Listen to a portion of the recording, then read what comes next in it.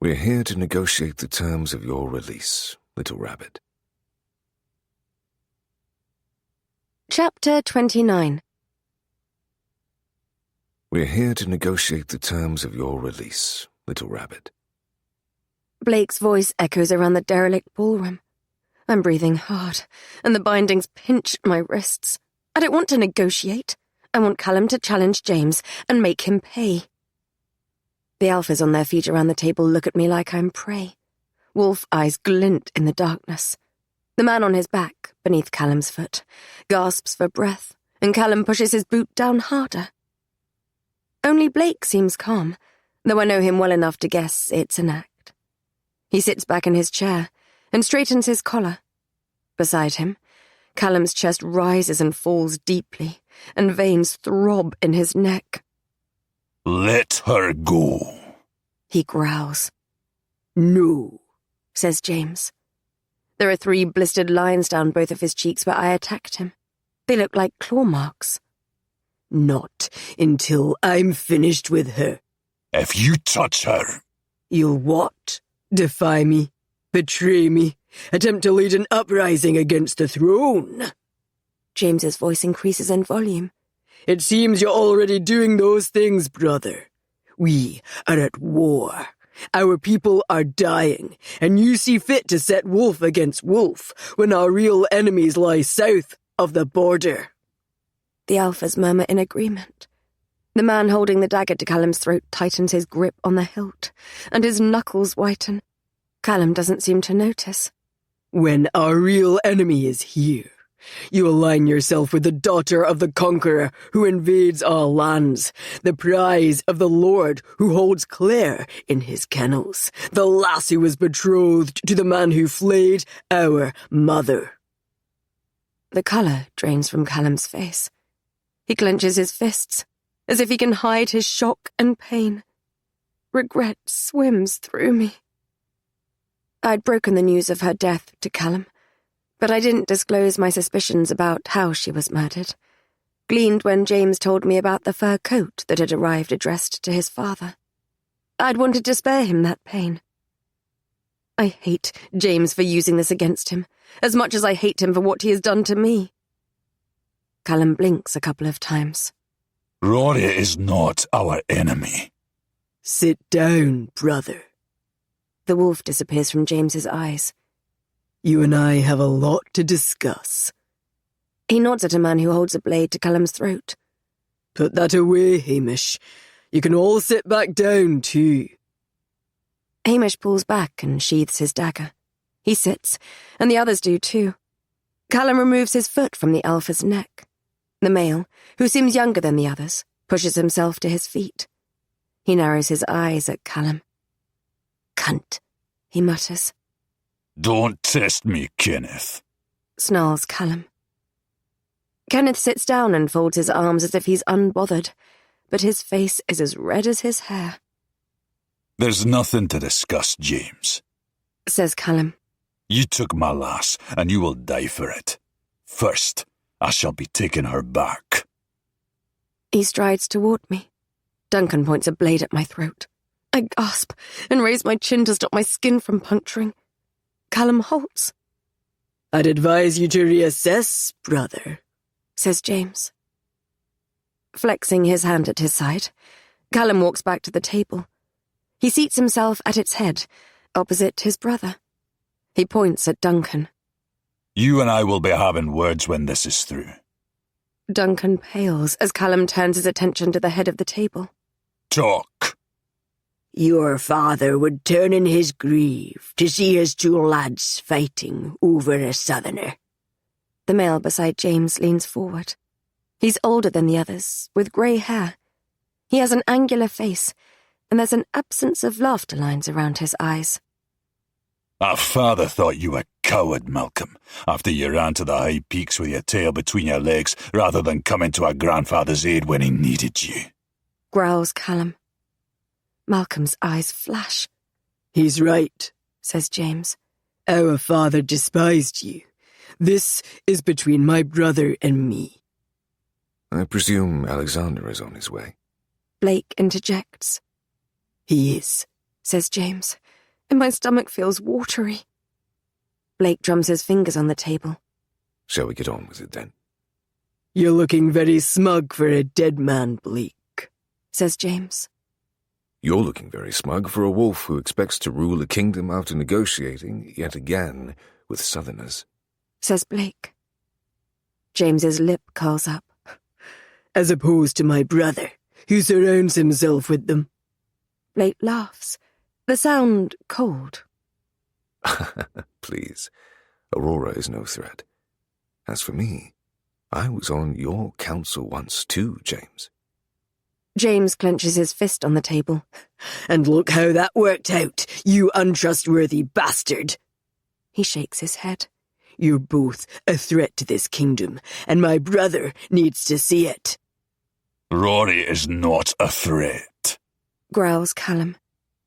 He's right, says Blake. She's not. James, you're getting paranoid, just like your father did before his end.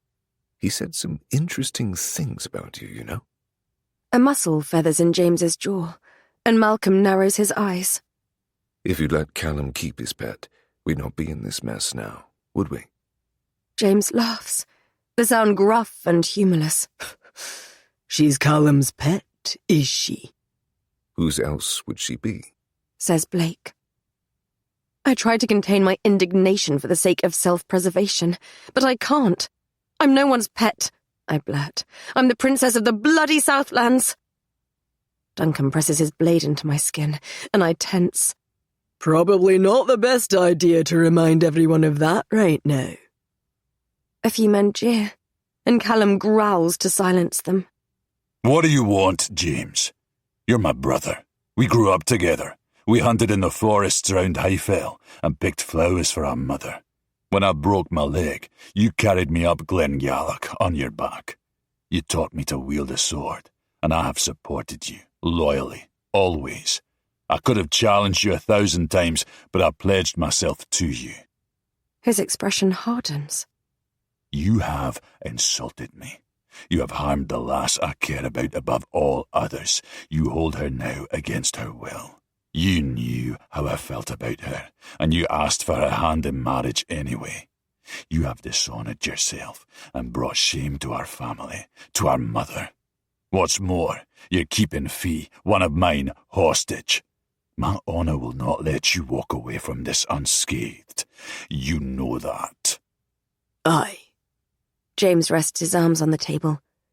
I know at the moment you feel that way. I only wish to show you something before you make any choices that cannot be reversed. Alexander's men will be here within the hour.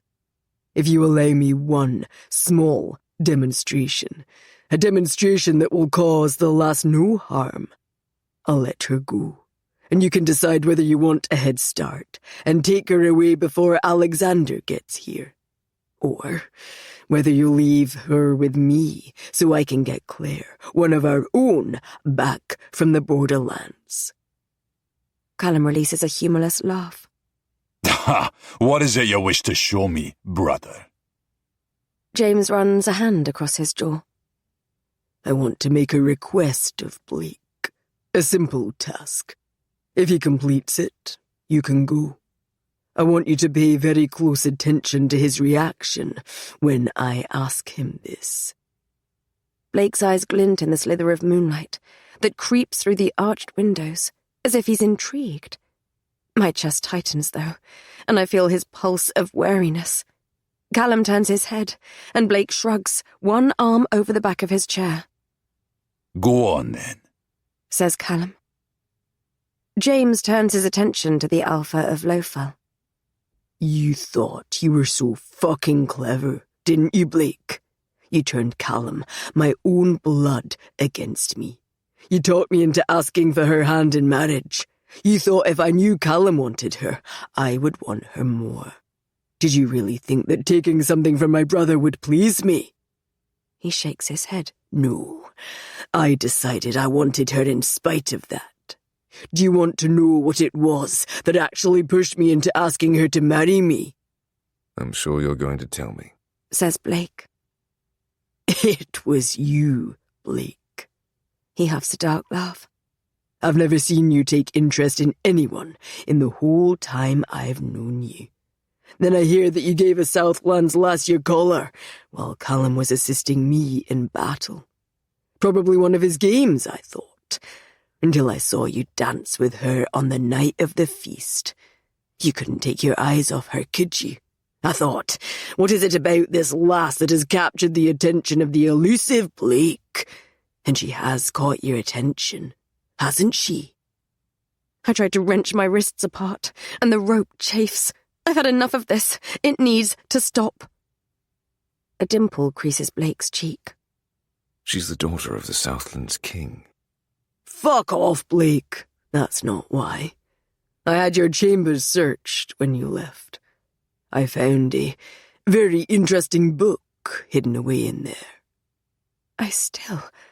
Does James know that our lives are linked? It was full of torture, removal of organs, experimentation on wolves. It was all pretty grim, though I'd expect nothing less from you. There was something else within those pages that caught my attention, though. You know what I'm talking about, don't you? The smile remains on Blake's face, but his shoulders tighten. What is it you want me to do, James? James leans back in his chair. Are you watching, brother? Callum's brow creases. Aye. Blake, I will let the princess go if you kiss her. Chapter 30. Blake's laugh chills me as much as James's request. Blake, I will let the princess go if you kiss her. Is that what gets you off nowadays, James? Asks Blake, and a few of the alphas around the table snicker. My blood roars in my ears. I can't understand why he's asking Blake to do this. Logically, it's a small ask in exchange for my freedom. That is, if we can trust that James will keep his word. Yet my entire soul protests. I can't quite understand the force of my protest. Blake kissed me before, once, when Callum was dosed with wolfsbane, and he was trying to provoke Callum's wolf. It bothered me then, but it didn't make my soul feel as if it were aflame. Perhaps it's because I know this time how much it will provoke Callum. I know Blake holds an inkling of attraction toward me, even if he pretends he does not. James must be trying to cause a rift between the two alphas, using me to do so, because they make a powerful alliance. Or perhaps my feelings have nothing to do with Blake, and everything to do with James taking away my autonomy. He already forced me to be a wolf, and now he has me tied to a stone column, and expects me to kiss a man against my will. I'm not kissing anyone. I try to pull apart the rope that binds my wrists, and it pinches my skin. Duncan presses the point of his dagger into my chin. Settle down, he says. Everyone stares at me. 8 men, 6 of whom will probably revel in my humiliation. Callum looks like a statue carved of mountain stone. He's pulled back his emotions, the way he does when he's under threat. I can't tell what he's thinking. Well, says James. No. Blake smiles, but his eyes are hard. I'm not kissing Callum's pet. James leans forward. Why not? You're not a strategist, James. If you mean to create a rift between Callum and me, it won't work. You won't kiss the lass, but you were happy enough to mark her and claim her as yours on the night of Oicha Ata. So it seems. James addresses Callum. His reluctance is interesting, isn't it, brother? It's just a kiss. It's not like I'm asking him to fuck her. He knows as well as I do that you'd get over it, given the circumstance, particularly as it will likely save her life. What is it that he does not want us to see, I wonder? James gets up and strolls toward me. The marks I gave him are healing already, and the 3 lines on both of his cheeks look like faint scratches. Duncan pulls away the dagger and steps back. Don't you think she's bonny? James grabs my chin, and his scent of bracken and steel assaults me. He turns my face toward Blake. Blake's jawline tightens. I try to pull away, but James's grip becomes painful. Blake straightens, ever so slightly, in his seat. He doesn't like that, does he, brother? He releases me, and I edge away until my hips bang against the stone column. Chuckling, James strides back to his seat and drops into it. I turn to Callum, sure he's going to challenge James and put a stop to this. There's a crease between his eyebrows, and he stares at Blake. Do as he says. Callum's low growl is barely audible, but it nearly deafens me. My inside's hollow, and darkness fills me. I thought he would protect me. I thought he would save me from this humiliation. Blake turns his head toward Callum. Seriously? Seriously. Careful, Callum. Some things cannot be undone. Both seem to hold their breath. Callum jerks his head. Blake sighs. His chair screeches across the tiles as he pushes it back and stands. He drags his teeth over his bottom lip, then taps the surface of the table with his fingertips. I think he's trying to communicate something to Callum, but Callum stares at his clasped hands. Shaking his head, Blake strolls past the gathered wolves and makes his way to me. This can't be happening. Callum can't be allowing this to happen. Robert jeers, and another wolf whistles. Callum does nothing. Nothing. I want to shed my skin, to disappear into the darkness where no one can see me. The noise muffles around me as I struggle against my bindings. For a second, I'm back in the Church of Light and Sun, held by the Sisters of the Sun, while the High Priest prowls toward me. Helplessness crashes through me. Like then, no one intervenes. Callum doesn't intervene. Blake's body heat and scent wash over me, and he stands so I can no longer see the men who jeer and laugh. His expression is solemn. Even though he's holding back his emotion from me, I sense his reluctance. I shake my head. Don't! He touches my bicep. He runs his hand down my arm to my wrist and slides his thumb between my skin and the rope. I hold my breath, because it seems like he's testing how tightly I'm bound. As always with him, I'm unsure if he's going to help me or make things worse. I know he doesn't want to kiss me.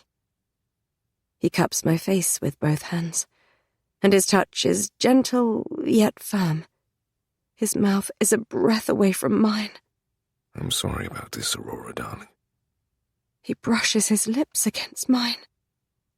His mouth is hard and unrelenting for a second. Then he softens. His darkness floods me. His pine scent coils around me like a deadly serpent and refuses to let go. His heartbeat thunders in my ears, loud and unsteady. Feelings that are not my own, feelings I cannot decipher, tangle with my fear and my anger, and I cannot breathe. A word rumbles in my head, intangible. The wildness inside me raises its head. My blood howls. My canines ache. Everything aches. I'm nothing but this dark, endless, aching void that needs to be filled. I'm an infinite scream, growing, raging, entombed in stone. I cannot bear it. I part my lips, and he slides his tongue against mine. His grip on my face tightens. I jerk back, and Blake stills. The wolf blazes in his eyes. His pupils are blown, and his iris is flecked with the same molten gold that courses through my veins. Jeers fill the air. Blake takes a deep breath.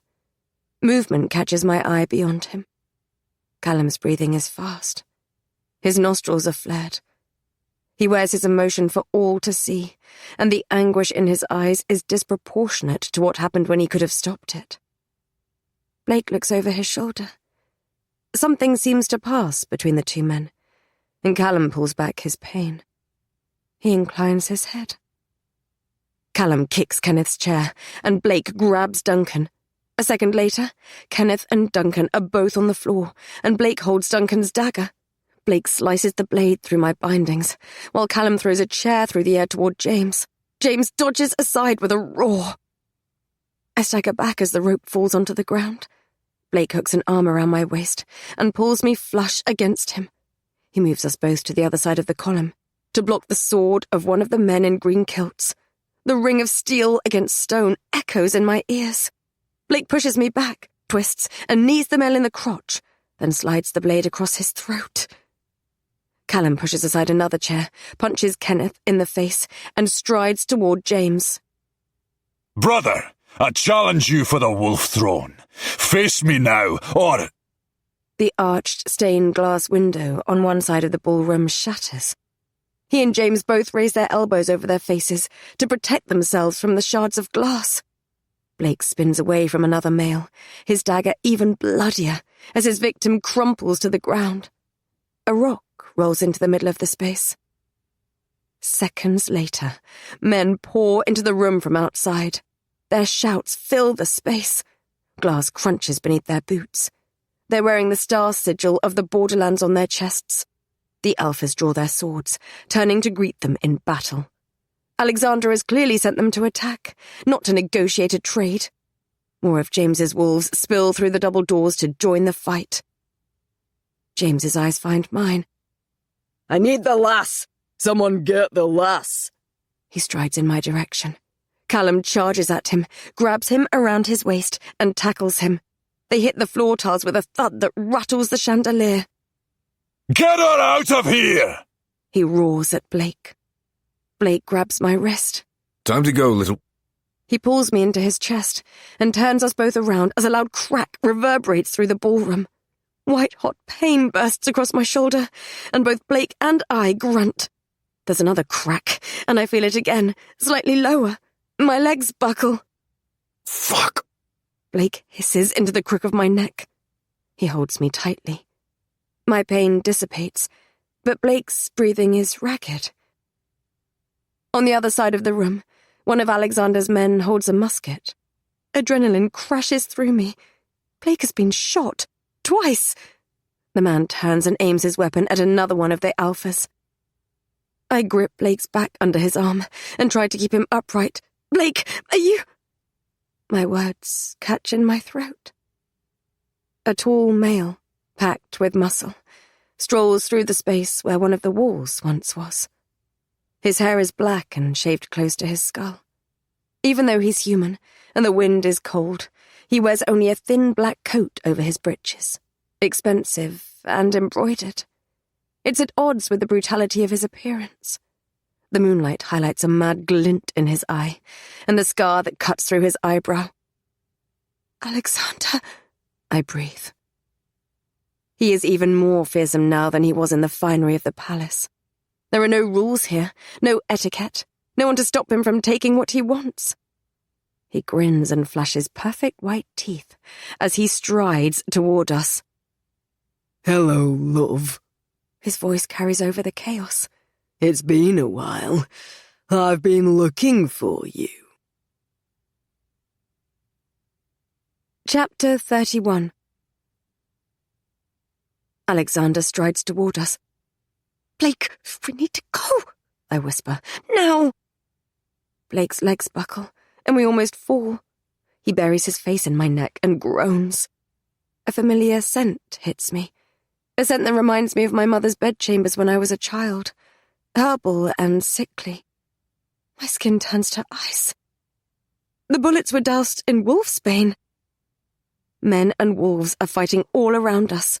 Callum's roar reverberates around the ballroom as James straddles him and slams a fist into his jaw.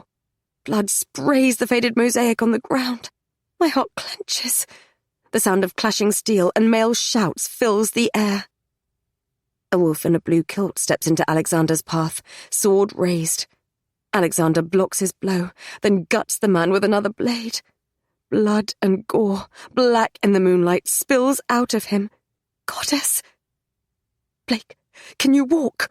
His skin is pale and clammy. Black curls stick to his forehead. Goddess, never mind. I hurl his arm over my shoulder and wrap my other arm around his hips, careful not to touch his bare skin with my wolfsbane-doused hands. I drag him toward the doors.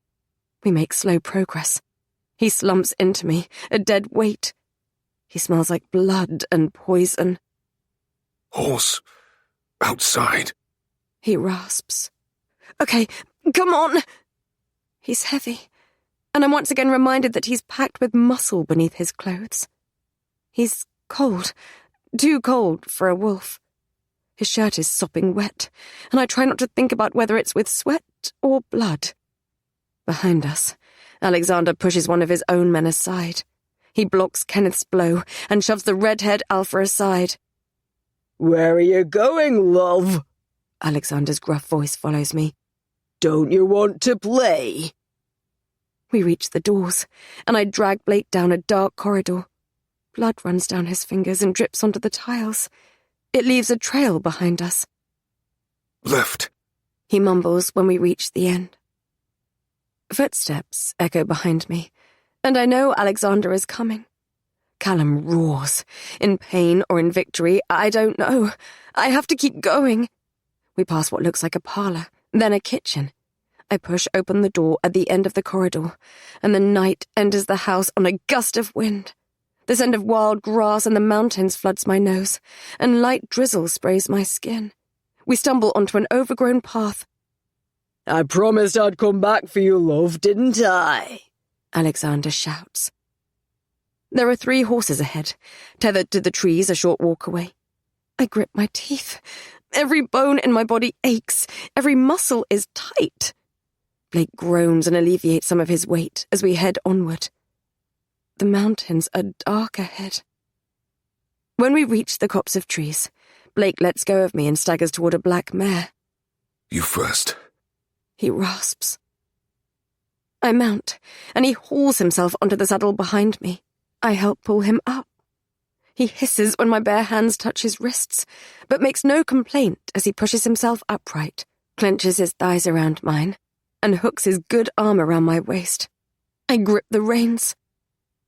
Twigs and stones crunch beneath Alexander's steady footsteps. He's whistling, slightly off-key.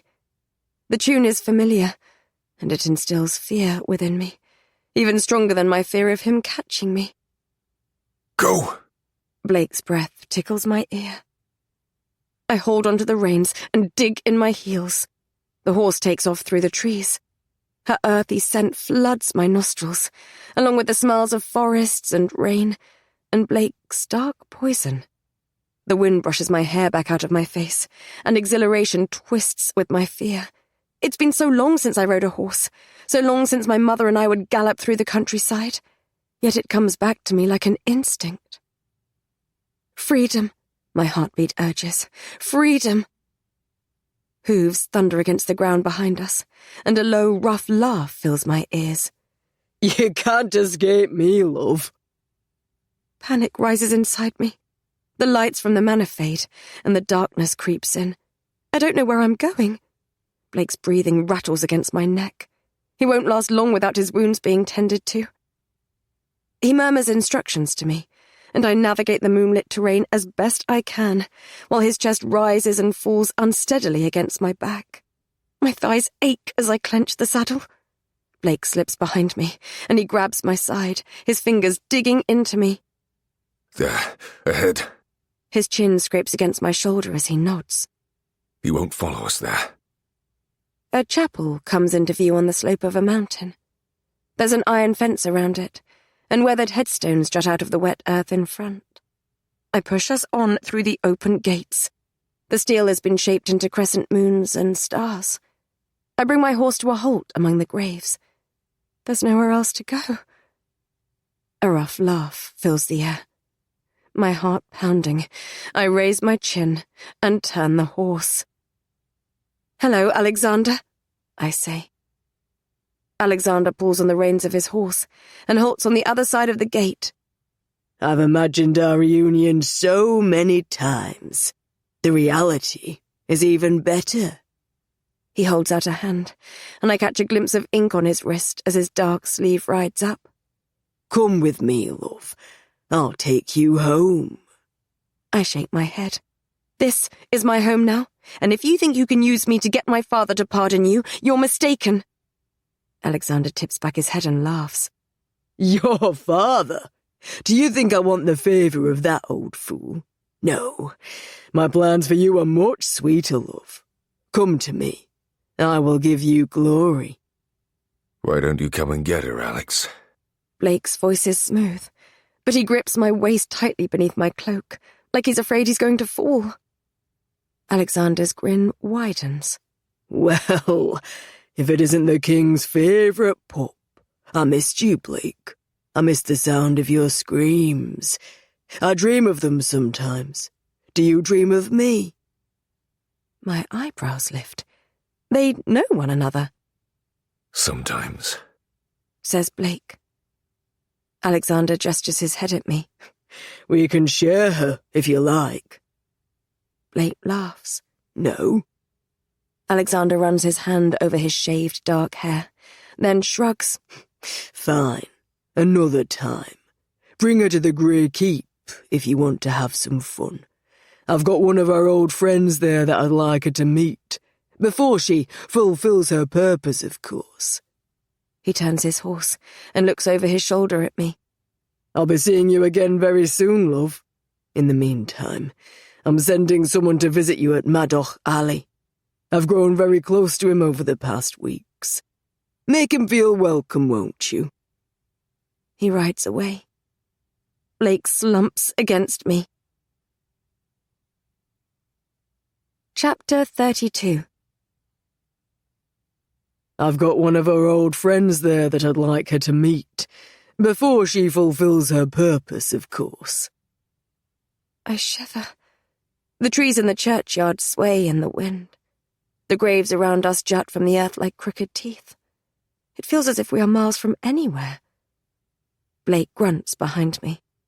My mind reels with questions about Alexander and his link to Blake. I have to help him first. Do as he says. I push away the memories of Callum's command. Are you conscious? I whisper. He mumbles. His arm is like a block of ice against my torso. If I can't heal him, we're both going to die. I steady my racing heart. I assume you have the antidote in your pack? He grunts, which I take for a yes. Okay. I lead the horse toward the chapel and stop by the arched door. There are more stars and crescent moons carved into the stone around it. This is one of Night's chapels. Blake's arm is heavy as I move it to his side. He slumps as I slide onto the path. My knees buckle, and I put my hand on the side of the horse to right myself. My shoulder brushes Blake's leg. I take a deep breath. Come on, I say. I hold out my hand, but he manages to slide down without my assistance. Dry leaves crunch beneath his boots as he lands. Fuck. I feel like shit. He knocks into my shoulder as he stumbles. He puts a palm on the chapel wall and bends forward. Dark strands of hair cling to his forehead, and his skin is as pale as moonlight. I hurry to the saddle and root around in his pack. I pull out the black case I've seen him use to heal people.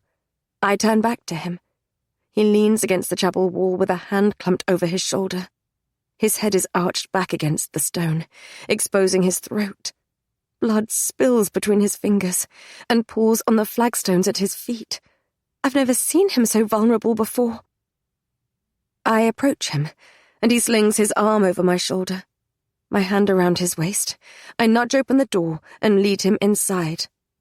It closes behind us. Inside, a few rows of pews lead to a stone altar. Above it, a stained glass window depicts a key with crescent moons in the bow. Silver moonlight shines through it and creates a puddle of faint light on the flagstones. The air is thick with must. Wash your hands. Blake nods at a stone font by the entrance. I wash my hands thoroughly in the cold water, while he makes his way down the aisle. I shake off the water, then hurry after him, and hook an arm around his waist as he starts to stumble. Here. I put my hands on his hips, and turn him so he's facing me. I nudge him back against the altar. My knuckles brush against his chest, then torso, as I unfasten his buttons. His chin dips, and I feel his gaze on my face. How did you know where I was? I ask. I have a source in my diary. Magnus? I can't stop my mouth from pinching in disapproval. The corner of his lip lifts slightly. You've been talking to Elsie. I undo the last button, and his shirt hangs open. Pale lines mark his chest, and there's a long curved scar near the sharp V of his right hip. A line of dark hair leads down into his breeches. Whenever you're done admiring me, Mumbles Blake. I fight my flush as I help him slide his good arm out of his sleeve. I peel the blood-soaked fabric off his injured shoulder, then drop it onto the altar. He peers down at the 2 holes in his upper arm, both pumping out hot blood. exit wounds. The bullets aren't inside me, at least. There's a tourniquet and syringe with the antidote in it in my pack, He says, and I nod. I shuffle past him and unfasten his case. It folds out, and there are a range of scalpels, small vials, and a syringe arranged on one side. A leather strap, a roll of gauze, and a needle and thread are stored in the other. I pull out the strap, the gauze, and the syringe. It's filled with transparent liquid. Good, He says. Find a vein. He offers me his good arm. I wrap the strip of fabric around his bicep and try not to think about how hard it is as my fingers brush against the muscle. As I tighten the tourniquet, veins bulge down the length of his forearm. I grab the syringe and slide the needle into one of them. I push the plunger, and Blake makes a low noise and tips back his head as the antidote enters his system. I pull it out and place it on the altar beside him. There, I say, I'll bandage. A low, feral growl vibrates in his chest. It echoes around the darkness and stirs the shadows. His face transforms and becomes cold. The wolf blazes in his eyes. My left arm drops, useless, to my side. White, hot, phantom pain spreads from my shoulder, and I feel blood that is not there pumping out of invisible wounds. A soft breath escapes my lips. As he loses his grip on the bond, his senses flood me. His emotions no longer make sense. They're pure animal.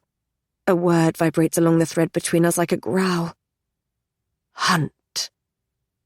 I stagger back. It's the antidote that is working, provoking his wolf.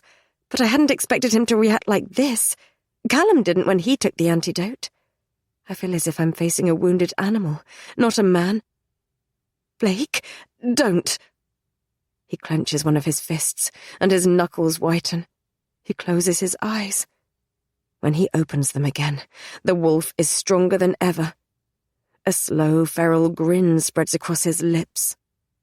Run. Adrenaline surges through me. No! I fight the tremble in my legs.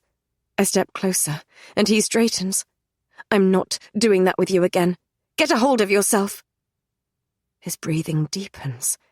His essence floods me, dark and primal. That shadow of him wraps around my soul. It's all-consuming, suffocating. Sweat beads on my brow. Dots dance across my vision.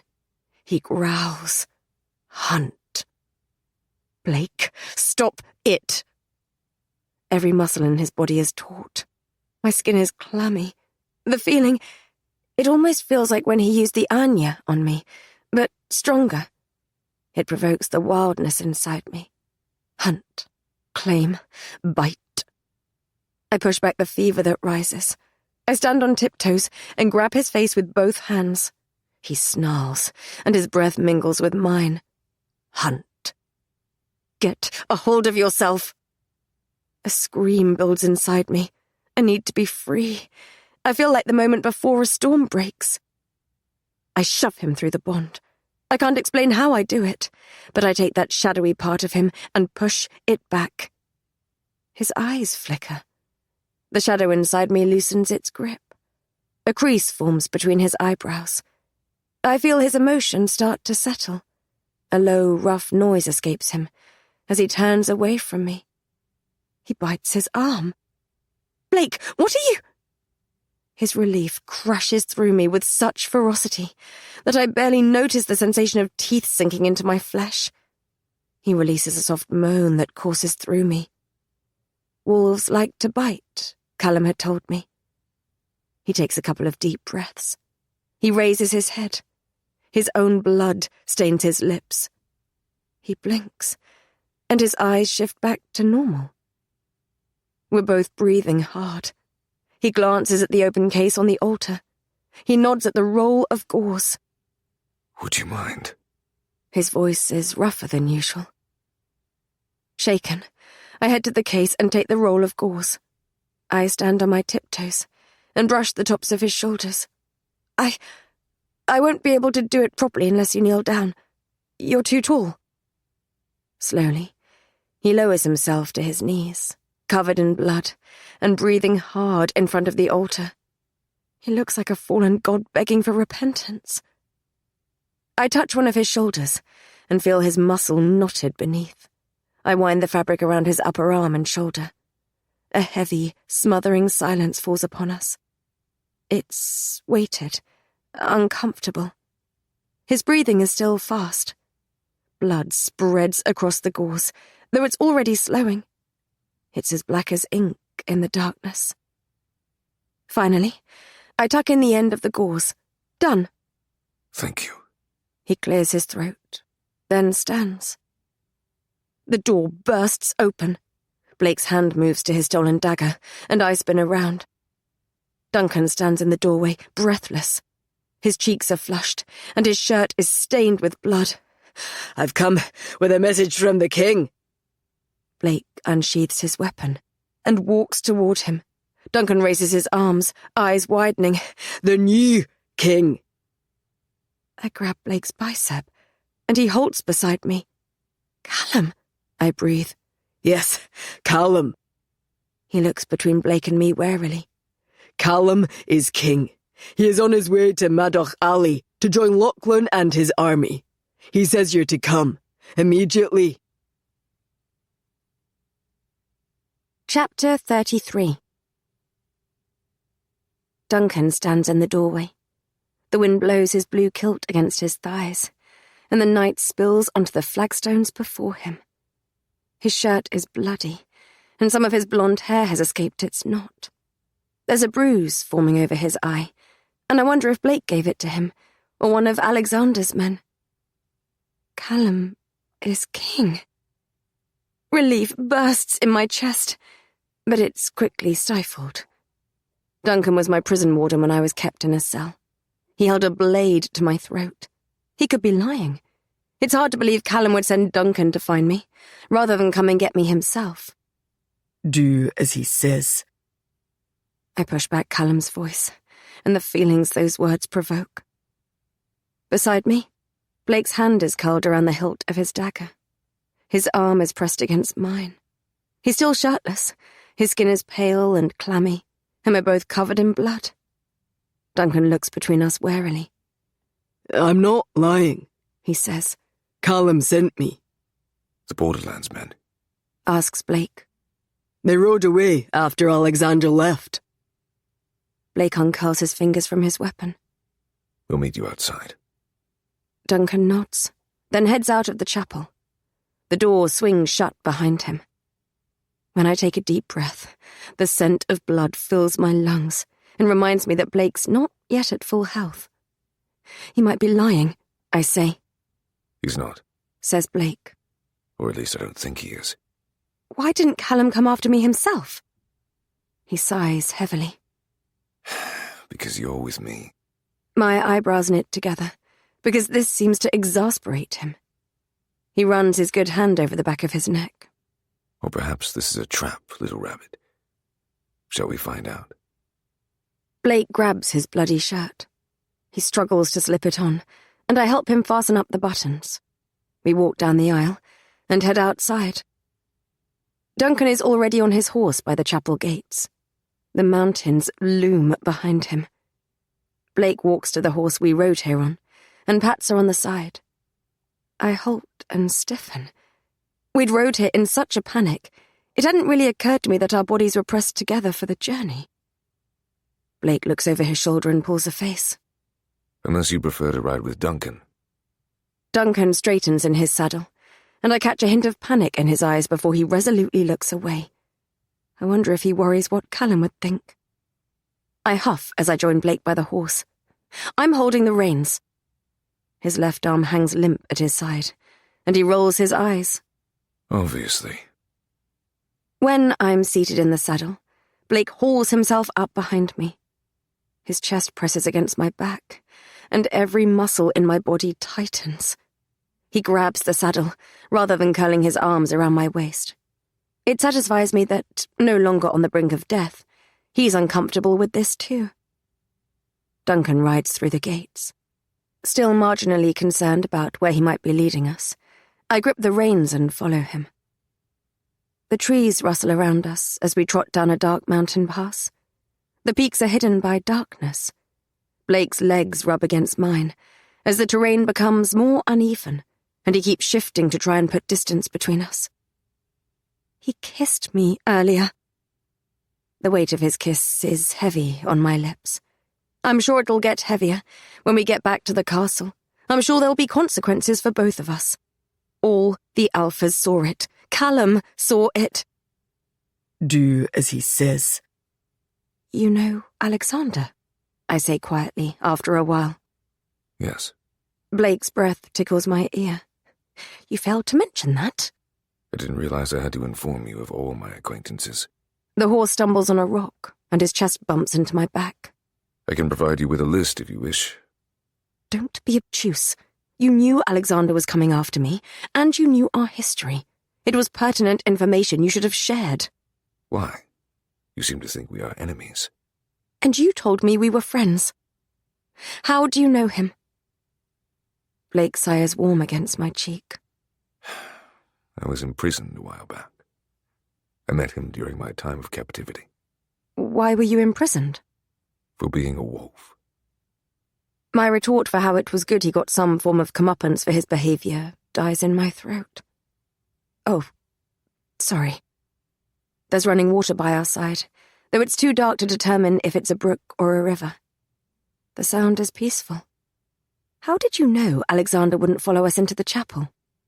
Did you see the mark on his wrist?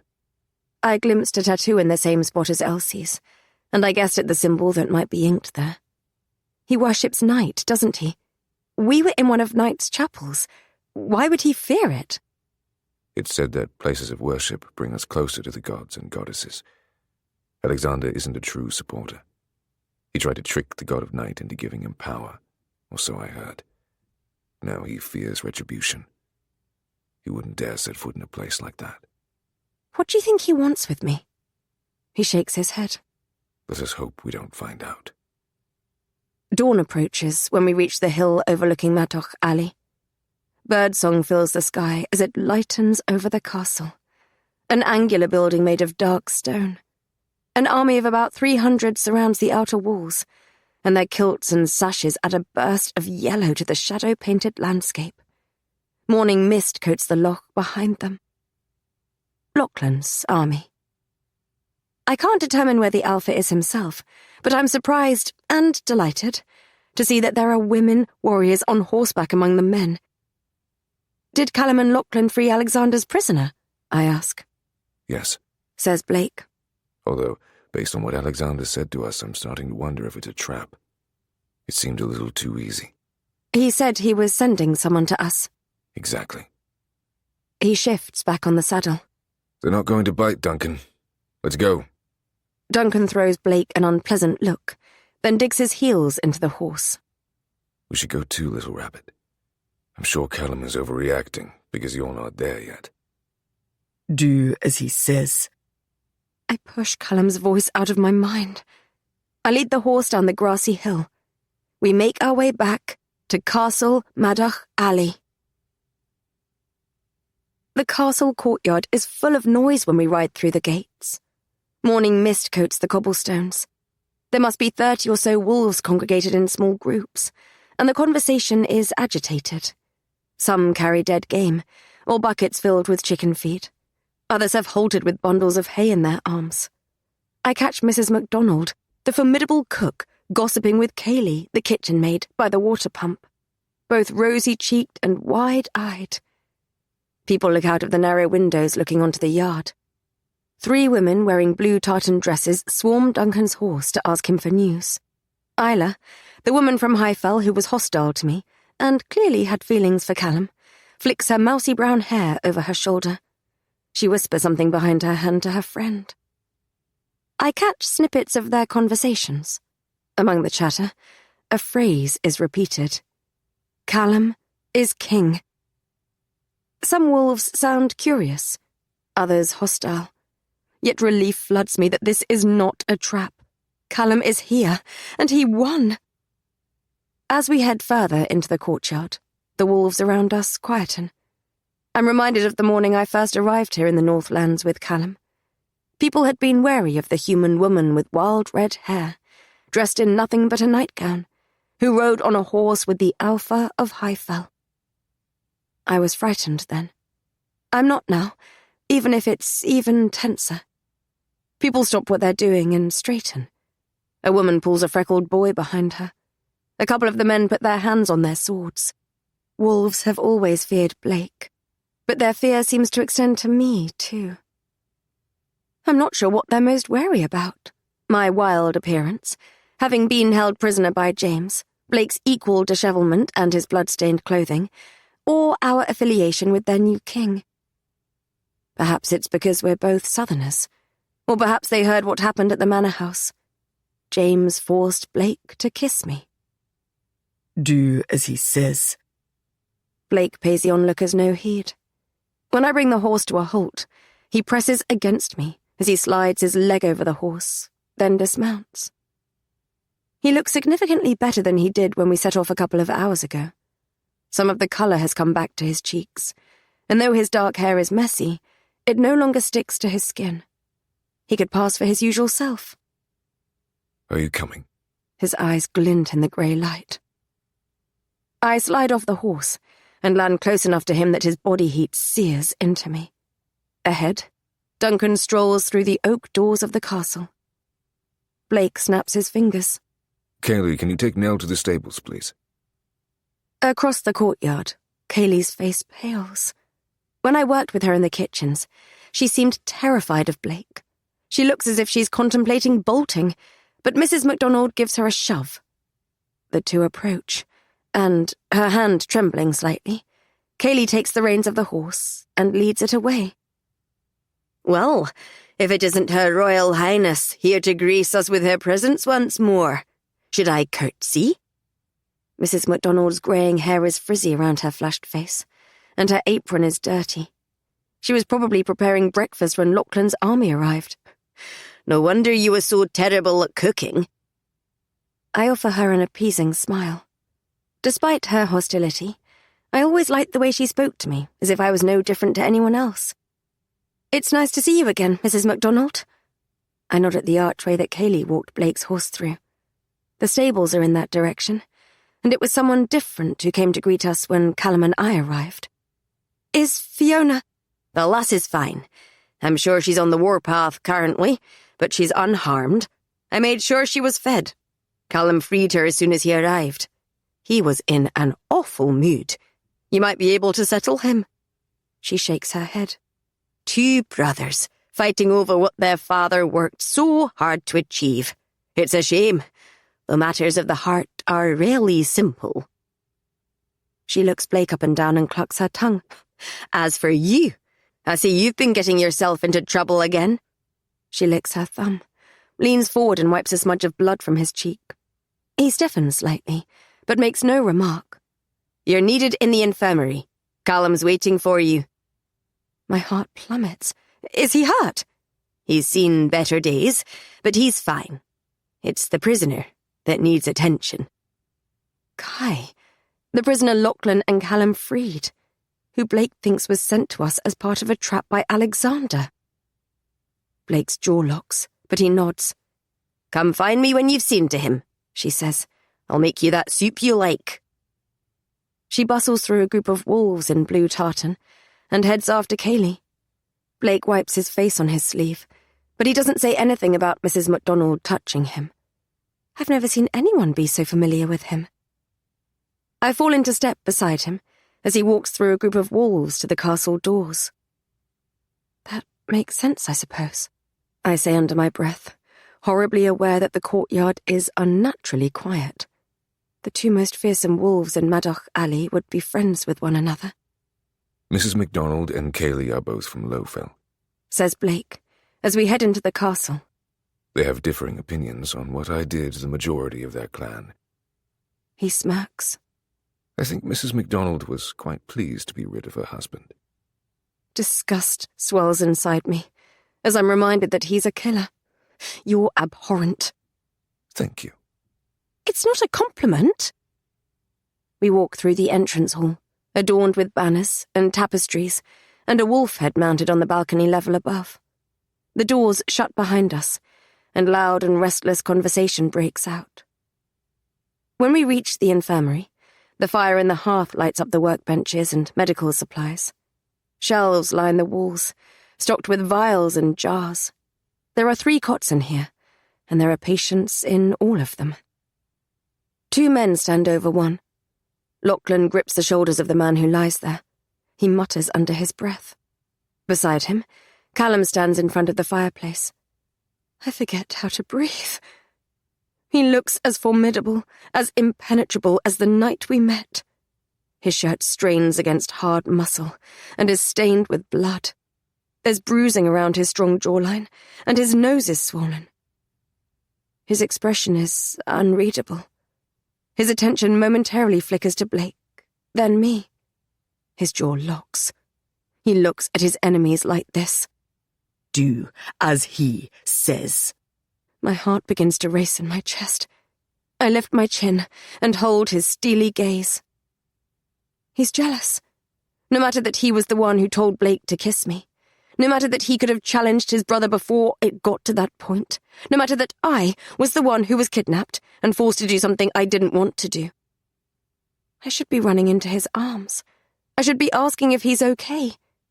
He must have killed his brother, and no matter how much I may dislike James, Callum must feel something about that. My feet are rooted to the spot. Lachlan picks up on the tension. Silence shrouds the room, punctuated only by the crackle of the hearth and Kai's raspy breaths. It feels like miles stretch between Callum and me, like we're royalty from 2 enemy kingdoms, like the past weeks spent in each other's arms never happened. Callum? I say. Chapter 34. The fire in the infirmary blazes behind Callum and casts his face in shadow. He opens his mouth as if to speak. Blake stiffens behind me. I'm attacked. Long dark hair distorts my vision as arms wrap around me and a chest bumps against my side. The scent of horses floods my lungs. I'm squeezed until I can't breathe.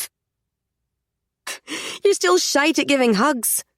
Fiona pulls back and turns me to face her with a smile on her face.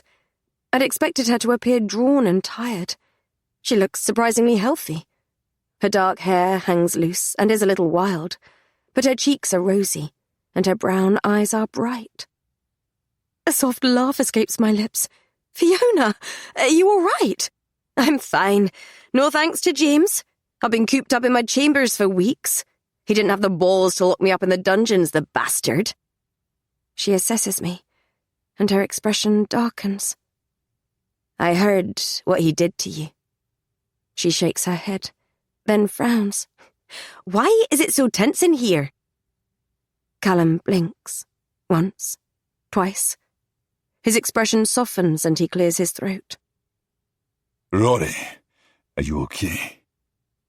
I release some of the emotion that bubbles inside me on a shaky breath. I'm not hurt. Are you? He smiles, somewhat sadly. No. Fiona's forehead creases. She looks like she's going to say something, but Blake walks past me and slaps Lachlan's hand away from the man's shoulder. He leans over the wounded wolf, and I follow him, Fiona close beside me. This is Kai, I ask. Lachlan nods. The man on the thin mattress is barely breathing. I can tell that, under different circumstances, he would be handsome. He has jet black hair and high cheekbones. His breeches and shirt are torn and stained with blood. I balk when I realise he's missing a couple of fingers, and his ankle is twisted at an unnatural angle. Can you help him? Lachlan is trying to appear composed, but his shoulders are stiff. Blake pulls aside the collar of Kai's bloody shirt. There's a mark on his chest. I lean closer and stiffen when I recognise it. Someone has branded him with Knight's mark. The skin around it is mottled and burned, as if it was done recently. Blake turns his attention to Callum. We encountered Alexander a couple of hours ago. Callum's eyes widen, and I realise that with everything going on, he must not have realised the new Borderlands Lord had arrived with his men at the manor. What? He told us he'd be sending someone to us. He also expressed how keen he was to get his hands on Aurora. He walks to the workbench behind me, where knives and scalpels are lined up by vials of herbs and medicine. The ambush was a trap, says Callum. I'd say so. If Alex has broken him, he cannot stay. Neither can the others. He gestures at the men lying in the 2 other cots. You know it needs to be done.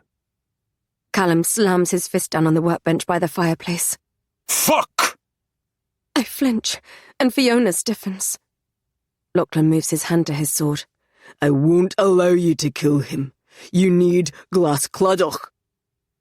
The temperature in the infirmary drops, and the fire flickers out. Kai opens his eyes, and they are completely black. I know. You're sent. His voice is low and raspy, and the hairs on the back of my neck stand on end. The light and the dark. She always liked a good joke.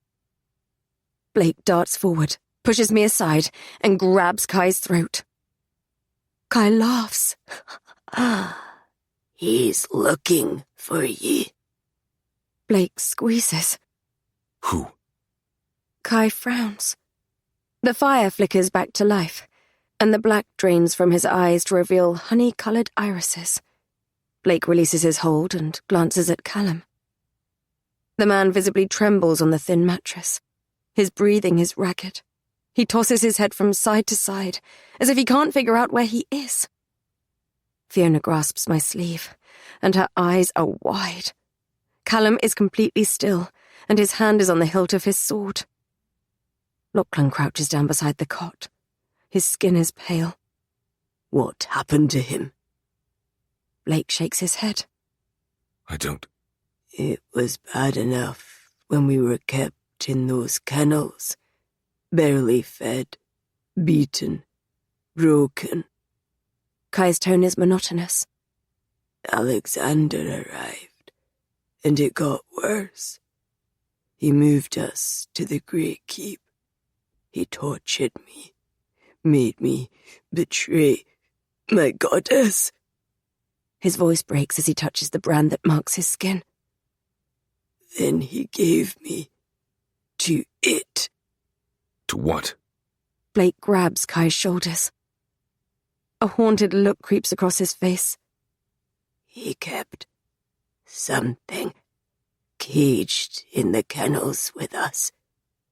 We heard it clanging its chains sometimes, dragging itself up and down its cell, hissing. The nightmares came. We tried to stay awake at night, fearing what would come if we succumbed to sleep.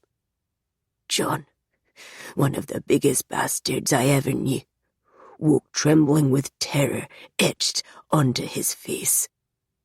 He shakes his head. One night, Alexander told me it was my turn to meet it. He threw me to it. He shakes his head. All I remember is darkness, so thick I lost all of my senses. I wondered if I was dead, if this was what the afterlife was for those who had turned away from the moonlight. There was movement above me, and I saw deep obsidian eyes coming toward me. Then nothing. It's the last thing I remember. Blake leans closer. Do you know what it was? The other prisoners called it the Dark Beast. There were rumors it was one of Knight's prisoners, escaped from his prison. Alexander said he was breaking it in for when his special guest arrived. Callum's brow creases. His special guest? He sent me here with a message. The Wolf King is to prepare for a battle, the likes of which the North has never seen. Remorse flickers across his face. Or he can send him a gift, and Alexander will call off the attack. Nausea rolls inside me, because I think I already know the answer to my question. What gift? Kai's honey-coloured eyes meet mine. You. Chapter 35. A thick silence fills the infirmary. This conversation doesn't leave this room, Says Callum. Blake. Blake nods. Lachlan's eyes widen, and he starts to rise, hand on the hilt of his weapon. Callum curls his arm around Lachlan's neck and pulls him back. I breathe in sharply as Blake grabs something from the workbench and plunges it into Kai's neck. Lachlan roars, face red, as he thrashes against Callum. Relax, Says Blake. Kai's eyes shut, and his body softens. Blake pulls out the needle. It's a sedative. I'll need to interrogate him later. Callum releases Lachlan, then walks past Fiona and me as if he doesn't see the wolf that blazes in Lachlan's eyes. A word, please, Princess. I exchange a worried smile with Fiona, then head after him, my heart beating fast. Callum's pace is brisk as he strides through the castle. I half run to keep up with him. We pass armed soldiers wearing Lachlan's colours stationed in the corridors. Raised voices come from the great hall. Tension crackles between us. I presume Callum is leading us to his old bedchambers so we can talk in private, but he turns in the opposite direction. I walk with him down a long corridor with narrow windows that let in the morning light. He opens a door at the end, and we enter a vast room. A bed with ornate carved posts, red velvet curtains, and a pile of furs on the quilt dominates the space. There are paintings and weapons mounted all over the walls, and the red tartan banner of Highfell hangs above the bed. It's cold because there's no fire in the hearth, and the scent of bracken and steel hangs in the air. James's bedchambers, I say softly. Callum swallows. Aye. He scans the room, then strides toward the desk by one of 3 narrow windows, and swipes something off the surface. His back muscles clench beneath the fabric of his shirt. Then he exhales. It's not the heart of the moon. He turns. There's a round white stone in his fist, the stone Sebastian gave James in exchange for me. I was sure it wouldn't be. He would have used it against me if it was. Yet I held a small shred of hope. You're sure? The heart of the moon is an ancient relic, torn from the chest of our sacred goddess. I'd feel something if I encountered it, if I touched it. It would awaken my wolf. I'd feel it press against my skin. He tosses it onto the bed. I feel nothing from this. I offer him a sad smile. I told you he would not trade it for me. Aye, you did. Foolish man. The silence stretches between us. Even across the room, I can smell him. Blood and sweat mingles with his mountain scent. He straightens and clenches his jaw, and my mouth dries. The way he's looking at me. I had almost forgotten how formidable this man, this alpha, no, this king could look. Even my father would cower before him.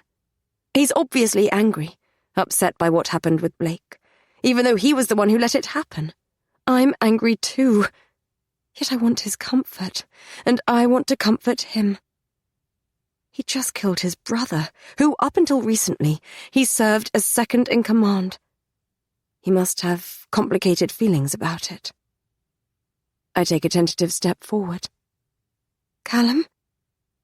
I I'm not sure if it's the uncertainty in my tone, the weakness, but his darkness shatters. He crosses the space between us and falls to his knees before me with a heavy thud. He wraps his arms around my waist and presses his forehead against my stomach, and relief bursts through me. He's still my Callum. His grip is almost too tight, and I want him to hold me tighter. I curl my hands around the back of his head, while he mumbles something against my dress in a language I don't know. Yalla, princess. There's a watery film over his eyes. The blood from his nose adds to Blake's blood already staining my dress. I'm so sorry. I'm so fucking sorry. I should have been there. I should have gotten to you sooner. Do as he says. I blink. I thought you were angry with me.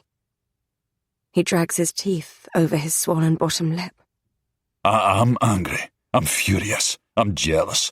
I want to rip Blake's fucking throat out. And if you were not connected to him as you are, I'd have done it already. And I'm relieved. I'm so relieved that I feel like I'm floating out of my body. I'm so fucking happy to see you, to touch you, to know you're all right. Something hardens inside me, and I force myself to look past the unfairness of his wrath. I brush my fingertips along the back of his neck, and he trembles.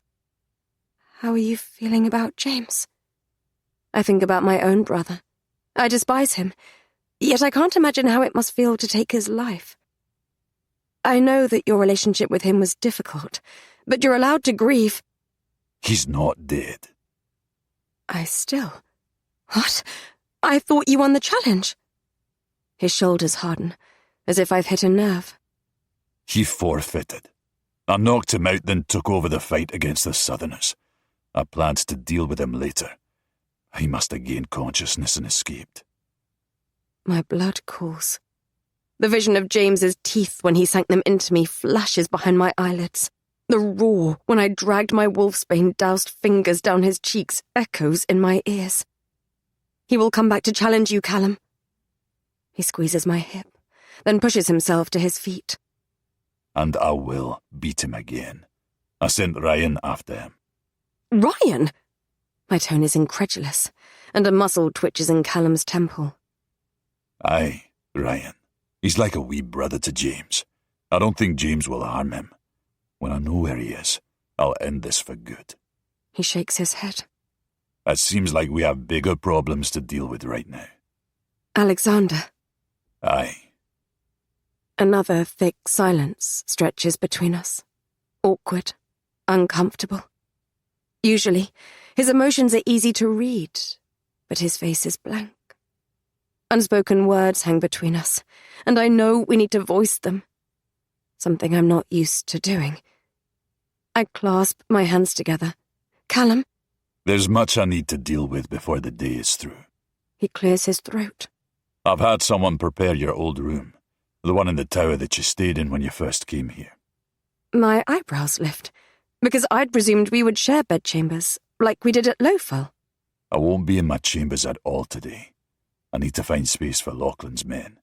Rob is already trying to undermine me, and I need to get him under control if Alexander plans to attack. I thought you'd be more comfortable in your own space. Hurt ripples through me. The thing that happened with Blake. He closes his eyes. Please, don't. Not now. Callum, I know you're upset.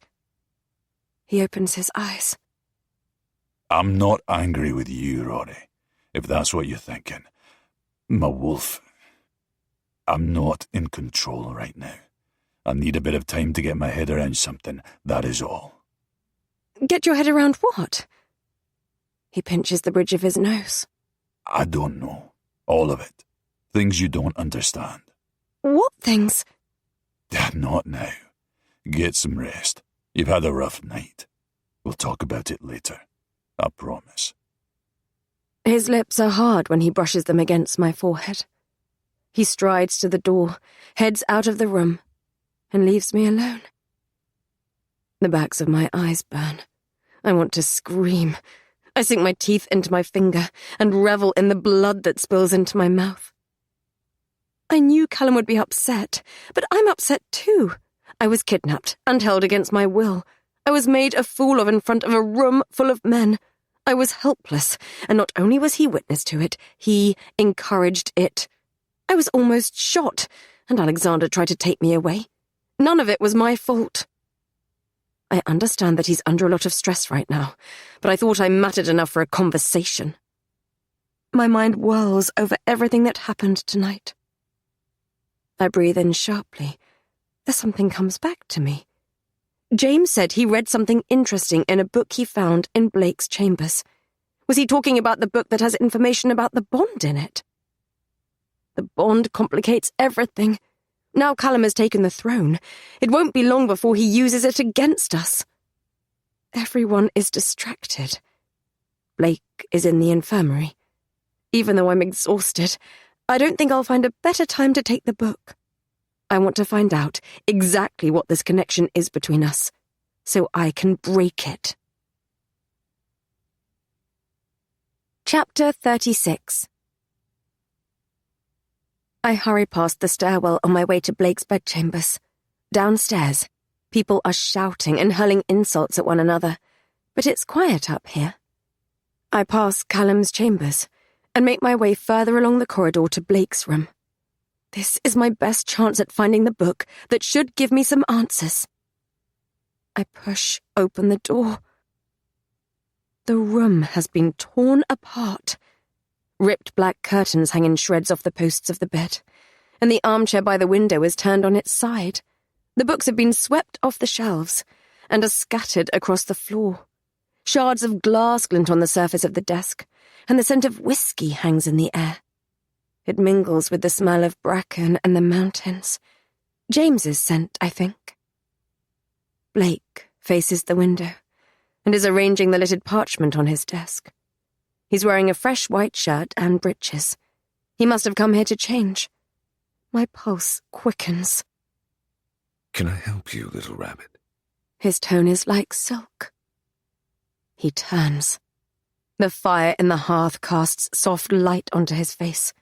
When he leans back against the desk and supports himself with both hands, I realize he must be mostly healed.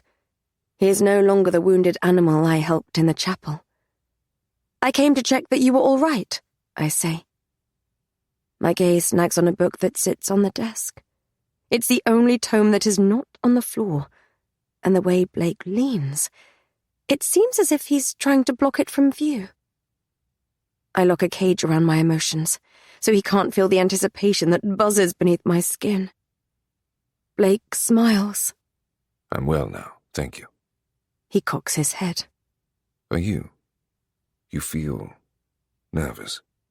I step into his room, and the door clicks shut behind me. It has been a long night, that's all. It has. Are your wounds healing?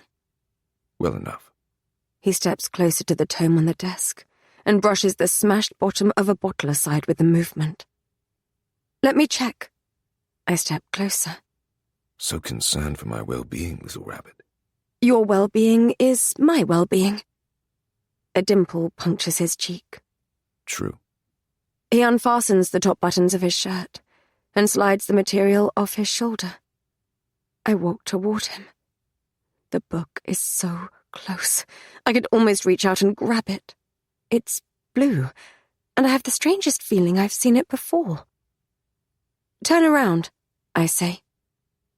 His dark eyelashes fan against his cheeks. He turns. My heart is in my throat. The muscles in Blake's back tense. I lurch toward the book. Blake reaches for it at the same time, grabs it, and turns. He holds it before me. Looking for something, little... I slam my right hand down on the broken bottle. I cry out as shards of glass sink into my skin, and blood pumps from the wound. Blake makes a soft sound as he feels it, and the book slips out of his grip. It thumps onto the floor, and I grab it. I half stumble, half run to the door. Blake grabs my wrist and tugs me back.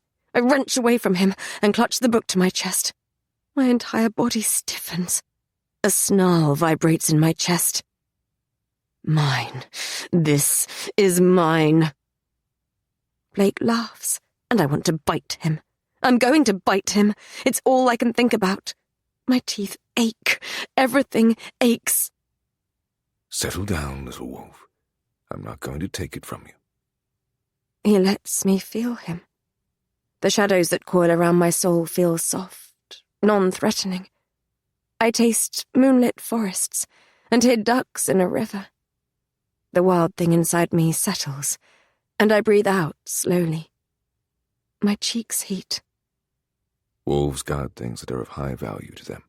He inclines his head at the book. Keep it. I don't need it anymore. I sense no threat from him. Perhaps this is the wrong book. Perhaps this is another of his games. I relax slightly, and pain flares in my hand. I'm bleeding onto the cover of the book. Blake pulls his shirt back over his shoulder.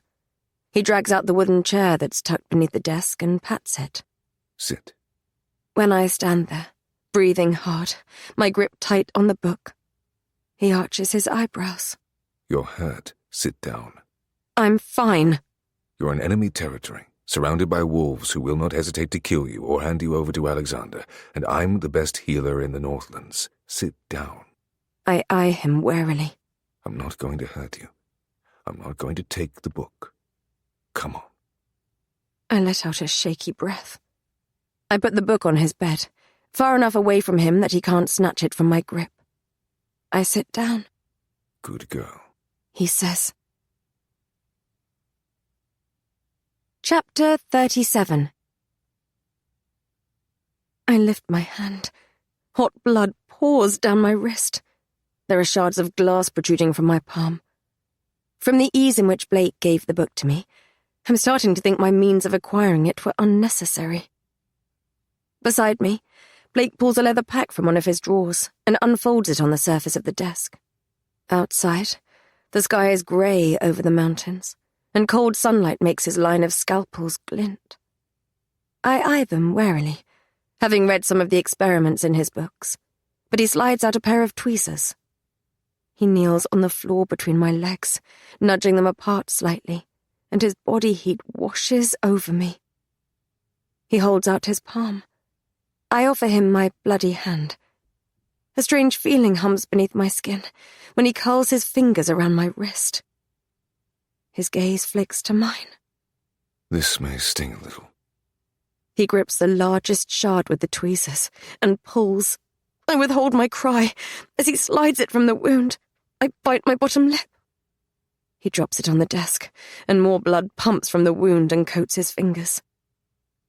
He starts work on digging out the smaller pieces. It hurts, but he is surprisingly gentle. Who took you from Lowfell and brought you to James?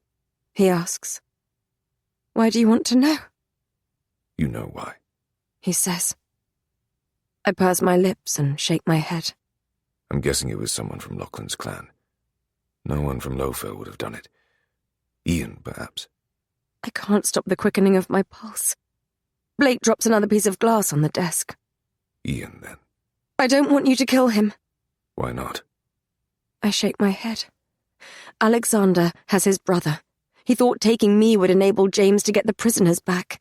It doesn't excuse what he did, but I'd feel bad if he died for it. Would you have put someone in harm's way for the sake of your brother? My brother is awful. It's not the same. I swallow. You would have done the same for Elsie, wouldn't you? His grip tightens around my wrist. I've touched a nerve. He shrugs and plucks out another piece of glass. Has it occurred to you that I must kill Ian for Elsie? For my clan? For little Alfie? For you? I cannot have other wolves thinking they can stroll into Lowfell and take what is mine. I'm not yours. No, but you're part of my clan. To wolves, that means something. I bite my bottom lip. I don't want another death on my hands. His brow furrows. Another? Who else? My lips harden, and I focus on the flames that flicker in the hearth. Oh, I see. Sebastian. Do you feel bad for taking his life? No. My feelings are more complicated than that. I push down the memory of being trapped in the carriage with the man I was supposed to marry. I turned the conversation on him. There was a storm the night I was taken. There was. Why do you fear them? The wind blows through the mountains outside, and the fire crackles. I don't think he's going to answer. Do you remember what I told you about what my biological father did to my mother? He says. Blake's fingers curled around my wrist when I tried to rip off the collar he gave me. He told me his father forced himself on his mother. Darkness twists in my chest. I'm not sure if it's coming from him or me. Yes, I say. My mother didn't love me. I reminded her of him, I think, and of the crime that was committed against her. She feared I would have a wolf inside me like him. For 10 years, I showed no signs of it. She tolerated my existence. He slides out the last piece of glass from my wound and gets up. He pours water from a jug into a wooden basin, then kneels back down again. He takes a cloth from the bowl and wrings it out. Just after my 10th birthday, there was a vicious storm. He presses my knuckles into his palm and gently wipes my hand with the cloth. In the evening, just before it broke, I could feel the wolf. Half-wolves can sense storms too sometimes. My eyes changed, and my mother saw, for the first time, what lurked inside me. She dragged me to the church in the village and confessed to the priest what had happened to her and what I was. It was the first time I'd ever heard her speak of my father. He puts down the bowl and picks up a small pot from the table. Moonflower is written on the label. He twists off the lid and puts some ointment on his thumb. He slides it on my wounds. The priest tried to get me to repent, tried to force the wolf to submit. The more afraid I was, the more provoked my wolf became. Finally, he grew tired of the beatings and dragged me to the well in the center of the village. He threw me down there and told me I could come out when I could control the wolf. All the while, the storm raged. My wolf senses were activated for the first time, not as strong as a full wolf's, but stronger than a human's. Every flash of lightning was blinding. Every crash of thunder near deafened me. The wounds the priests gave me were raw on my back. The rain beat down hard, and the water rose to my chest. I couldn't stop the panic, try as I might. I didn't know what was happening to me. I thought I was going to die. A part of me wanted to. In one of my fevered dreams, I remember shivering in a confined space, with water up to my chest. Was I there with him? Blake grabs a roll of gauze from the desk. I know it's irrational, but every time I sense a storm coming, I'm back in that well. Powerless. This story explains more than his fear of storms. He told me before that his wolf condemned him to darkness from the moment he was born, and I know he doesn't like shifting on the nights of the full moon. I can understand that, I say softly. He wraps the gauze around my hand, his touch firm but gentle, as he winds it between my finger and thumb. It strikes me how competent he is at this. I knew he was a healer, but I've never seen him do anything but torment people before. What happened that night, when you were in the carriage with Sebastian? His tone is uncharacteristically careful. Your emotions around it, they feel. His brow furrows. They feel like I'm 10 years old again, trapped in the storm. I shake my head. It doesn't matter. He continues wrapping the bandage around my wound. I wonder sometimes if I ever left that well. It feels as if I am constantly clawing at its sides, trying to lift myself out. Yet every time I get closer to the edge, I slip further into the darkness. My heart almost stills at the rawness of his confession, the vulnerability it displays. I realize that is the point. It's transactional, an unspoken bargain. He is offering me a part of him in exchange for a part of me. His eyes flick to mine, serious, expectant. I don't owe him anything, yet the words bubble inside me. They claw up my throat, desperate to be heard, even by him, maybe only by him. somehow. I know he won't judge me, nor try to protect me from them. James gave me a dagger to kill Sebastian with, I say quietly. He sheathed it to my thigh. When I was in the carriage with Sebastian, I didn't know how to get it out without drawing attention to it. I sat in his lap. I could feel him beneath me. He was... I swallow. I got the dagger, but he grabbed my wrist and disarmed me. He told me to show him what I'd learned when I was a whore to the high-fell beast. My skin cools. He told me to get on my knees. Blake's jaw tightens. The shadows in the room seemed to darken around him. I felt helpless. The dagger was out of reach. I thought he was going to... And then James knocked the carriage over. It saved me from... I was able to get the blade. I killed him. How do you feel about that? My eyes burn. The confession, shameful and abhorrent, that has taken root in my soul, swells and spreads vines up my throat. It threatens to rip me apart if I don't get it out. It was my choice. He angles his head slightly. What was? Sebastian. I stare at the ceiling. I chose him. It was my fault. I chose my fate. My father told me to marry him, and I could have said no. I wanted to please my father. Even when I met Sebastian, and I realized he was a monster, I didn't run.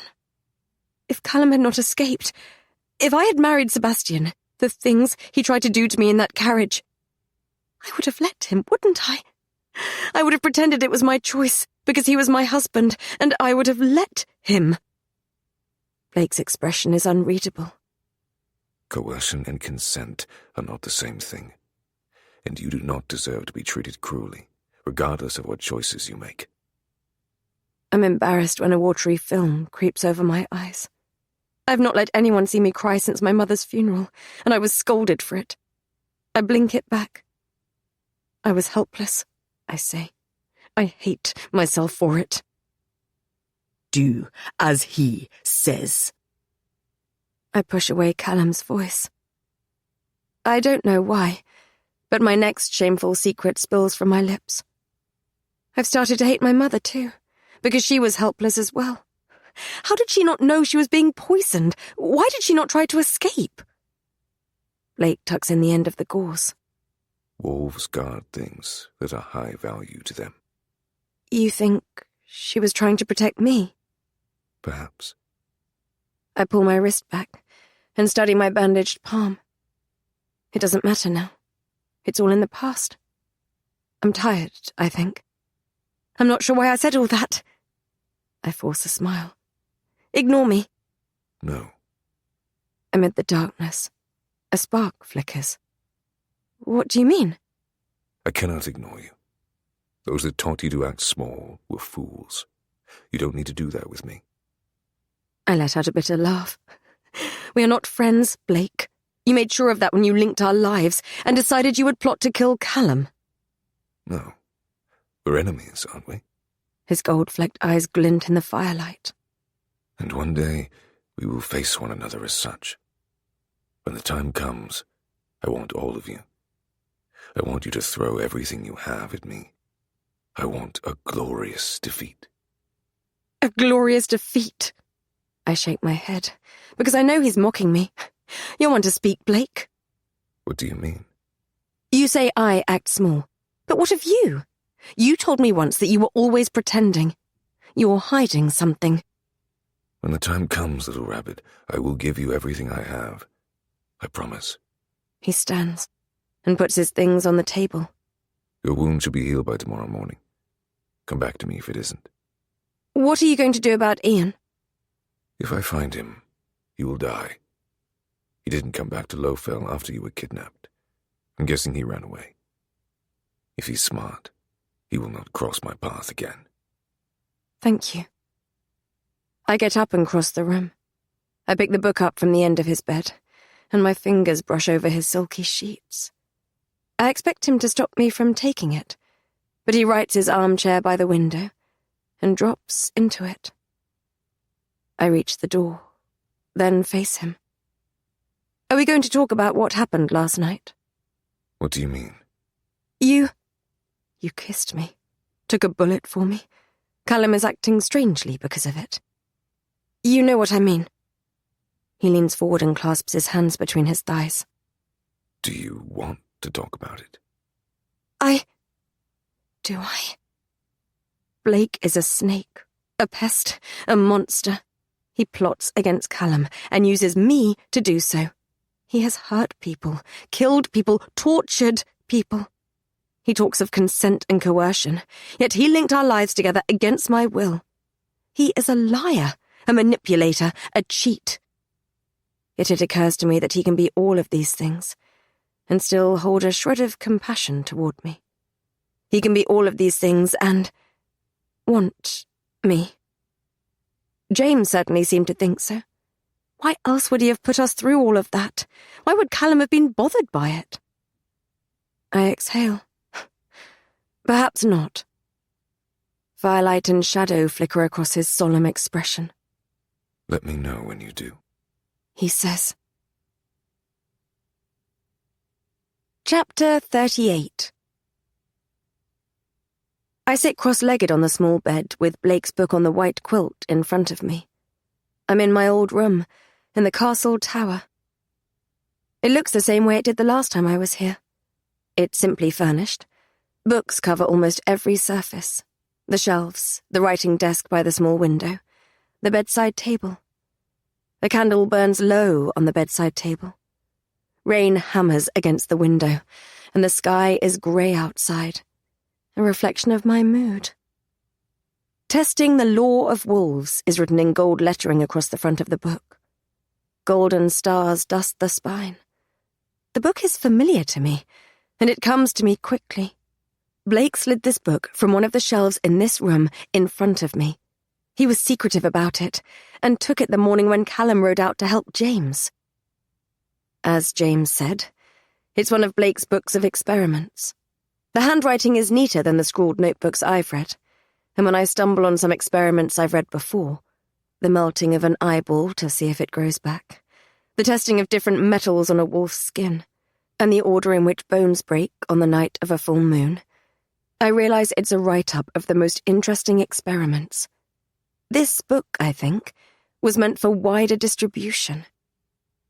I flick through and hope that something will jump out at me.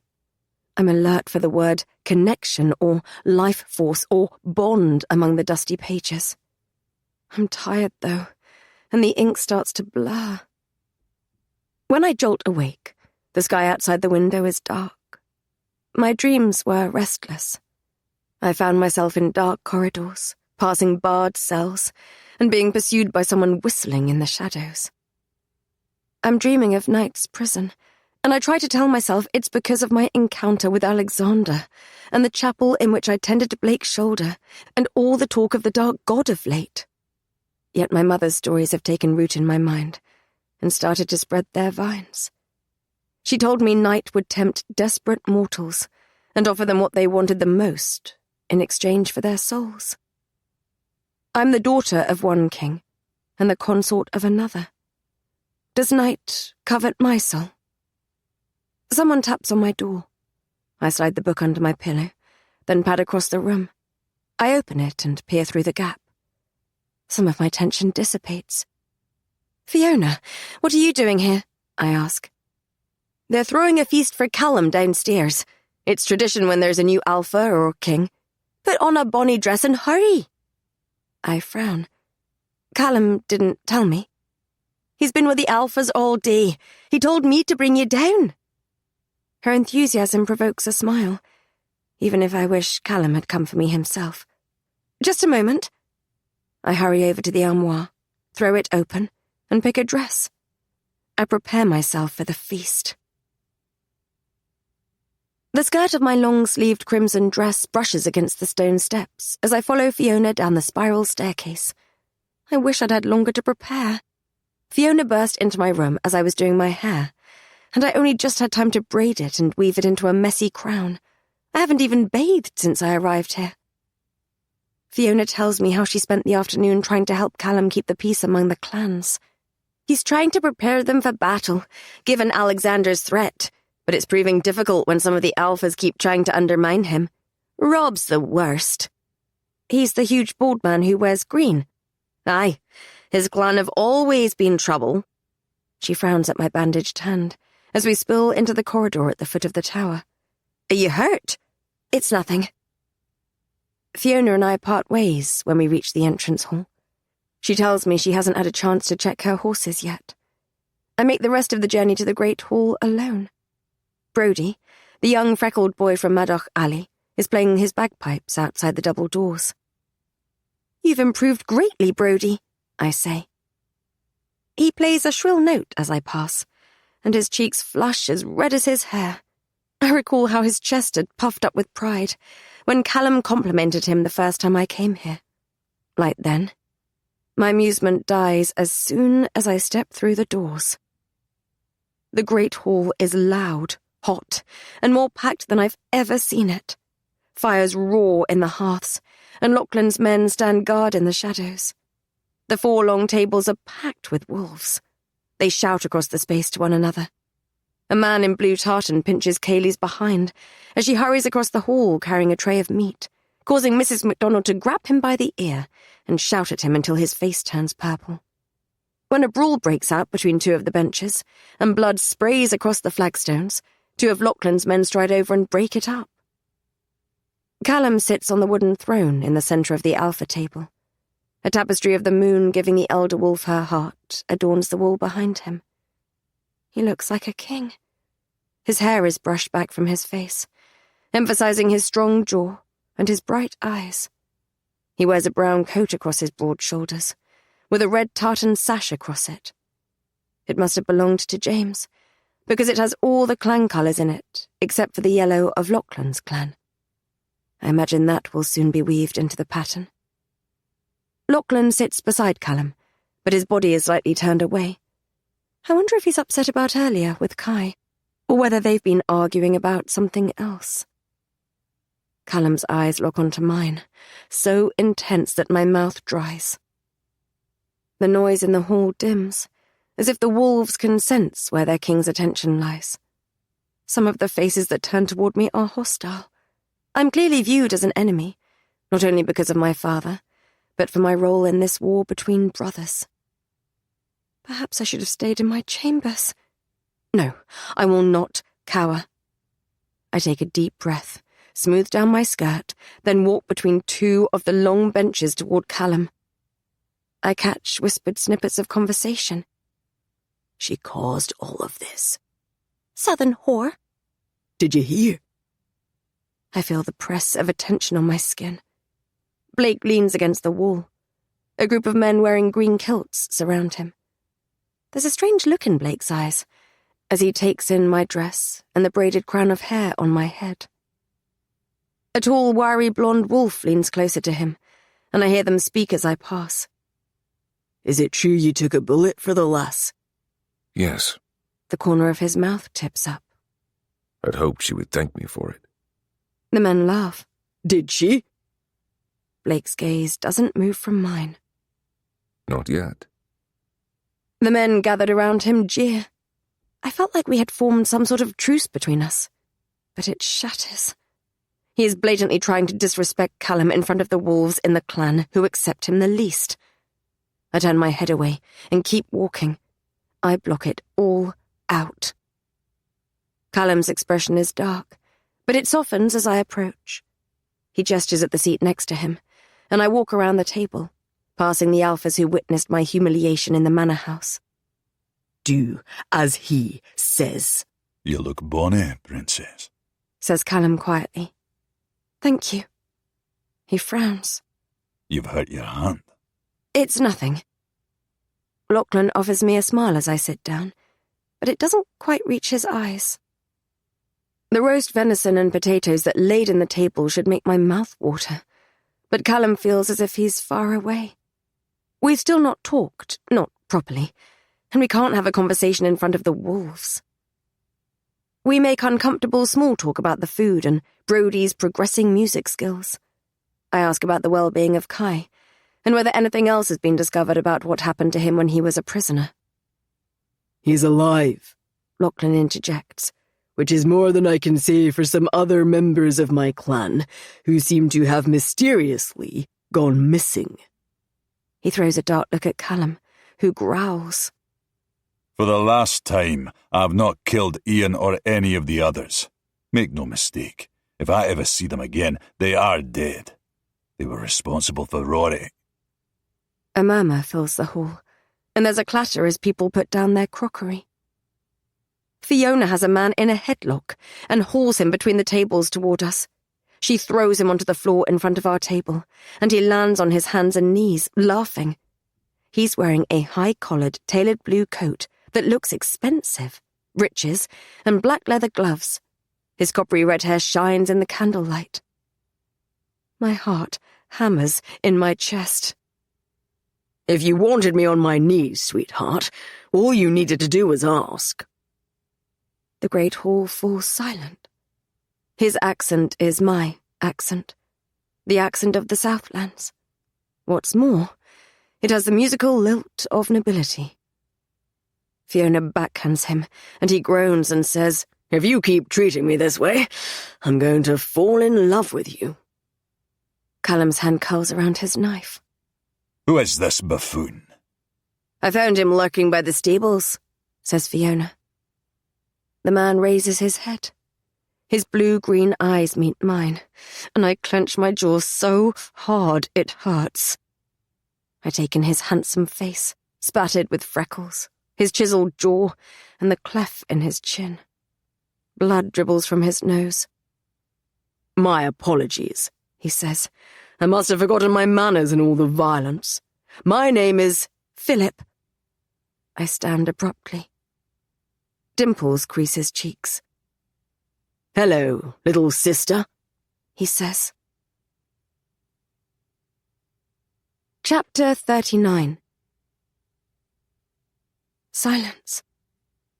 Then whispers. They slither through the crowd like snakes. It's the Southlands, Prince. The air erupts. Wolves jump to their feet. One of the benches turns over. Shouts fill the air. They're hysterical. A woman's shriek for vengeance is so hoarse, I expect to see blood pouring from her mouth. Lachlan's men push back those who run toward us. I'm engulfed in the anger, and I know it's aimed at me as well. My hands ball into fists. My breathing is ragged, like I'm trying to contain a storm in my lungs. Fire blazes through my veins. What are you doing here, Philip? My tone is icy. His smile widens and shows off his perfect white teeth. He doesn't seem even mildly concerned by the mob that bays for his blood. He made my life miserable. He taunted me, mocked me, belittled me. He spent my entire childhood waltzing around the palace he was set to inherit, as if he already owned it, and I was nothing but one of the objects within. He did as he pleased, drank as he pleased, bedded women as he pleased, and constantly made an exhibition of himself. He never received more than a slapped wrist for his behavior. All the while, I would be punished if so much as a crack showed in my perfect facade. Now he's here. He must have got back from the war he was fighting on behalf of my father, and come straight to the Northlands to bring me home. I might ask you the same things, sister. He clucks his tongue over the noise. Someone's been a naughty girl. Daddy will be displeased.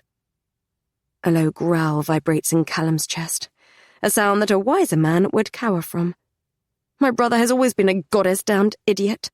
Does he not comprehend that he's in enemy territory, surrounded by wolves? Does he not sense the violence in the air, the thirst for blood, his and mine? Lachlan leans forward slightly, and his brow furrows. Philip's grin falters, almost as if he recognizes the glass Cladoch Alpha. Callum nods at Blake, who sits at the other end of the table. Blake gets up and strolls toward Philip. In a sudden movement, he plunges a syringe into my brother's neck, and Philip crumples to the floor. I'll spend some time with him in the infirmary, says Blake. Callum stands up beside me. His arm brushes against mine. No one else touches him until I've decided what to do with him. He gestures at a couple of men. and they lift my brother and drag him through the mob toward the exit. He wouldn't have travelled alone, I say. He can barely dress himself without his entourage, let alone travel across the entire kingdom. Lachlan? I'll send out a search party, says Lachlan. His earlier darkness seems to be replaced by intrigue. Callum whispers something to Fiona.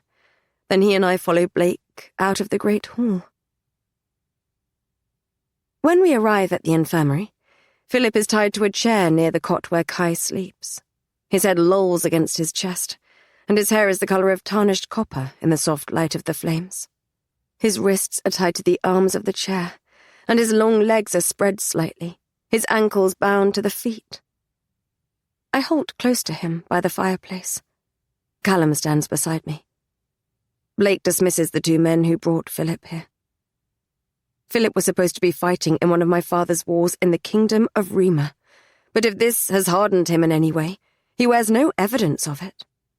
His long, high-collared coat is well-tailored.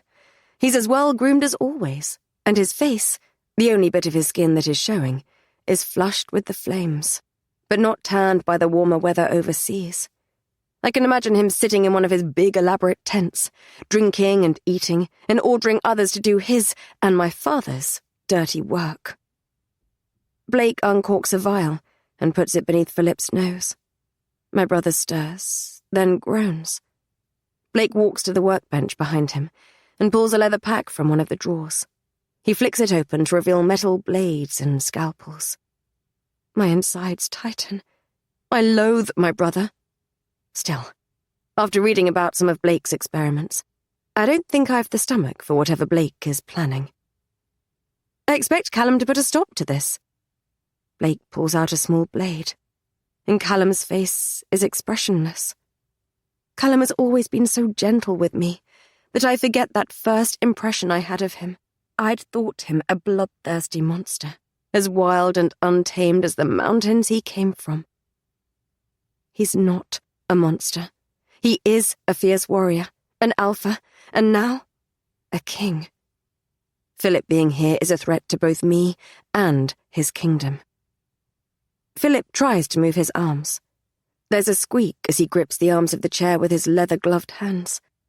I'm convinced now he will start to panic.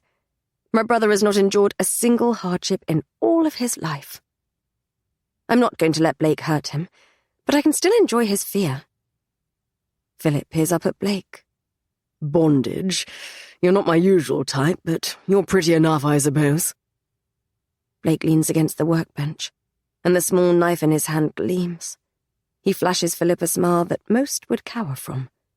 My brother smiles back. Is your brother in Egypt? Callum's tone is a mixture of irritation and genuine curiosity. He's not a wise man, I say. Philip stares down his nose at Callum, as if he's sitting on a throne rather than bound to a chair. Perhaps you and I should speak in private, one future king to another. Anger erupts inside me. Isn't that just typical of Philip? He's arrived on a mission concerning me, yet it's the highest-ranking male in the room who he wishes to have an audience with. Goddess forbid I have a say in my own future. I grit my teeth. He's not the future king. He is the king. Not for long, if the talk in the taverns is anything to go by. What are you doing here, Philip? I ask. I had every intention of telling you, little sister. I've been so ill-treated that now I shan't. He shakes his head. I had heard the Northland's wolves were inhospitable, but I'd not expected such a cold welcome. I step closer to him. He smiles like ale. This is not a game. Father is not here to save you. Your title will not protect you, and you cannot pay your way out of this. You're in the kingdom of wolves, and you're the prince of their enemy. You would be wise to show a little understanding of the seriousness of your situation. His eyes glint. You've changed, sister. And you have not changed in the slightest, brother. You might be surprised. Blake drags a chair from the workbench and places it at an angle to Philip's. He drops into it and puts an arm over the back. From the ease of his movements, his bullet wound must be healed already. "You're looking better than the last time I saw you, Blake," says Philip. A cold smile graces Blake's lips. As are you. I shouldn't be surprised they know one another. Blake was part of the King's Guard, so it's probable they would have encountered one another. Where have you been? Asks Blake. I don't see why I should tell you. Blake rests his ankle on his thigh. He absently twirls a small blade in his hand. Do you think Aurora will save you? I think that you answer to her, don't you? Blake's smile becomes feral. If that were true, I'd be very worried about your current situation. Philip meets my eye. She does this, you know. Bats her eyelids and wraps powerful men around her fingers. Plays the innocent princess to get them to give her whatever she wants. Outrage blooms inside me. Is that so? Blake says. When did I ever get what I wanted? I want to tell him every bad thought I've ever had about him. I want to slap him across the face. The thought of snatching the blade from Blake and plunging it into his thigh is a strong one. My soul threatens to erupt. I pull it all back. I cage my feelings, as if by having him here, a reminder of the palace, I'm regressing to an earlier version of myself. I hate that he makes me feel like a helpless, voiceless child once more. Callum shifts closer. I step aside. I don't want the warm comfort he has denied me all day. I'm too far beyond thawing. You're dressed rather warmly, Philip. Says Blake. Keeping up appearances, or something else? It's a strange comment to make when the climate in the Northlands is considerably colder than that in the south. Philip's smile fades for a moment, as if Blake has touched on something. He stiffens when Blake leans forward and gently takes Philip's hand. My muscles tighten. Blake, I say. Blake peels off Philip's leather glove. The tip of his little finger is missing. Torture? Blake drops the glove on the workbench to his side. Or frostbite? My eyebrows lift. I can't imagine that my brother would have been exposed to either. You've been keeping track of me, says Philip. Naturally. The door swings open. Isla swans into the room, and irritation sparks within me. I didn't see her at the feast. She wears a dress made out of the high-fell red tartan. The top part of her light brown hair is braided into a crown, like mine, while the rest hangs loose and wild down her shoulders. Is there something you need, Isla? Callum sounds weary, and I realize today is taking a toll on him. I was looking for you. She halts. Philip angles his head to one side, and her nostrils flare. There are two of them. Are we to be constantly inundated with southerners? When I travelled here from Highfell, I didn't expect to be so consistently surrounded by these people. What type of people did you expect to be surrounded by when you travelled south? Blake says. Isla's face blanches, as if she'd not realised Blake was here. She raises her chin. I expected to be among my own people. Wolves. We're still in the Northlands. If you're looking for oil of evening primrose, I believe it's over there. Philip arches back his head and indicates one of the shelves. My eyebrows raise at his audacity, while Callum looks confused. Evening primrose oil was the remedy the palace healer would give me for easing the symptoms of my monthly bleed. Isla's eyes become icy. She stalks toward Philip. She grips the back of the chair on either side of him and brings her face close to his. Brave words, princeling. But you forget, you're among wolves now. Your heartbeat is racing, and your scent. You smell of fear behind your rich perfumes and your pretty clothes. You're nothing but a spoiled little boy, acting as if you're not afraid, wishing you were back home among your silk and jewels. She bares her teeth. You're a long way from home now. Philip leans forward against his restraints, their faces even closer. And what of you, Isla? His voice is low, almost a whisper. Your perfume, rose petals, lemon, and a hint of rosemary. I met a woman at a market once who swore those were the ingredients for a love potion. Your dress, tightly fitting, and the red tartan of your clan. It's the colour of Highfell, A territory far from here, isn't it? You're a long way from home, too, despite your apparent disdain for your surroundings. Then there's the striking features of your face, made more feminine with powder and rouge, as if you wished to seem more demure and delicate than you are, perhaps to appeal to a figure of authority. An alpha, a king, perhaps. Yet he has eyes only for my sister, doesn't he? Don't worry, Isla. I see you. Her knuckles are white as her grip tightens. Now, whose heart is beating fast? His nostrils flare. And is that another scent I detect? Have I caught your interest, little wolf? Dimples crease his cheeks as he lowers his voice. If ever you'd like to play with someone who can bite as hard as you can, let me know. His eyes shift. His pupils dilate, and threads of silver glint among the blue-green of his irises. I inhale sharply. Isla's breath hitches. My brother doesn't have the eyes of a man. He has the eyes of a wolf. Chapter 40. Philip, the Prince of the Southlands and heir to the throne, is a wolf. Callum steps closer to me, as if, for the first time, he perceives my brother as a threat. His mountain scent curls protectively around me, as his muscles harden. I'm foolish to be shocked, but with everything going on, I'd not given much thought to my brother. If our mother was a wolf, of course Philip would be a half-wolf like me, though his eyes changed at will. His nostrils flared as he told Isla about her scent, and he claimed to hear her heartbeat. I told him he had not changed a bit.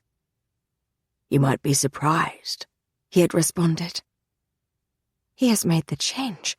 He was bitten and was strong enough to survive. He is more of a wolf than I am. It's typical of him to succeed where I failed. Panic flares inside me.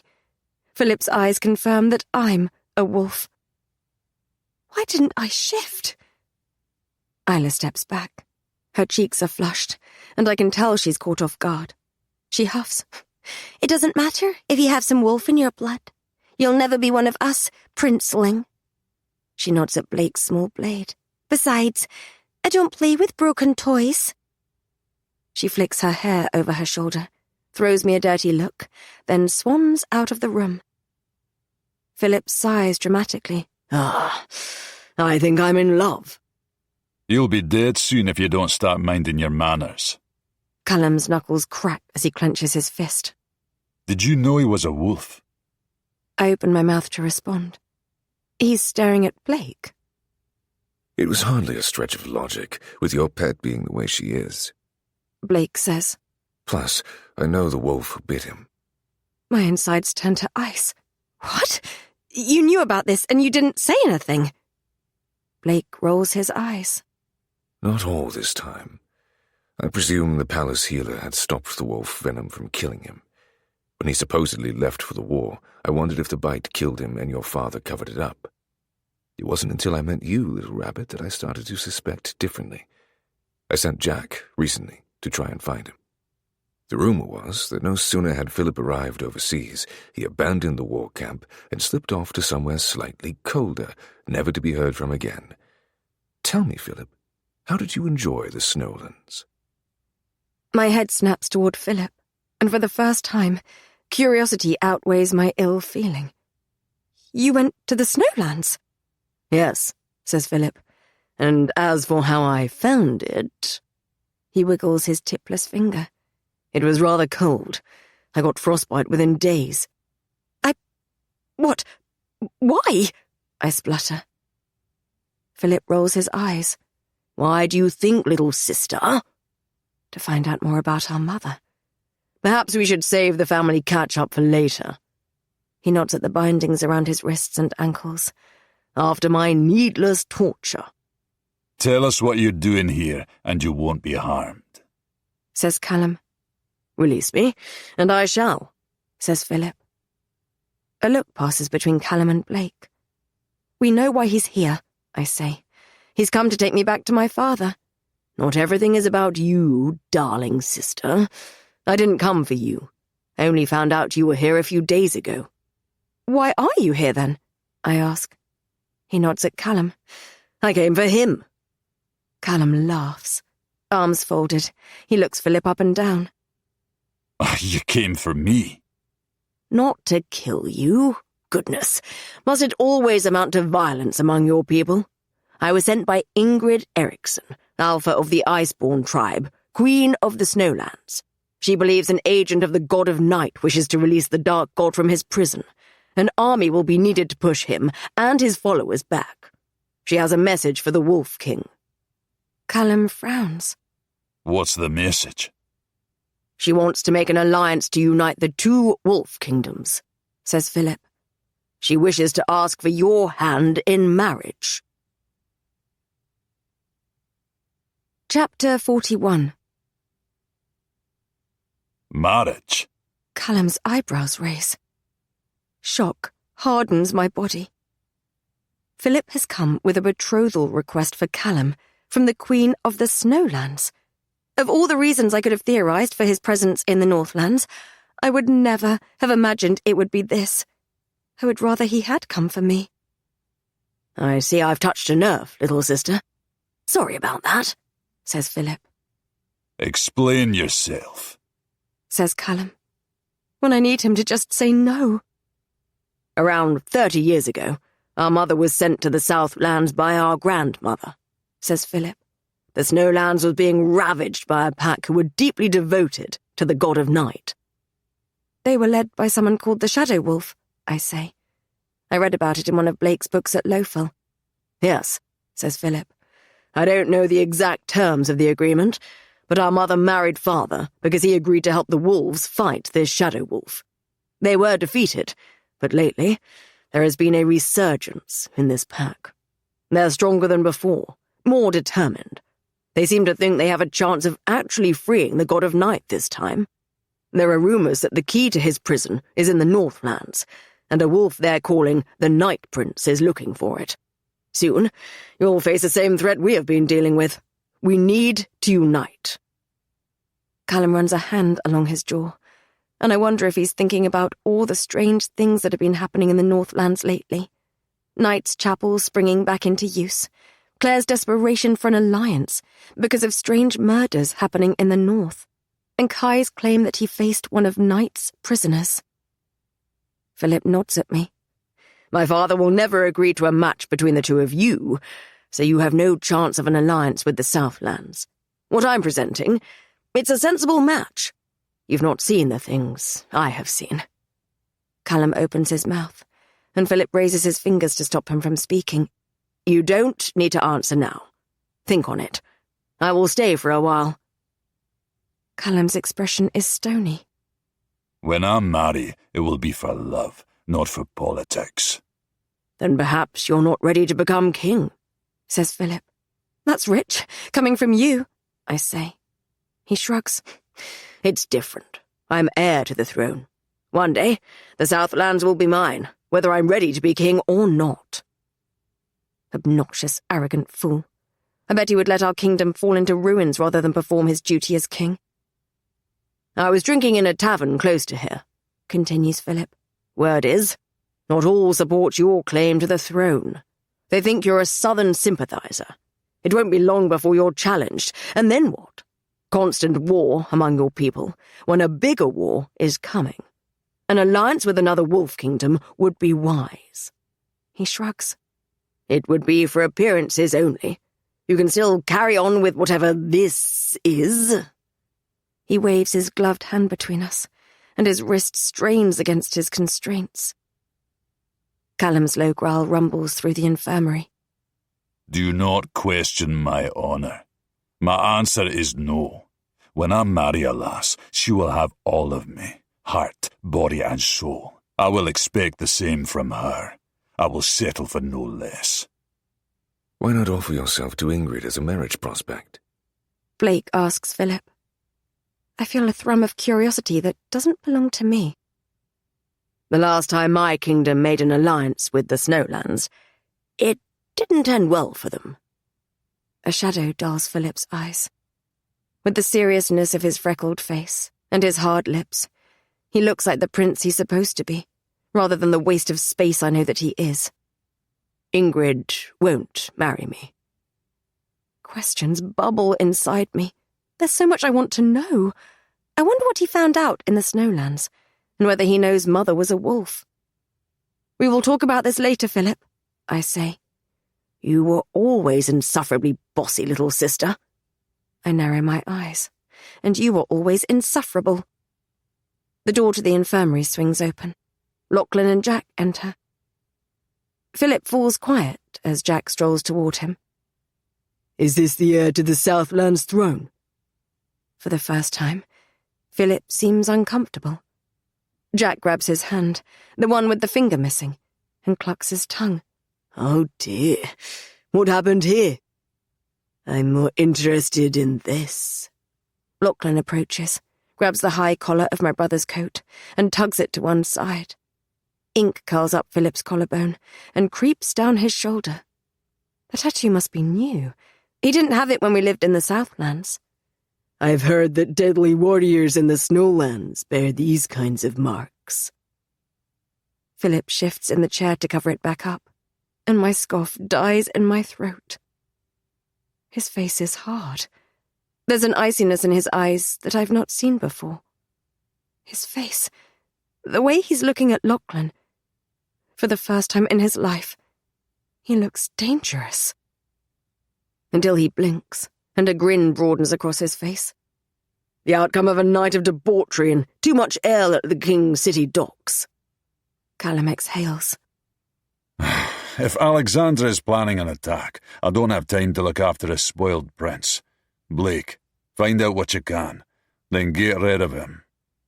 He tracks Lachlan's movements as the Alpha pulls a chair toward Kai's cot and drops into it. Has anything changed? No. Says Blake. Philip straightens. I'm not leaving. Not until you've agreed to speak with Ingrid. Callum shrugs. I've given you your answer. I won't force you to leave, but my people will tear you apart if you stay. I won't protect you. He walks toward the infirmary doors. Princess, let me escort you to your chambers. The desire to know more about what Philip has been doing, and my need to have a conversation with Callum, war inside me. My aching heart wins, and I follow Callum into the corridor. I feel both Blake and my brother's eyes on me as I walk away. Chapter 42. We make the journey through the castle in silence. Callum follows me up the spiral staircase, then leans over me to push the door open. His chest momentarily presses against my back. Do as he says. Inside, the candles are unlit, and the darkness lies heavily atop the many books and trinkets within the room. The door clicks shut, and the room feels too small to breathe. Callum strolls toward the window and looks out onto the shadow-drenched mountains. You. Why? We both speak at the same time. I shut my mouth and allow him to continue. Can we trust your brother? He clasps his hands together, and I get the impression that wasn't what he was going to say. No, he's rotten, but everything he said about the god of night. Kai has Night's mark on his chest, and it seems like Alexander worships the god of night. I think something is going on. What if Alexander is the Night Prince? Callum's jaw hardens. It doesn't matter who he worships. If he means to attack my kingdom, if he means to take you, he'll face my wrath. He runs a hand over his mouth. When he sets his eyes on me, there's such pain in them that I almost stagger back. I sigh. Talk to me, Callum. He walks to the edge of my bed and sits down. The small frame creaks beneath his weight. I cannot get it out of my head. He says. Even with everything going on, it gnaws through my skull. There's no respite. I close my eyes, and I see him with you. My pulse quickens at the rawness of his confession. I want to be relieved that he's finally opening up to me, but it feels unfair. I cannot get it out of my mind either. He makes a low sound in his throat. Not in the way you're thinking, I say. I can't get it out of my head because of you. Why? Why? Callum, you told him to do it. Callum opens his mouth, but I'm not finished yet. Your brother took me prisoner. He bound me and humiliated me in front of a room full of men who would gladly kill me. You could have done something to help me. You sat there and you watched and you told Blake to do it. His jaw hardens. I told Blake to do it because it was the only way one of us could get to you, to free you. There is something defiant in his tone, and he glances at the armoire in the corner of the room, as if he can't quite meet my eye. I think back to the moment in the manor house. Blake tapped the table before he approached me, signalling something to Callum. He slid his fingers into my bindings, as if to test their strength. Callum, though, it seemed like he was listening to what James was saying, the way he looked at Blake with suspicion, when Blake was visibly annoyed that James touched me. Do as he says. I don't believe you, I say. I think, perhaps, Blake went through with it because he was trying to free me, but it seemed like you had another reason. Callum releases a bitter laugh. Oh, you think that's why he kissed you? Enough! Enough with this jealousy! You act as if you suffer, yet it's suffering of your own devising. You could have challenged James the moment I was brought into that room, but you didn't. You chose to do nothing. You chose to let it happen. Why? Tell me the truth. I had to know. Know what? He puts his head in his hands.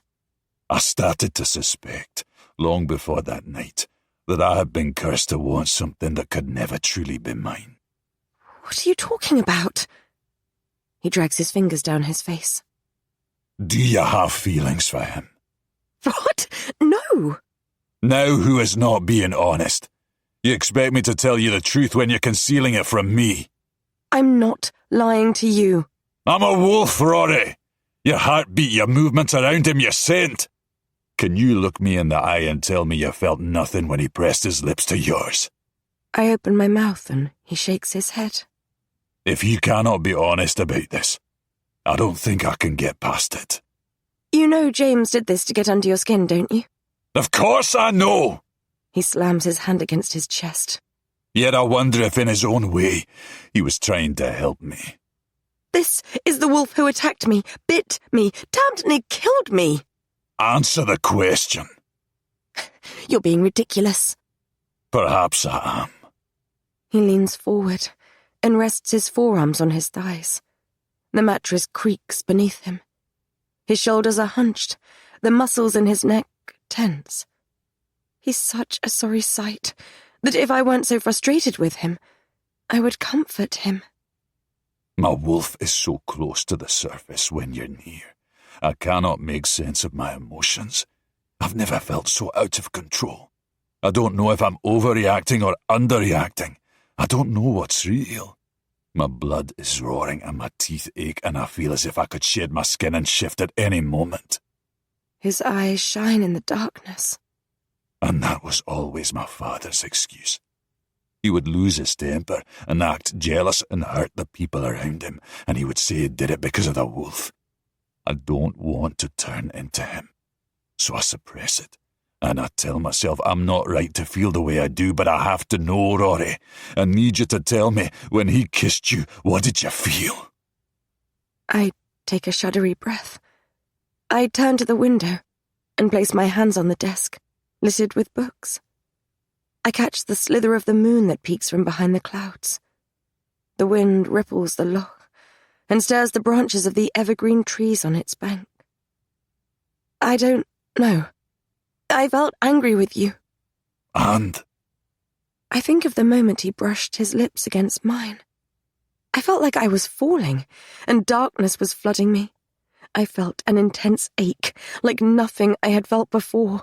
I felt heat in my blood. I felt his emotions, I say. And?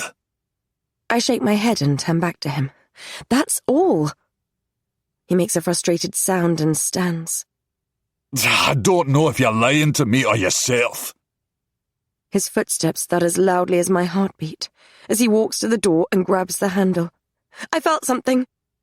The words tumble out of me, traitorous and painful, and he halts.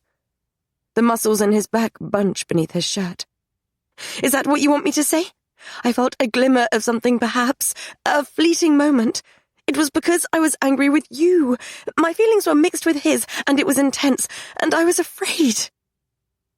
He turns, and the wolf blazes in his eyes. He swallows, hard, then nods. Thank you. Thank you for being honest. He takes a deep breath, steeling himself. I need to calm down. I walk to him and grip his hand.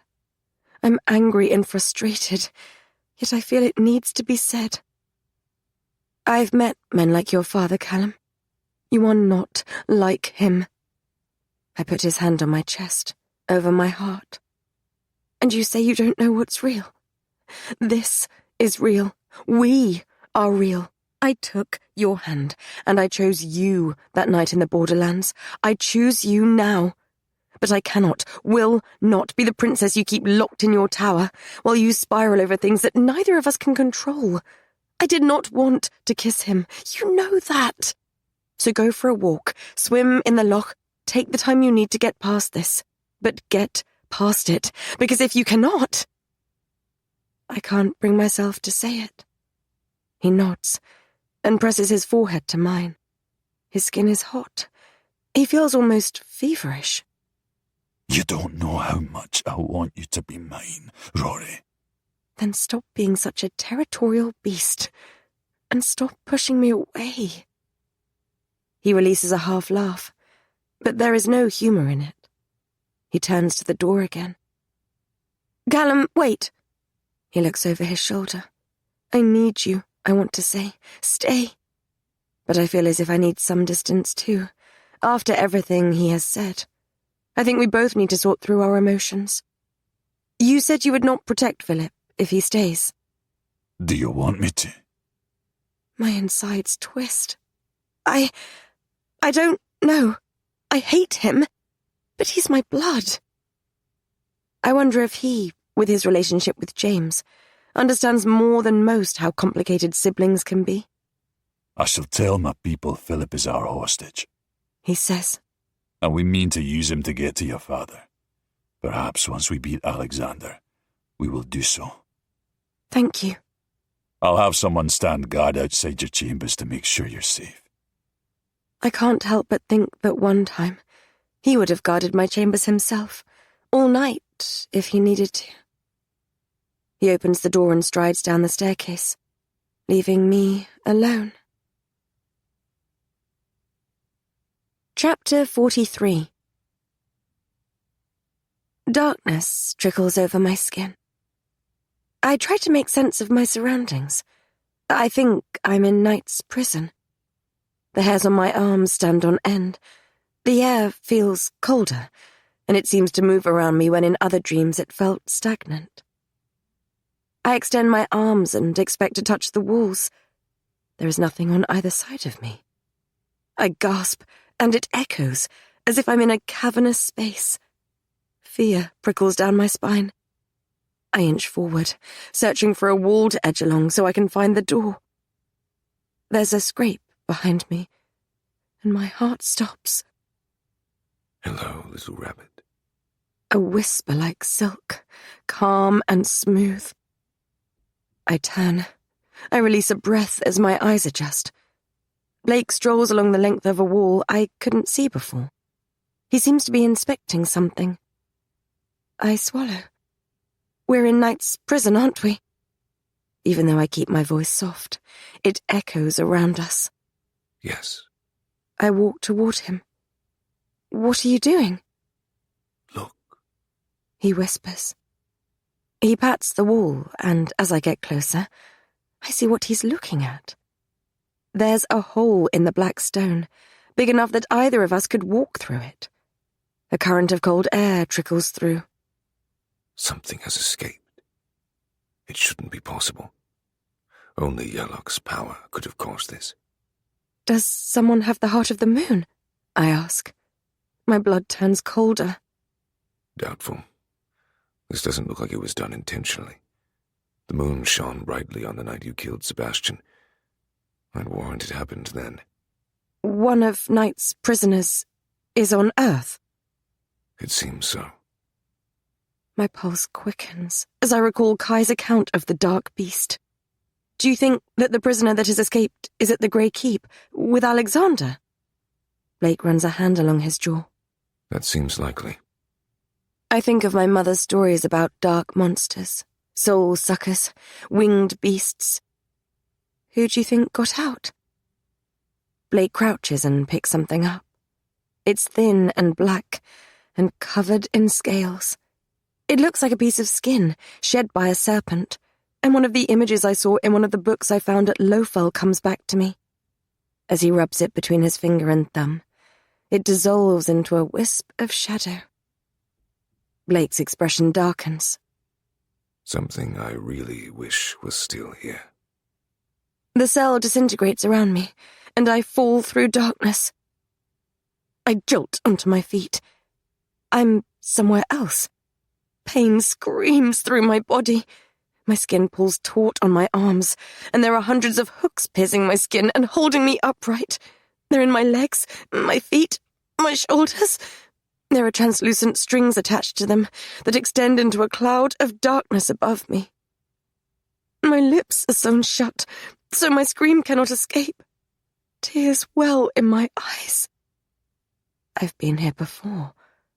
It's my nightmare. I'm a marionette, controlled by an invisible hand in the palace's moonlit throne room. Around me, courtiers dance. They don't notice my anguish. They don't notice my silent scream. My father's gold-adorned throne sits on the dais ahead. It's embellished with suns that glint in the moonlight. Its shadow swallows me. Music and merriment floods the space. My invisible puppeteer moves the control handle, and I start to spin. I try to free myself, but I'm trapped. I'm jerked to a halt. The music stops. The courtiers are frozen in time. My heart clenches, because this is new, and I don't know what happens next. Loud footsteps click against the flagstones. The air stirs as Blake walks past me, up the steps to the dais, and he drops onto the throne as if it were made for him. He leans back and props an elbow on the arm. Isn't this horrifying? He says. Moonlight illuminates one side of his face. The other is cast in darkness. I try to speak, and I taste my own blood. I wouldn't do that if I were you. His gaze travels up the strings to the control bar, which is cloaked in shadow. Who controls you? Who would I find if I climbed to the top, I wonder? Your father, brother, Callum, me. Perhaps your mother, or something more abstract, like duty or honor. Has it ever occurred to you that you are the one pulling the strings? That you are binding yourself? That you could break free if you wished it? He drums his fingers along the arm of the throne. Probably not. I try to pull against the hooks, and warm blood dribbles down my arms. You looked like a queen tonight. He muses. You could be one if you wished it. Philip sleeps in my infirmary. You could creep down there while the castle sleeps. There's a beaker of water on the table beside him. A few drops of wolfsbane would do the trick. I would do it for you if you asked me. Your father is old. He will die eventually. And when he does, the throne would be yours. He stands and straightens his coat. He strolls down the dais and stops in front of me. It pains me to see you like this, darling. I'm not sure if he's telling the truth. Think about what I said. He slips his hands into his pockets and walks away. His footsteps fade. The floor opens up. I'm falling through endless darkness once more. I jolt upright in my bed. My skin is clammy, and the sheets stick to me. I can't control my wild pulse. The night is still dark, but I can't go back to sleep. I was dreaming of Knight's prison. I was dreaming of Blake. With shaky fingers, I light the candle beside the bed. I pull the book that has answers about our bond from beneath my pillow. I start to read. The light of dawn is straining through my window when my eyes snag on a particular page in the book. Realization slams into me with brutal force. An emotion I can't understand threatens to tear me apart. I dress hurriedly. I grab the tome and earmark it at the appropriate page. I hurry out of my room, almost tripping over the male who sleeps against the wall. He has a bushy red beard and a blue kilt. I recognize him from when Callum first took me from the borderlands. Fergus, I think his name is. He doesn't stir as I hurry down the stairs. So much for keeping guard. I need to speak to Blake. Chapter 44. The castle is awakening. I battle through the current of people who light the torches, carry food, and make their way outside with weapons. That wildness in my chest I have felt since James bit me rears its head. My blood roars, and my heartbeat howls. Dots dance before my eyes. My body is trying to shut down my emotions. I pass the kitchens, and barely register Mrs. MacDonald shouting at Kaylee for burning the porridge. Blake strolls toward me from the direction of the infirmary. I grab him and shove him against the wall before he can speak. He makes a low sound in his throat. I grab his shirt and pull it out of his breeches. He grabs my wrist. If you're reaching for my cock, darling, that is off limits. His voice is far away. There's a long scar that curves down his abdomen. My breathing is hard, fast. My eyes flick to his, and the corridor swims around me. Who did this to you? He nudges me back. Does it matter? Does it matter? I shove the book at his chest, and he pulls a face. I open it at the page I earmarked. Do wolves' internal organs grow back when removed? Incision was made on the right-hand side of the test subject's abdomen in order to remove the kidney. I hit him with the book again, and he grunts. There is a diagram of a body, where there is a curved line on the abdomen to depict the incision point. It mirrors the worst of Blake's scars. I recall that dark feeling that had twisted inside me when I read one of his books full of experiments in the Great Hall. So similar to the feeling I had every time the High Priest beat me. I thought it was shame, that perhaps he felt bad for harming other wolves. I had not considered there could be another reason. He might be ashamed that he let these things happen to him. I shake my head, my hands trembling.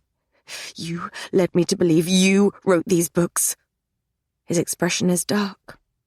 You came to that conclusion by yourself, little rabbit. All those experiments, all those terrible things, they were done to you. No, His tone is clipped. I wasn't his only pet. Who? I shove the book at him again. Who did this? Why? I want to know. He shrugs, as if it's inconsequential. Who do you think? The Maester of Healing at the palace. I feel as if I'm underwater. Did my father know? Did he know? The corner of his lip tugs up, but there's no amusement in his eyes. It was his program, little rabbit. My pulse thunders in my ears, and I hear another one competing with it. I'd place Blake as 3 or 4 years older than me. That means he must have been somewhere in the King's City, perhaps even in the palace itself, being torn apart, while I was attending dancing lessons or preening in front of the mirror. My own naivete rises up in my throat on a wave of nausea. How could I have been so clueless as to what was happening? Yet amid the shock and the anger that courses through me, something darker pervades. That wildness stills. My skin prickles, and the hairs on the back of my neck stand on end. Any empathy is replaced by something cold and wary. I step away, and my back bumps into the wall on the other side of the corridor. All this time, I had thought I was a pawn in his game with Callum. He told me he hated the wolves and that he wanted to rule them. It occurs to me now that he has just as much reason to hate humans. My father may be a far bigger foe to him than Callum, or James, or any of the wolves. Perhaps taking the wolf throne is part of a bigger game, and my role in it won't be over if he defeats Callum. Perhaps he has something even bigger in store for me. Last night, in my dream, he tried to persuade me to kill Philip. Perhaps he wants the whole world to burn. Are you going to hurt me? I ask. A tense silence stretches between us. My skin hums. He drags his teeth over his bottom lip. No. I try to feel him through the bond, but everything feels dark. Are you going to hurt my brother? Only if you ask me to. What about Callum? Will you kill him? Do I get a choice in that? He runs a hand over the sharp edge of his jaw. If he forfeits when I challenge him, I will let him go. And me? Will you let me go? I haven't decided yet. My skin prickles. He's lying. His choice seems to pulse in the air between us, dark and certain, and a word vibrates along the thread that links us. No.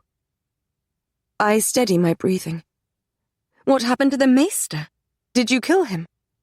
That is not the right question, little rabbit. What is the right question? If you ask it, I shall tell you. He tucks in his shirt. But no, the maester still lives. He walks away, in the direction of the great hall, and the tension is broken. Blake? He halts. Yes. Last night, the dream. It was real, wasn't it? He inclines his head. Coldness fills me. Alexander truly has one of Knight's prisoners, I say. It looks that way. What does he want with me? Blake shakes his head. I hope we don't find out. Callum spends the day in meetings with Blake and the other alphas, talking strategy for the impending battle with Alexander.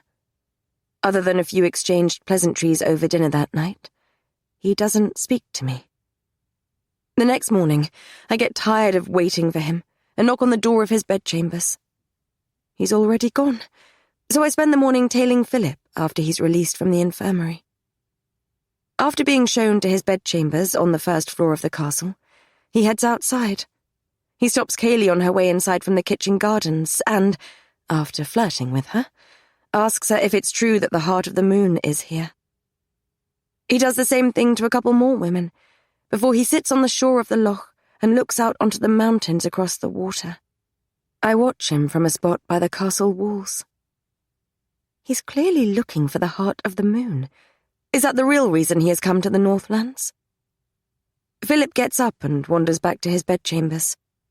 When he doesn't emerge, I visit Fiona in the stables, share some bread and cheese with her on her break, then head back to the castle. Back in my chambers, I pore over Testing the Law of Wolves.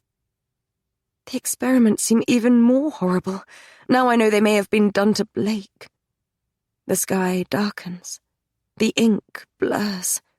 Frustration wells inside me, because I've scoured this book and can find no mention of a bond. I wonder if I'm wasting my time. My heart jolts, and I slam my hand down onto the book. There! The numbers change from page 77 to 83. I run my finger down the spine. There's a tear. Pages have been removed from the tome. I curse myself. I should have trusted my instincts. I knew he gave me it too easily.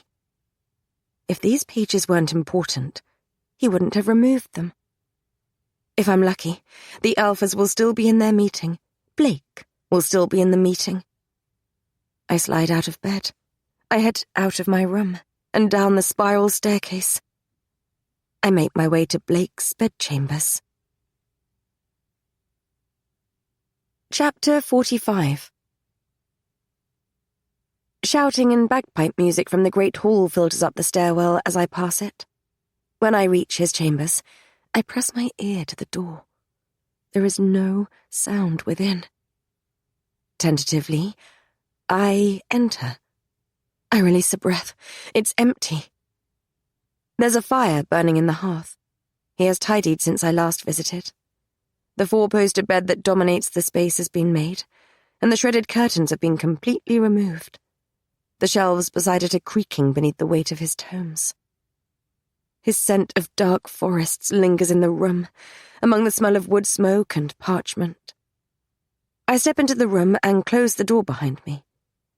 It strikes me odd that Blake would leave his chambers unlocked, but I wonder if that is due to the arrogance of alpha wolves.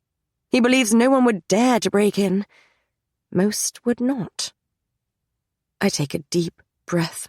I must be quick. I don't know how long it will be until he returns. I hurry over to the bookshelf, the floorboards creaking beneath my feet. I run my hands over the tops of the books, hoping I'll find a wedge of parchment stuffed away. Next, I rummage through the desk. There are 2 thin drawers in the dark wood, and I slide the first one open.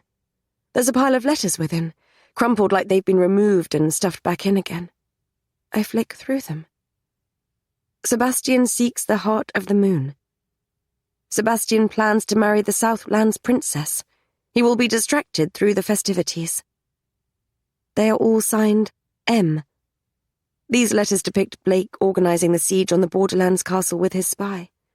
I put them away. I find nothing of interest in the second drawer.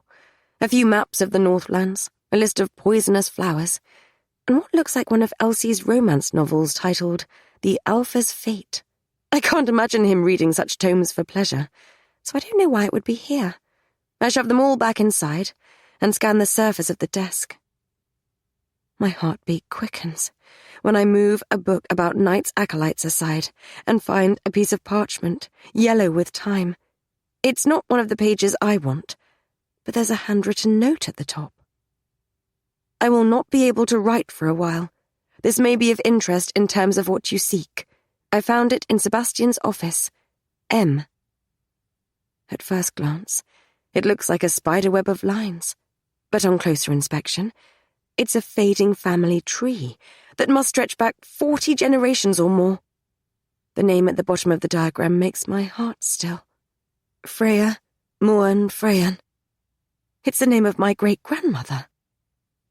I trace the lines of the diagram, passing the names of those who must be my ancestors. The 2 names at the top have been scrubbed out. Why would Blake be looking into my ancestry? Why would Sebastian? Does this have something to do with the heart of the moon, and Lachlan's theory that my mother had it? I fold the parchment and put it into my pocket, so I can study it more closely later. It's not what I'm looking for, but it feels important, especially as I've started to suspect that Blake wants something more than just the wolf throne. I check the armoire in the corner, sliding my hands through the fabric of his clothing and releasing his scent into the air. Then I check beneath the black sheepskin rug in front of the fireplace. There are men talking outside the room. I throw myself behind the bed just as the door clicks open. Because I'm concerned about you. Jack's deep voice infiltrates the chambers. You're not thinking clearly. I'm thinking perfectly clearly. There's an edge to Blake's silky tone. When was the last time you took someone to your bed? What concern is that of yours? I'm worried about your judgment. You're wound up. You're going to do something reckless. Again. I barely dare to breathe. I keep close to the floor and try to still my heartbeat. I wonder if I should announce my presence. I've burst into Blake's chambers before, and he has never seemed particularly bothered. Can you just do as I ask? Blake sounds weary. We need to know what this dark beast is. For all we know, Kai is possessed.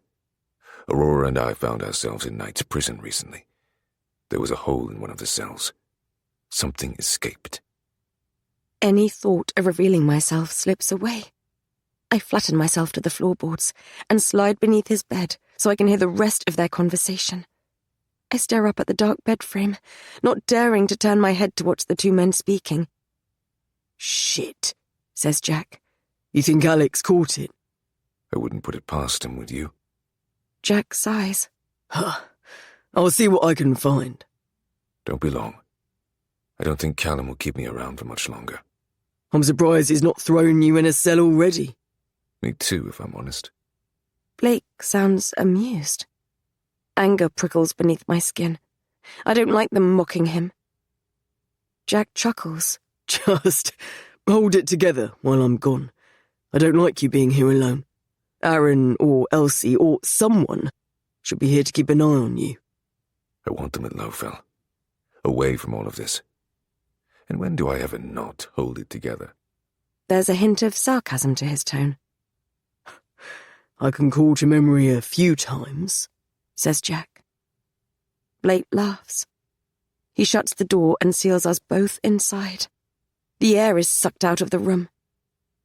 Even though I get the sense I amuse Blake, that perhaps even he is attracted to me, I know that if he finds me, he will consider this a violation of his privacy. I'm not sure how I can get away without alerting him. I lock the cage around my emotions. I try to still my pounding heart. Right now, he's not blocking me from feeling him. There is turbulence within him. He feels restless, distracted. There's a rustle of fabric as he takes off his shirt. He throws it aside, then walks to the bed. I put my hand over my mouth to stifle my breathing. He slips off his boots. He has a mark, a scar on one of his ankles. He slides into bed, and the frame dips above me. What are you doing? He sounds exasperated. I can't tell if he's speaking to me or himself. When he says nothing more, I relax a little. It takes a while before his breathing slows and he falls asleep. I wait a couple more minutes to be sure. I slide from under the bed and stand up. I wince when the floorboards creak beneath me, but Blake's eyes remain shut. He twitches, like he's having a bad dream. One of his arms is flung over his head onto the pillow, and his other shoulder is bound with gauze. My gaze snags on the long scar that curves across his abdomen, then disappears under the covers. A low moan escapes his throat, and I freeze. There's a wad of parchment sticking out from beneath his pillow. My pulse thunders in my ears. There's a slight shake in my hand as I reach for it. He turns his head on the pillow, and warm breath tickles my skin.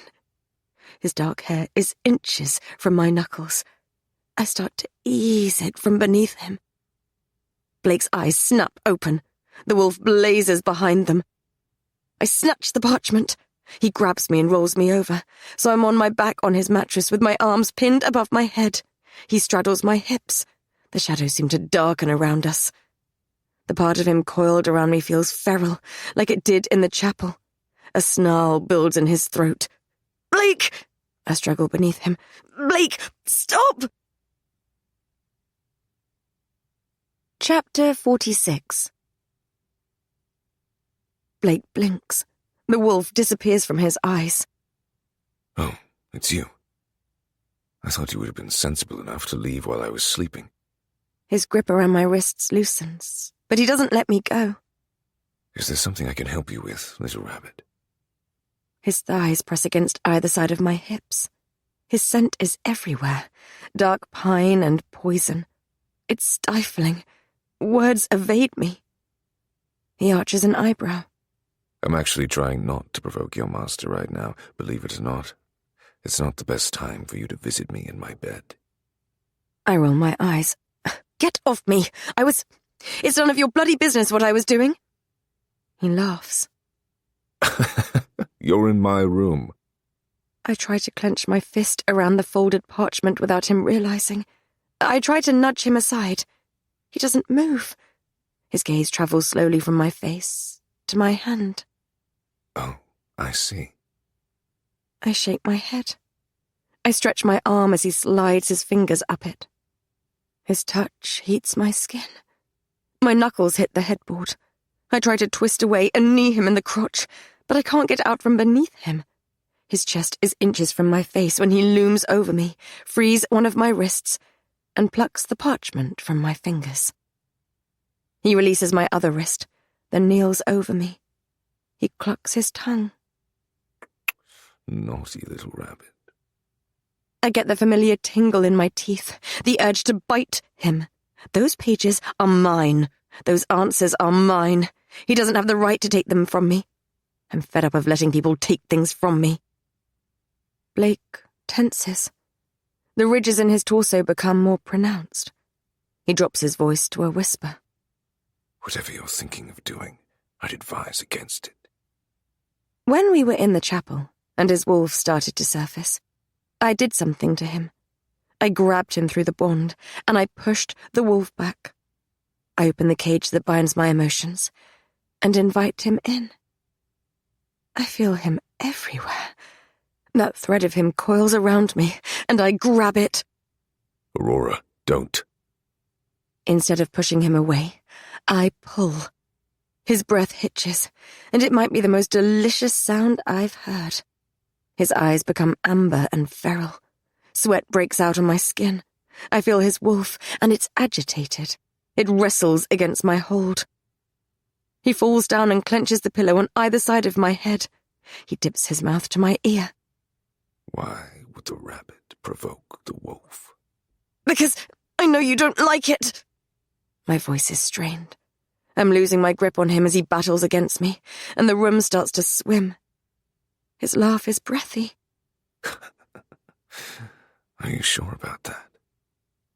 He stops fighting. Lust surges down the bond, hot and restless. Hunt. The air thickens. He shifts his position on top of me and nudges my knee with his thigh, spreading my legs. He's trying to distract me. He wants me to loosen my grip, to let him go, because he's afraid.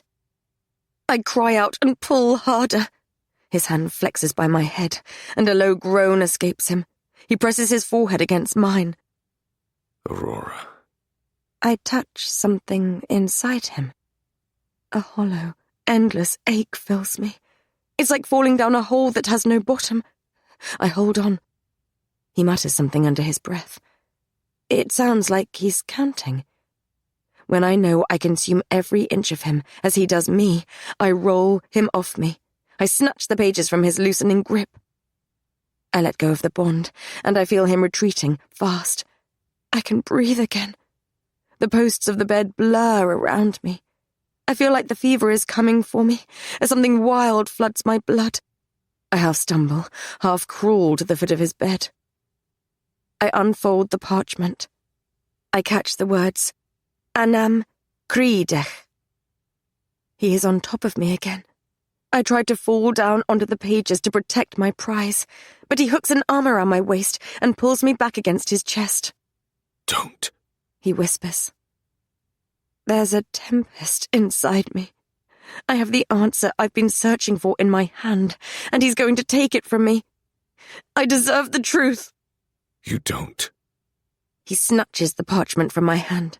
His chest bumps against the top of my head as he leans over me and tosses it into the fire. It lands on the logs, and the flames take it. A soundless scream tears from my lungs. Whatever thin line of peace that has existed between us lately snaps. Red clouds my vision. My blood howls. Wildness rises inside me, and I can't suppress it. I sink my teeth into his arm. A low sound scrapes against his throat. His arm tightens against my torso. Fuck. His voice is strained. Easy, little rabbit. I snarl. Something takes over me, and I bite harder. I don't think I could let go if I wanted to. I want him to hurt like I hurt. I want to make him bleed. Aurora. I try to stop, but there's something rabid inside me, and it won't let go. His breathing is ragged. His heartbeat thunders unsteadily in my ears. His knuckles brush my torso as he clenches his fist. He groans. If you break the skin, you'll mark me. You don't want to do that. I don't know what he's talking about, but panic floods me. This is not me. I'm not in control of myself. I can't stop. I moan against his arm. Okay, I've got you. He sends his emotions through the bond, a surge of them that I cannot decipher. They flood me. He's everywhere. His ice cools my fire. My vision blurs, and when darkness rises, I let it take me. I slump onto the bed, and Blake crashes down on top of me. For a moment, I'm falling through darkness. I land in a dimly lit room. There are grates near the ceiling, and moonlight seeps through. A musty scent lingers in the air. I think I'm underground. Someone mutters under their breath behind me. They're counting, I think. I turn. I stumble away and my back hits a workbench. Jars and scalpels rattle. Blake is strapped to a gurney in the middle of the room. He is shirtless and covered in blood. 2, 4, 8, 16, 32, 64. He mutters under his breath. Something lurches inside me. I used to recite my mother's stories when the priest beat me. It took my mind off the pain and stopped me from losing my mind. 2,048, 4,090. Blake? His eyes jolt open. He frowns. You shouldn't be here, little rabbit. He wrenches his arms free. He pulls the strap from his neck, then his ankles. He slides off the gurney and prowls toward me. I've shown you mine. Now you show me yours. He grabs my arms and pushes. The shadows rise and swallow us. We hurtle through the darkness. I land, and I'm somewhere else. My arms feel like they're jerked from their sockets. There's a rattle of chains. Metal bites into my wrists, and my legs are wrapped around something. No, someone. Blake stands before me, and his hands grip my thighs. I'm shackled to the ceiling in the small cell in the manor house. If you kiss me, I will bite off your tongue. The words come from my mouth before I can stop them, as if I'm the puppet in my other nightmare. Panic floods me. This is a memory. Blake smiles, only it's not Blake. He seems different, like he's a puppet too. His eyes are black, and his skin is too smooth. Depends where I kiss you, little rabbit. His voice sounds wrong in the darkness. I jerk back as he drops to his knees. No, no, no. The darkness stirs behind him, and the real Blake, covered in blood, slits his throat. The puppet melts into the shadows. Blake cocks his head to one side. My cheeks flame. This is your dream, not mine, I lie. He shakes his head and a dimple punctures the corner of his mouth. He steps closer. His heat and scent ambush me as he wraps my legs around his waist. I don't think so, little rabbit. I stiffen. What are you? He brings his lips to my ear. In my dream, I'm in chains, and you are on your knees. My eyes widen. He grabs the chains and pulls. They dissolve like ink between his fingers. I fall, and my hands land around his neck as the floor disappears. We hurtle through darkness once more. We land in a pile on the floor. Grass tickles my cheek. The scent of summer floods my nose. Flowers and woodlands and baked earth. I clamber from beneath Blake and raise my head. I breathe in sharply. About 100 meters ahead, a woman sits in front of a vast moonlit lake. She has long wavy hair and wears a baggy cream dress. A small girl is curled against her side, and the woman strokes her head. The full moon and infinite stars are reflected in the surface of the water. My heart swells, then tightens. My throat is thick. I don't remember this exact moment, but I know my mother brought me here. Turn around, I will her. Turn around. She's talking, but the words sound muffled. I push myself up and walk toward her. Blake strides past me. I grab his arm, and my fingers curl around his bicep. This isn't his memory to intrude upon. I don't want him here. He shrugs me off and keeps walking. There's something determined in his eyes. The voices get louder, but no less jumbled. I hurtle into his back, and this time I take him to the ground with me. We hit the grass with a loud thud. My mother should be able to hear us. She doesn't turn. Turn around, I will her. Let me see your face. Blake pushes himself to his knees, and I pull him down. I crawl over him to get to her before he does. This is important. The weight of this moment hangs in the air. Blake feels it too. He grabs my ankle and drags me across the earth. Mother! I have no voice. I elbow Blake in the side, and a soundless grunt escapes him. Get off me! What is she saying to you? He looks like he's shouting, but no words come out. What did she say? We're so close now. We should be able to hear her. I can smell the water. I can see the kinks in her red hair and the threads in her cream dress. The ground starts to shake, and a crack appears between us. No! I reach out, and my fingers almost touch her back. She starts to turn. The floor disintegrates, and Blake and I fall through it. I'm too hot. Something hard and heavy pushes me down. My eyes peel open. It takes a moment for my vision to adjust, for my mind to make sense of what is happening. Blake lies on top of me, and his arm is caught beneath my torso. His gentle breaths warm my ear. We're at the foot of his bed. The fire flickers in front of me. The pages Blake stole are nothing but ash. The warmth I felt when I saw my mother cools. There is nothing soft inside me anymore. I slam my elbow into Blake's gut, and he makes a low sound before rolling off me. I fall off the foot of the bed. I land on the sheepskin rug. You snake! You treacherous snake! His legs hang off the end of the bed, and he plants his bare feet onto the floorboards. He stares up at the ceiling. His bare chest moves up and down deeply. I can't tell what he's thinking, but I feel a thread of his frustration wind around my own. I stand up. I'm trembling, shaking. There's a tornado in my chest, and I can't contain it. I'm fed up of his games. I'm fed up of being used. I'm fed up of answers being concealed from me. He had no right. Break the bond, I snarl. He pushes himself upright. No. I will make you pay for this, Blake. I step closer to him. I will haunt you every waking moment. I will make you feel me.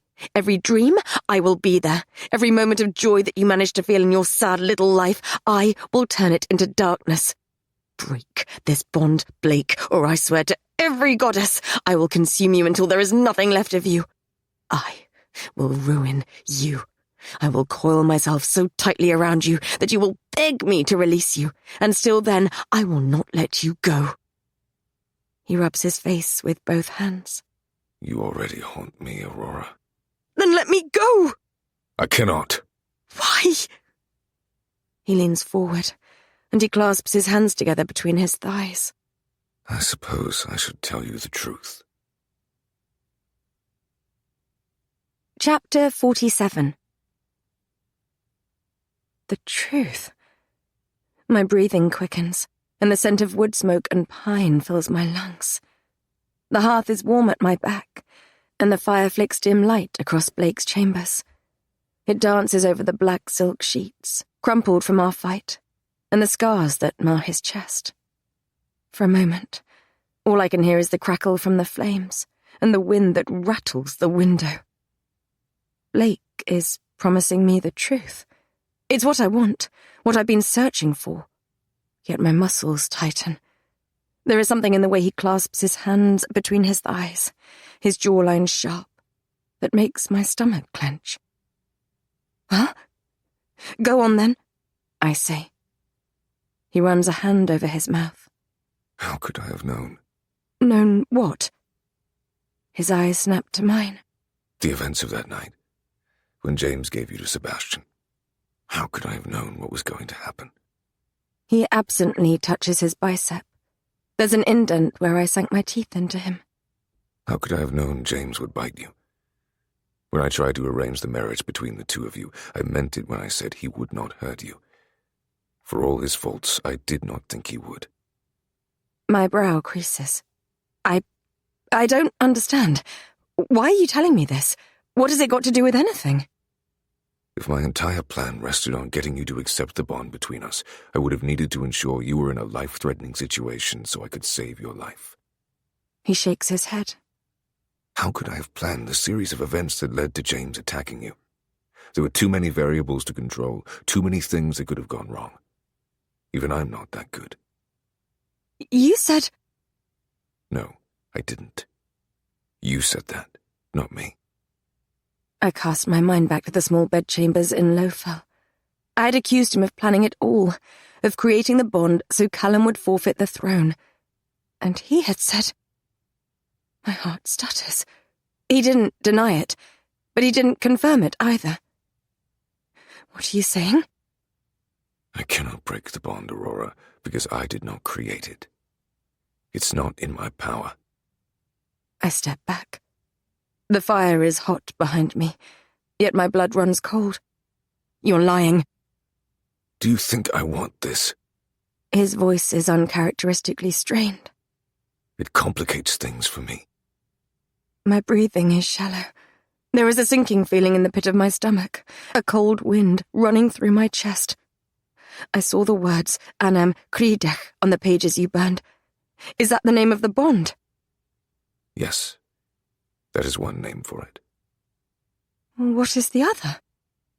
His eyes bore into mine, dark and intense. You already know. I shake my head. I do not. You do. A part of you knows. A part of you has always known. Just like deep down, Callum knows. Just like I have always known.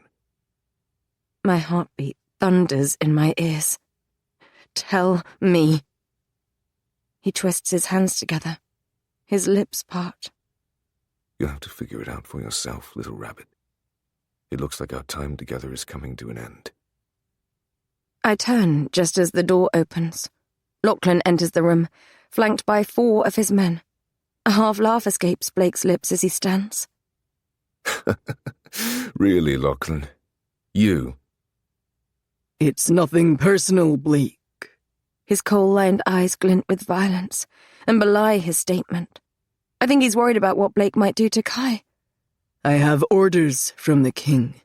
You are sentenced to imprisonment for plotting against the throne. Are you going to come peacefully?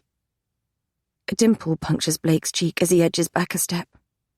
I know Callum has told you I'm not to be harmed. He thought he might say that, says Lachlan. He wants you to know that you've shown your hand.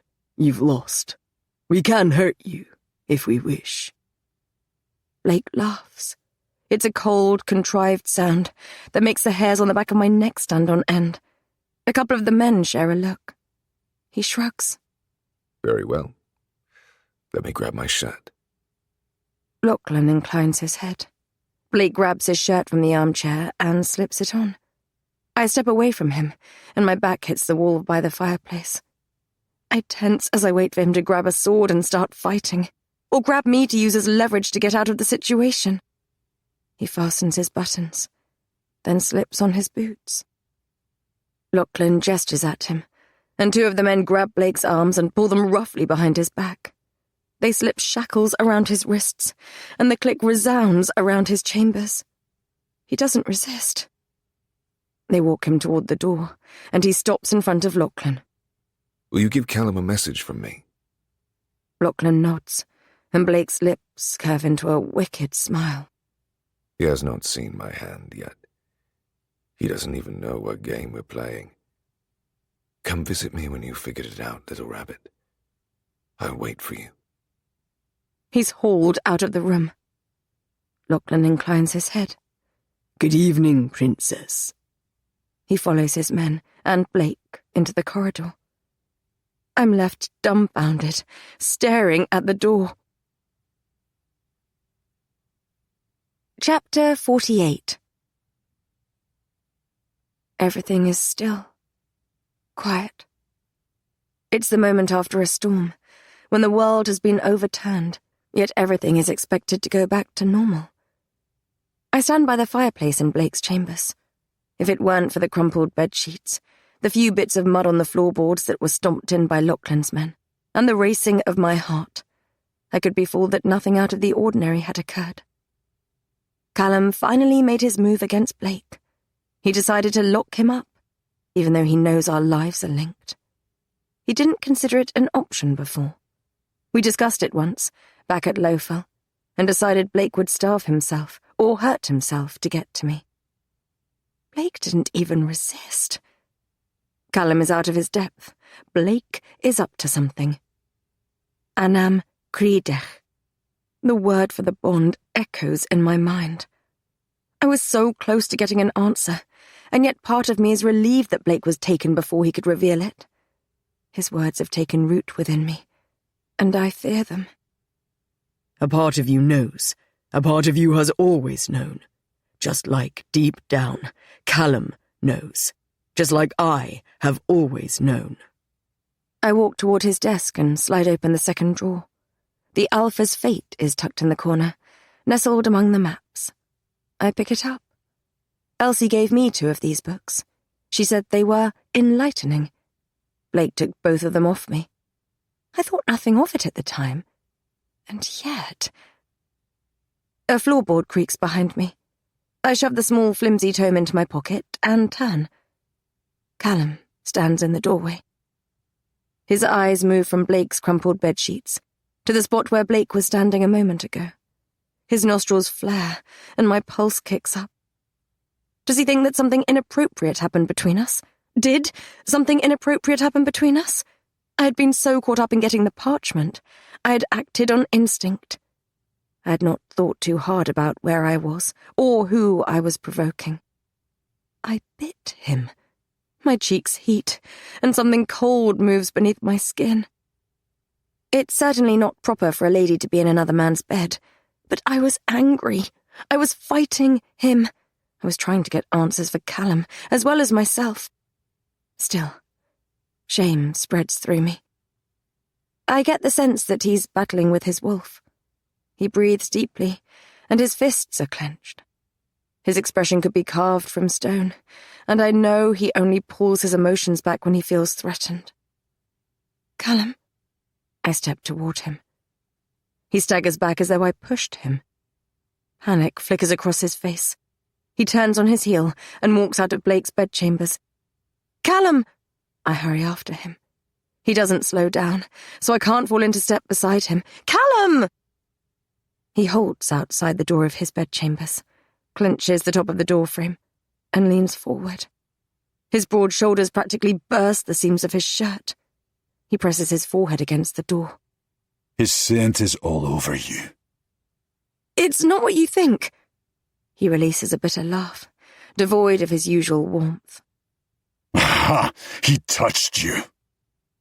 I was trying to get answers. He spins around, and the wolf is in his eyes. Were you in his bed? Yes, but it's not... He makes a low sound, shuts his eyes, and bites down on his knuckles. A dribble of blood runs down his fist and drips onto the flagstones. It doesn't seem to offer him any relief, because his breathing is unsteady. Callum, please calm down. I reach for his wrist, so I can stop him from hurting himself. He lurches away from me, and his back hits the wall. He drops his fist to his side, and blood drips onto the flagstones. When he opens his eyes, I almost stagger back with the force of his gaze. Don't! He snarls. I'm sorry, Do you want him? No! I'm a wolf, princess! He slams a hand on his chest, and I flinch. He blinks back the watery film over his eyes and shakes his head. I saw you dance with him, you know, at the feast at Lowfell. The memory of Blake twirling me around the dance floor flashes through my mind. I shake my head. He cannot be serious. I didn't conceal that from you. I was trying to get information from him. I hate the plea, the whine, the desperation in my voice. I muscle feathers in Callum's jaw. Is that what you were doing when you wound up in his bed? Yes. He makes another low sound. My breathing is ragged. I've swallowed a storm, and it's taking all my strength to keep it contained. If you calm yourself, I shall explain what happened. Let us go inside and talk about it like rational human beings. I am not a human, princess. Each word is rough and deliberate as he steps closer to me, his furious heat blazing my skin. I'm a wolf. Right now you're acting like a brute. My tone is harsh, yet some small part of me welcomes his fury, as if I've been waiting for it.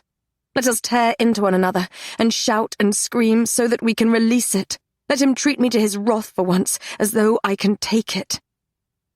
A frustrated noise rumbles in his chest.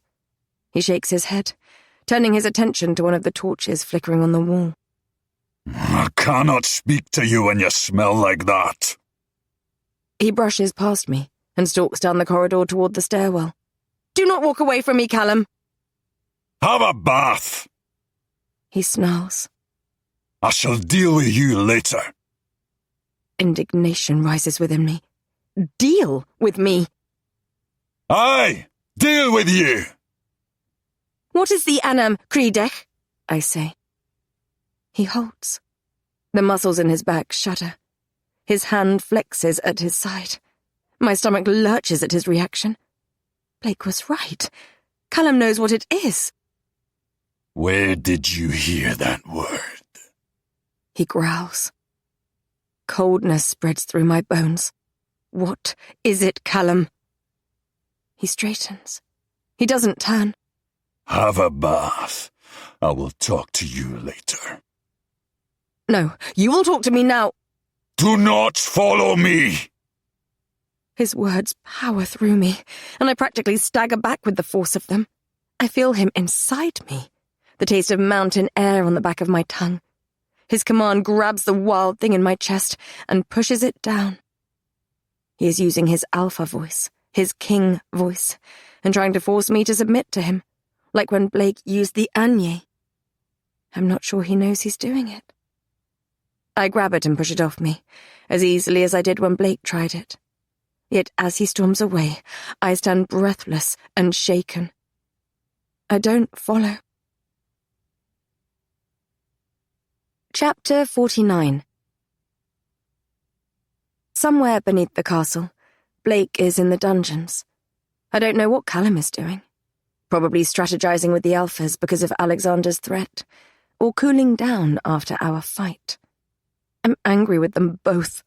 Blake burned the pages, and Callum walked away. At least Blake was about to tell me something. I know I won't be able to get to him now. My eyes are heavy as I stare at the paperback I took from Blake's room.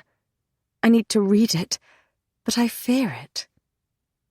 Blake's eyes were uncharacteristically sincere as he sat, hunched on the edge of his bed, his hands clasped, the firelight dancing over his scars and muscles.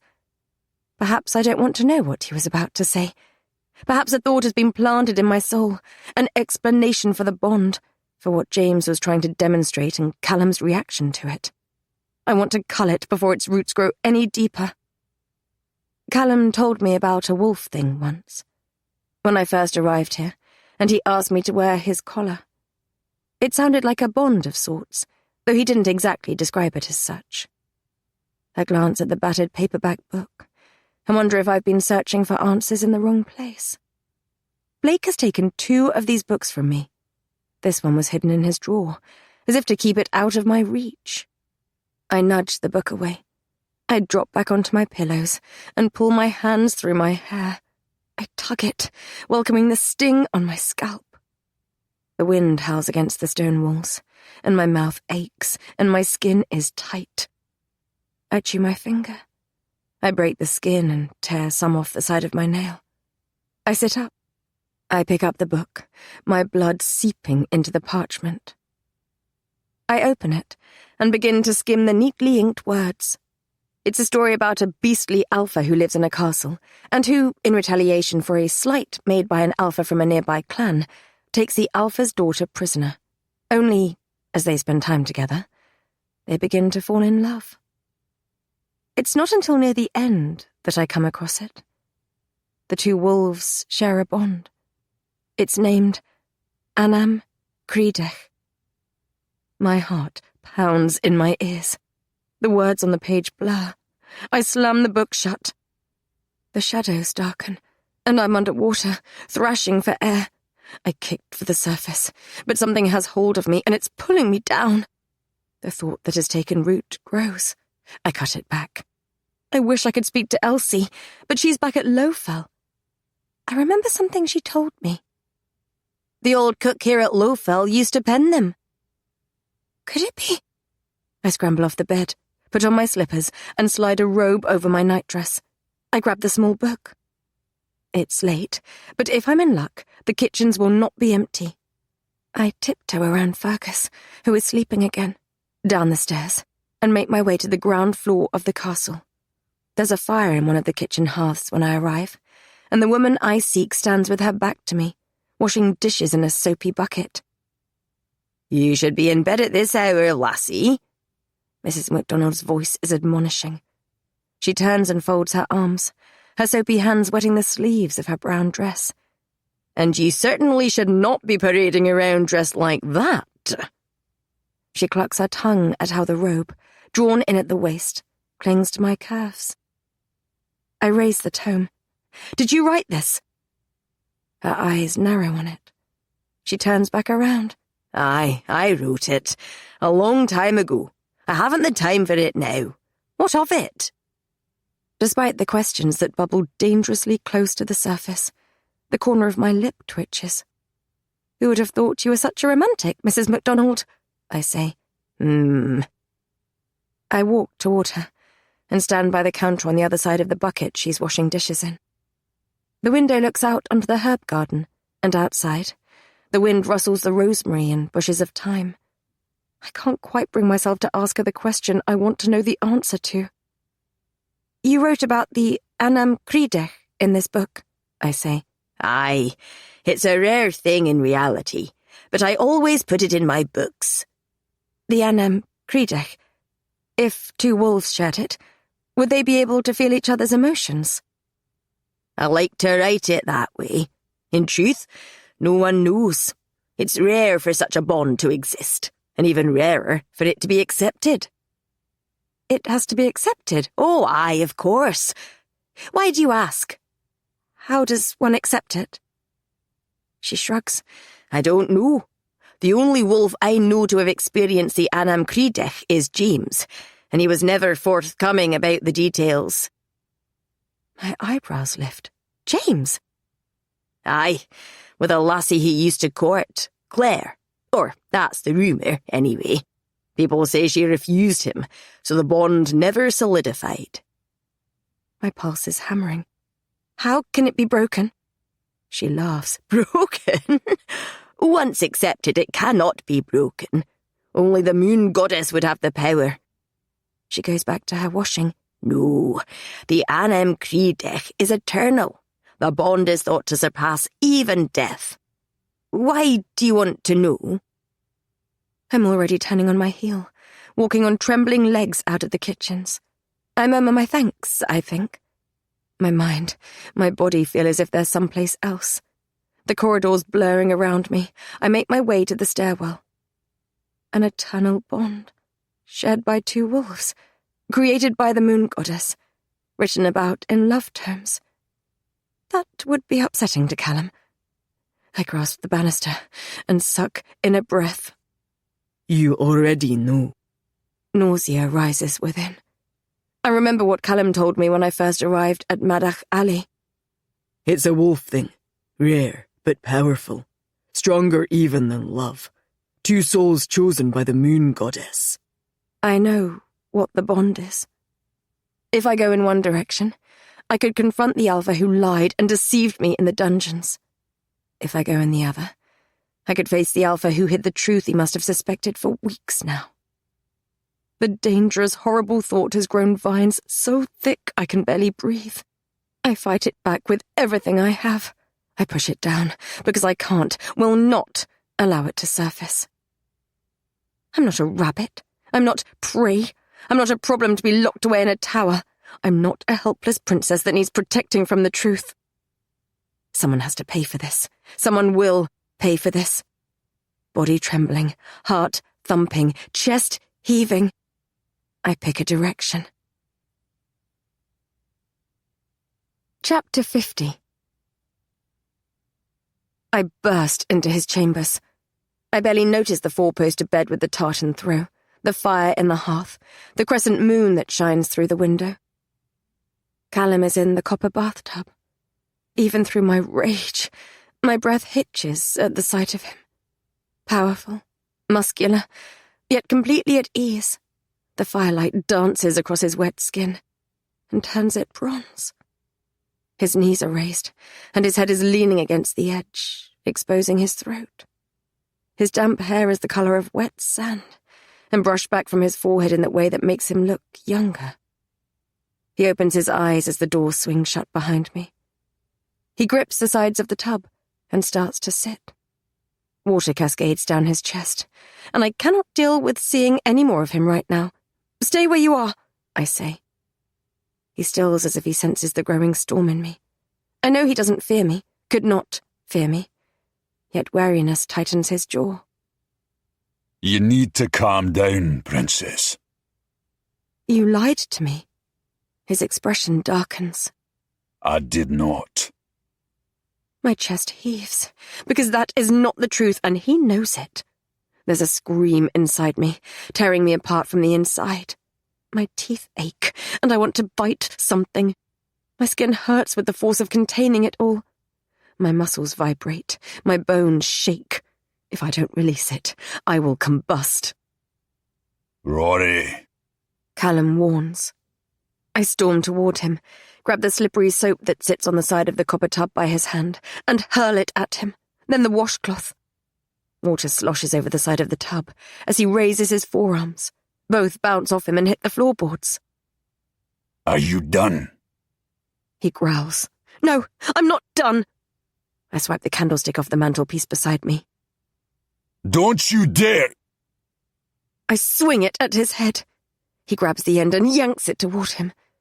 Instead of releasing it, I stumble and have to grip the side of the tub to keep my balance. Am I going to let you do that? He says. My breathing is hard as that wildness in my chest struggles to escape. No. No. He agrees. Drop it. No. Drop it, or I shall make you. The wolf shines in his eyes. You won't hurt me. I'm as convinced of this now as I was when I first set eyes on him.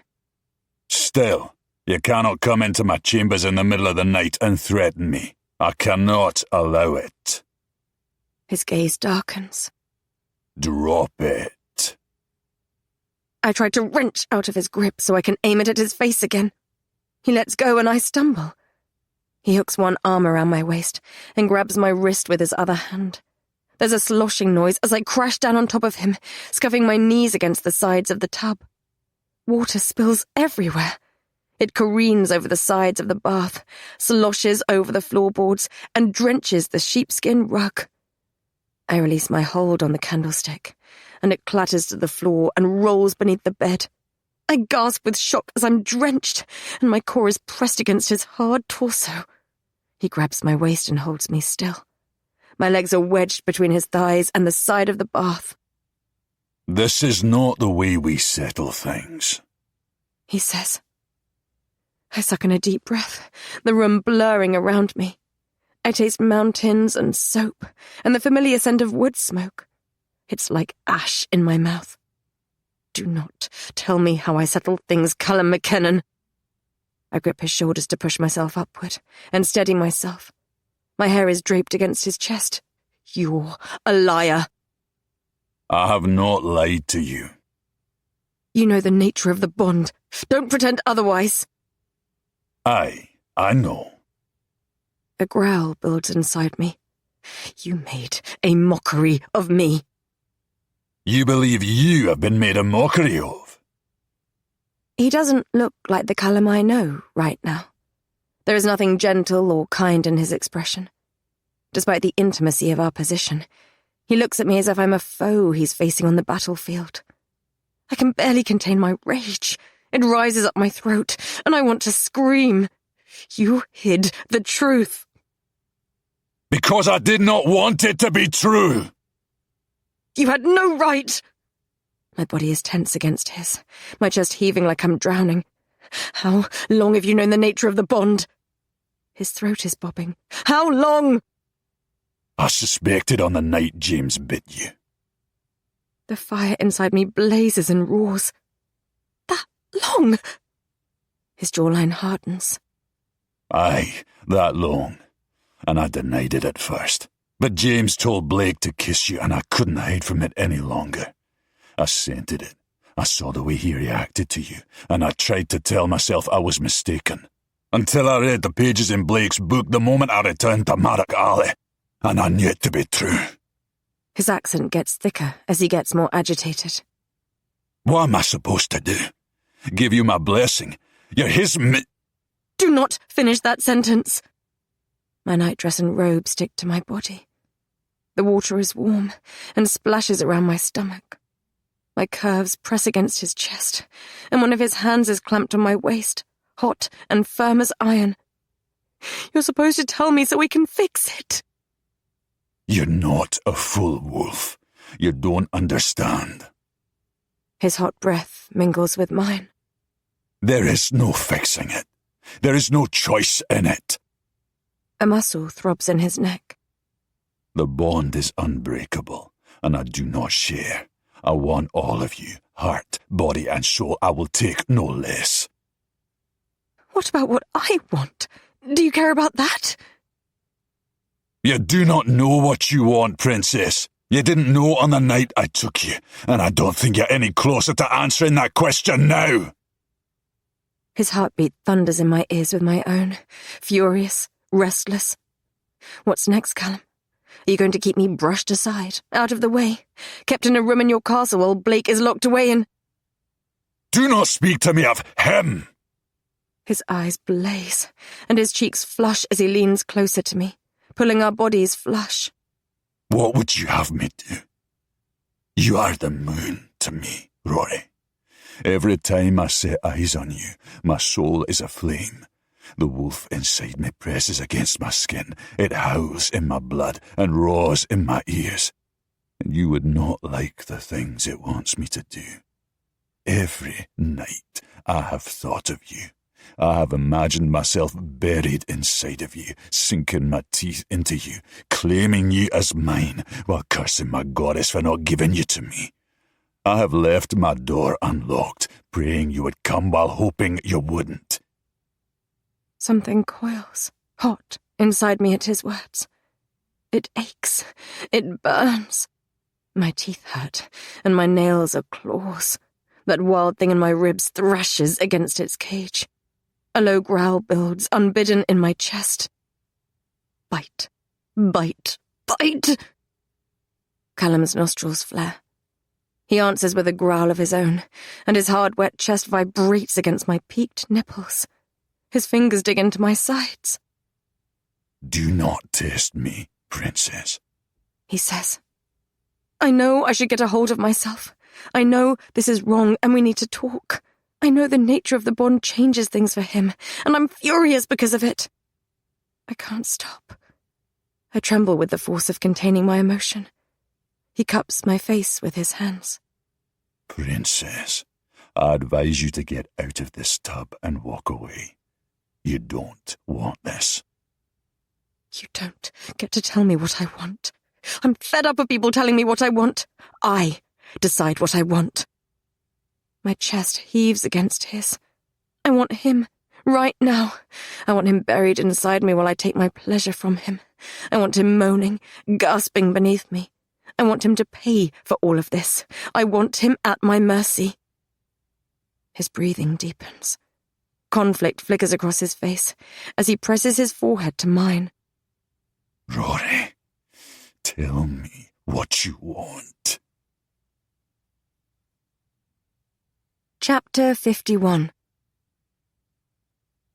Tell me what you want. Callum's hands are firm yet gentle on my cheeks. My nightdress is sopping wet beneath my robe. My core presses against his hard torso. Both of us are breathing deeply. I use his shoulders to push myself upright. The wet tips of my hair touch his shoulders, and his eyes darken on my chest where my nightdress has become translucent. His face is strained, like he's battling with himself. I take his hand and put it on my breast. He makes a low sound. He squeezes, then brushes his thumb over my peaked nipple. My back arches in response. You. I want you. A low guttural growl vibrates in his chest. In a sudden movement, he slides up, grips my thighs, and hoists me up as he stands. Water cascades off both of us as he steps out of the bath. He crouches down to lay me atop the sheepskin rug, between the fire and the copper tub. He hovers over me, his knees between my thighs, and his hands on either side of my waist. My breaths are shaky as he crawls over me and brings his mouth close to mine. I want. I can't express in words what I want, what I need. For once, I want him to stop holding back. I want you to consume me, I breathe. I want you to unleash. I want you to break me so I forget everything other than you. I want you to take me in the way that you want to. He offers me a sad smile as he brushes a strand of wet hair from my cheek.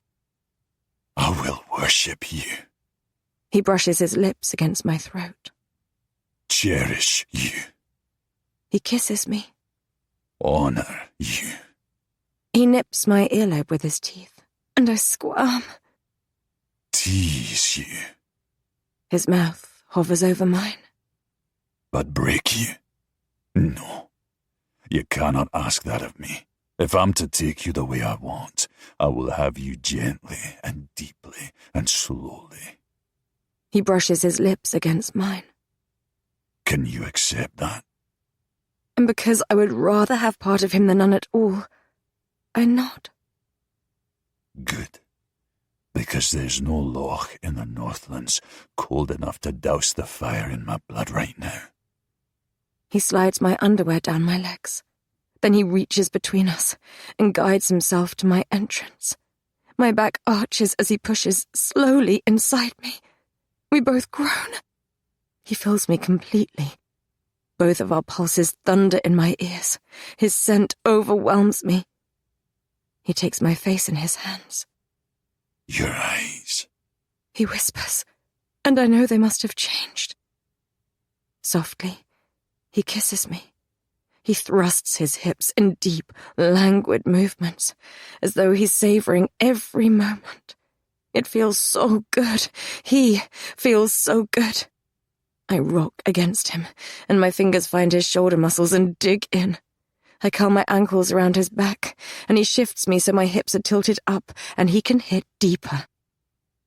Something builds, hot and hungry between us. I can practically sense his wolf, close to the surface, pressing at his skin. Mine answers, teeth bared, claws sharp. He groans and quickens his pace. My core slams against his abdomen, building sweet friction between us that makes me moan. His pulse thunders in my ears, frantic and unsteady, and I feel his control start to slip. It's okay, I mumble against his mouth. Let go. He takes 2 shuddering breaths. For once, he submits to my will, though he makes no question of who is in charge. He thrusts his hips hard. I cry out. He grabs my wrists and pins them above my head as he moves against me. His mouth moves to my neck. I rock against him, meeting his thrusts, desperate for more. He mumbles against me, words in a language I don't understand. I writhe against him and dig my nails into his skin. He brings his lips to my throat. Fuck. He murmurs against my ear. Fuck. His expression is strained, his cheeks flushed. His whole body tenses, and a rough cry escapes from his lips as he lets go. It pushes me over the edge. For a moment, that wildness bursts from its confines, and I'm free. I'm weightless. The scream that has been building inside me comes out in a series of cries as he holds me together, and I melt in his arms. He mumbles against my neck as I come back to myself. Finally, he brings his gaze to mine. He's as breathless as I am. He looks utterly undone. Face flushed, eyes bright, lips swollen. I don't know what to say. I don't think he does, either. He seems familiar, yet strange at the same time. He huffs a soft laugh, slightly sheepish. I return it. He slides out of me and rolls onto the rug. We face one another, and I stroke his hot cheek. He smiles, but there's sadness in it. What do you want now, Princess? The question is weighted heavy, because he isn't asking about tonight. He's asking about the future. Our future. I swallow. You cannot make peace with it, can you? He places his hand on the small of my back and brings me close. I tried to make peace with it. I tried to let you go. I tried to pretend it wasn't real and that it was all in my head. I failed. He shakes his head. The Anam Credeg, it's sacred. If anyone found out what we have just done, if they knew what I had just done with another wolf's. He clears his throat. It's not done in our kingdom. You want to end things between us, don't you? I should feel hurt. Yet a strange calmness settles over me. It's the last thing in this world that I want. But you're bound to him regardless of my desire. Tears glisten in his eyes as he strokes my cheek. If things were different. I incline my head as my decision solidifies. The moon's power can break the bond, Callum. I'm going to find the heart of the moon. I'll use it to break the bond, then I'll bring it back to you. A soft smile graces his lips, though there is a glimmer of disbelief in his eyes. You don't believe me? I don't believe the bond can be broken, Princess. My jaw hardens. I have to try. He pushes his forehead against mine, and my throat tightens as a tear slips down his cheek. Fearsome creature. Wolf. Chapter 52. I wake sometime in the morning. The fire has died, and there is only ash in the hearth. Darkness stains the floorboards, and the rain patters against the window. Still, I'm not cold. Callum lies on his front. His heat sears me, and his scent is overpowering. I think I must be finally accepting that wolf part of myself, because I smell him all over me. Mountains and the dawn light, a hint of wood smoke. His hand is inches from mine on the mattress, as if he reached for me in his sleep, but fell short. He seems so close, yet further away than ever.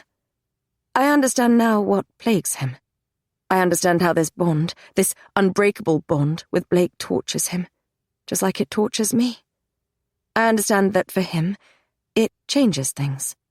Things have changed, I suppose, for me too, though I like to think that if things were reversed, I would at least fight for him. Perhaps it's because I'm not a wolf, or not a full wolf anyway. I have not grown up in the light of the moon goddess. Breaking a bond she has made doesn't seem like sacrilege to me. In spite of everything, a strange peace settles over me. There's something growing in me that I don't understand. Something awoke within me long before I was bitten by James. The night I took Callum's hand and came with him to the Northlands, it burst into existence, and it has been agitated since. I've struggled to find my place here. I've always been defined by my relationships to other people. Even now, that is the case. The wolves see me as either the daughter of their enemy or the consort to their king, and, if the truth about the bond comes out, they will define me by my connection to Blake as well. It's stifling, constricting. I wish, for a short time at least, to be free of it all, to find out who I am outside of that cage. Blake was looking into my ancestry. Philip has made a strange allegiance with the Snowland's queen, and my mother. Lachlan thinks she had the heart of the moon at some point. I want to do something for myself for once. I want to learn about where I came from, and what happened to my mother. I want to break this damned bond. I don't want the day to start. I want to stay like this, sore and sated while he sleeps. I want to memorize his face, soft in a way most will never see. I want to trace the muscles in his back, revealed since the covers are bunched at his waist. I want to kiss the bullet scar on his shoulder and run my fingers through his hair, the colour of wet sand. He opens his eyes, as if he senses me watching him. Morning, Princess. Good morning. If he's embarrassed about last night, he doesn't show it. He smiles. It's the first sincere smile he has offered me since we arrived here, and it lights up his face. It makes him seem boyish, mischievous. I can't help the twitch of my own lips.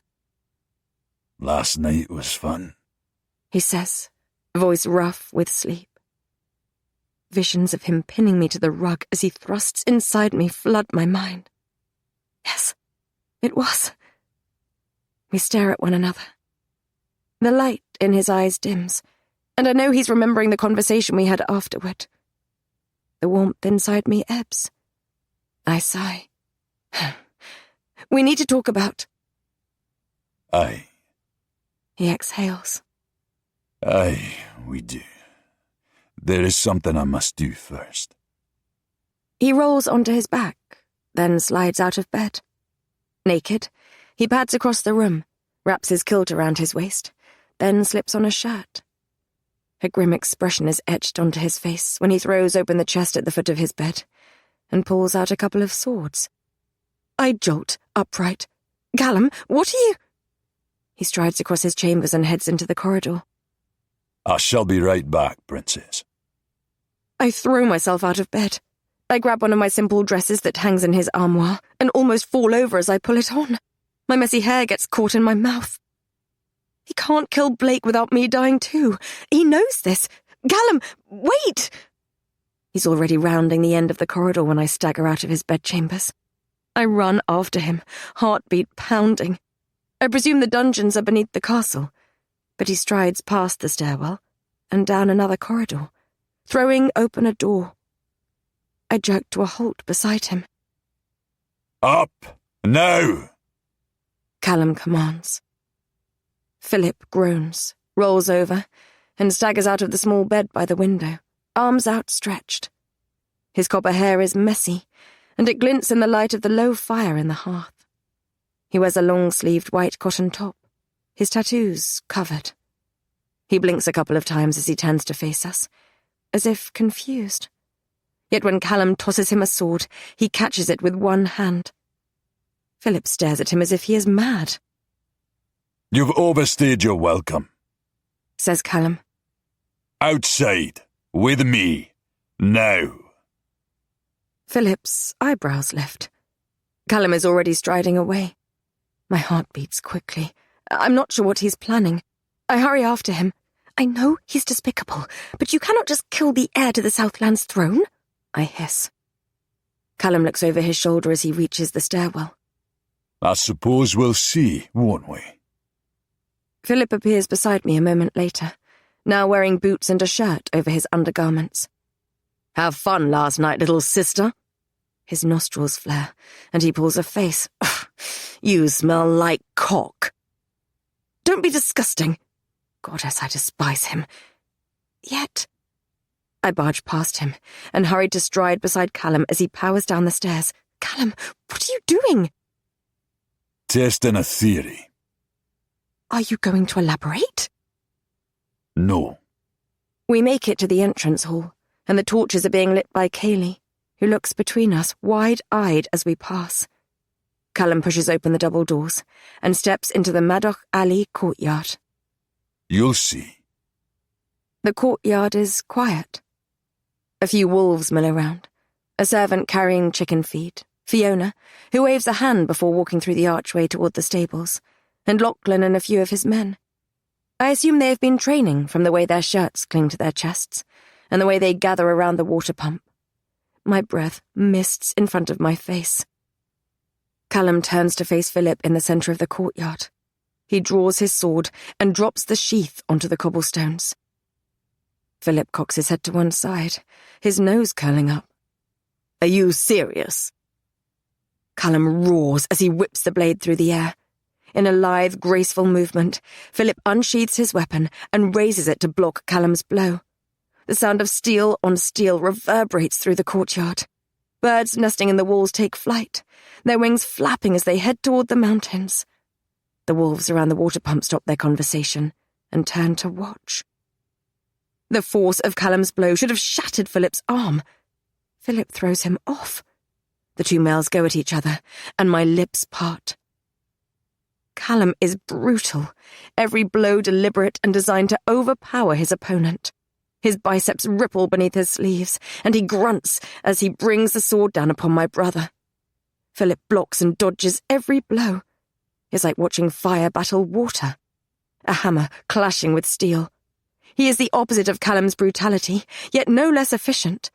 He moves as if he's dancing. A muttering fills the courtyard, as more people going about their morning chores stop to watch. I'm frozen, my mind not able to make sense of what I'm seeing. Callum is a battle-hardened alpha, while Philip is a spoiled, drunken fool. And they are equally matched. Is that all you've got, Princeling? Callum kicks Philip in the torso and sends him staggering back. Philip glances up and smirks. He winks, and when I follow his gaze, I catch Isla scowling through the window above the oak doors. Not quite. Philip goes on the offensive, and I realise I was wrong. They're not a match. Philip is better. He slices his blade through the air and dances around Callum. His moves are ethereal, yet deadly. There must be 12 wolves out in the yard now. They gather around the two with interest in their eyes. Callum's claim to the throne is already weak, and my brother is beating him. If he were to win, I dread to think of the violence that would befall both them and me.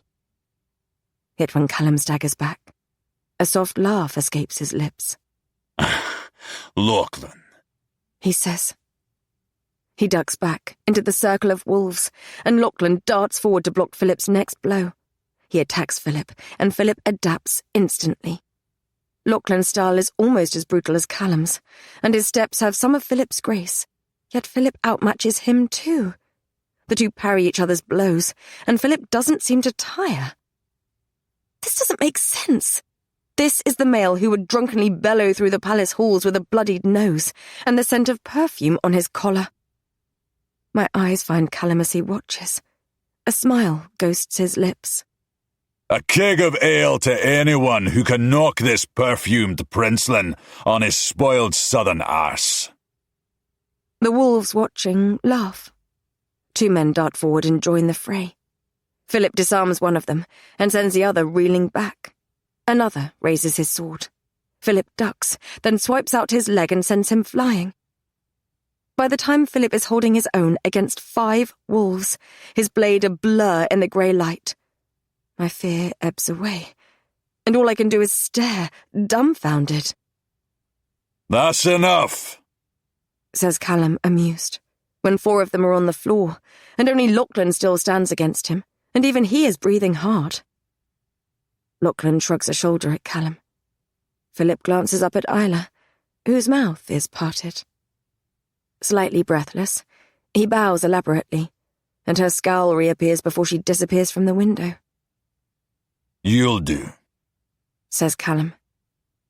Philip turns on Callum, eyes widening. "Do for what?" Callum strides toward Philip and clasps him on the shoulder. "Pack a bag. I've got a job for you." He heads toward me, his expression softening. Something sad swells inside me when he towers before me. "A word, please, Princess. I think it's time for us to have that conversation." Chapter 53. Callum takes me up a narrow stairway to the top of the castle's curtain wall. He walks to the edge and rests his forearms on the stone wall. I stand beside him, and his body heat stops me from feeling the early morning chill. Mist whispers across the loch far below, and thick clouds hide the peaks of the mountains. The evergreens to the left rustle in the breeze, their pine needles black in the low light. For a moment, we are silent, drinking in the peace. I wonder if, like me, he wonders how long it will last. My father took James and me up here on the first night we arrived at Madach Alley, he says, his voice rough. That way is the enemy, he told us. He gestures south over the forest. And that way is home. He inclines his head toward the mountains in the north. Hi, Fal. Aye. He smiles softly. I have thought 1,000 times of what would have happened if I'd not stopped in that spot, by the loch, on our way there. If I'd not left you alone that morning. I should have held on to you tightly, ridden with you until you were safe in my castle, never let you go. It's the most foolish thing I have ever done. And yet, that night with you in the tent when you called me handsome. I called you beautiful. He grins, eyes shining. It was the best night of my life. My throat tightens. His face full of emotion. It's like looking at the sun. I have to look away. It was for me too, Callum. I shake my head. This bond, you speak of it as if there is no choice, as if I have no choice. There is always a choice. You still believe that? You still do not? He shrugs a big shoulder. You cannot choose if you are not free. You are tethered to him, whether we like it or not. The Anam Credech is unbreakable, created by Yalak herself. I don't understand it, but for whatever reason, she has decided you and Blake are... Don't, I say. You're wrong. It's my choice. I'm going to break the bond. If the moon's power created it, then the moon's power can destroy it too. I have prayed to her every night. I prayed for her to give you to me. She has not answered. My heart, my body, my soul. I'm the only one who gets to decide who to give them to.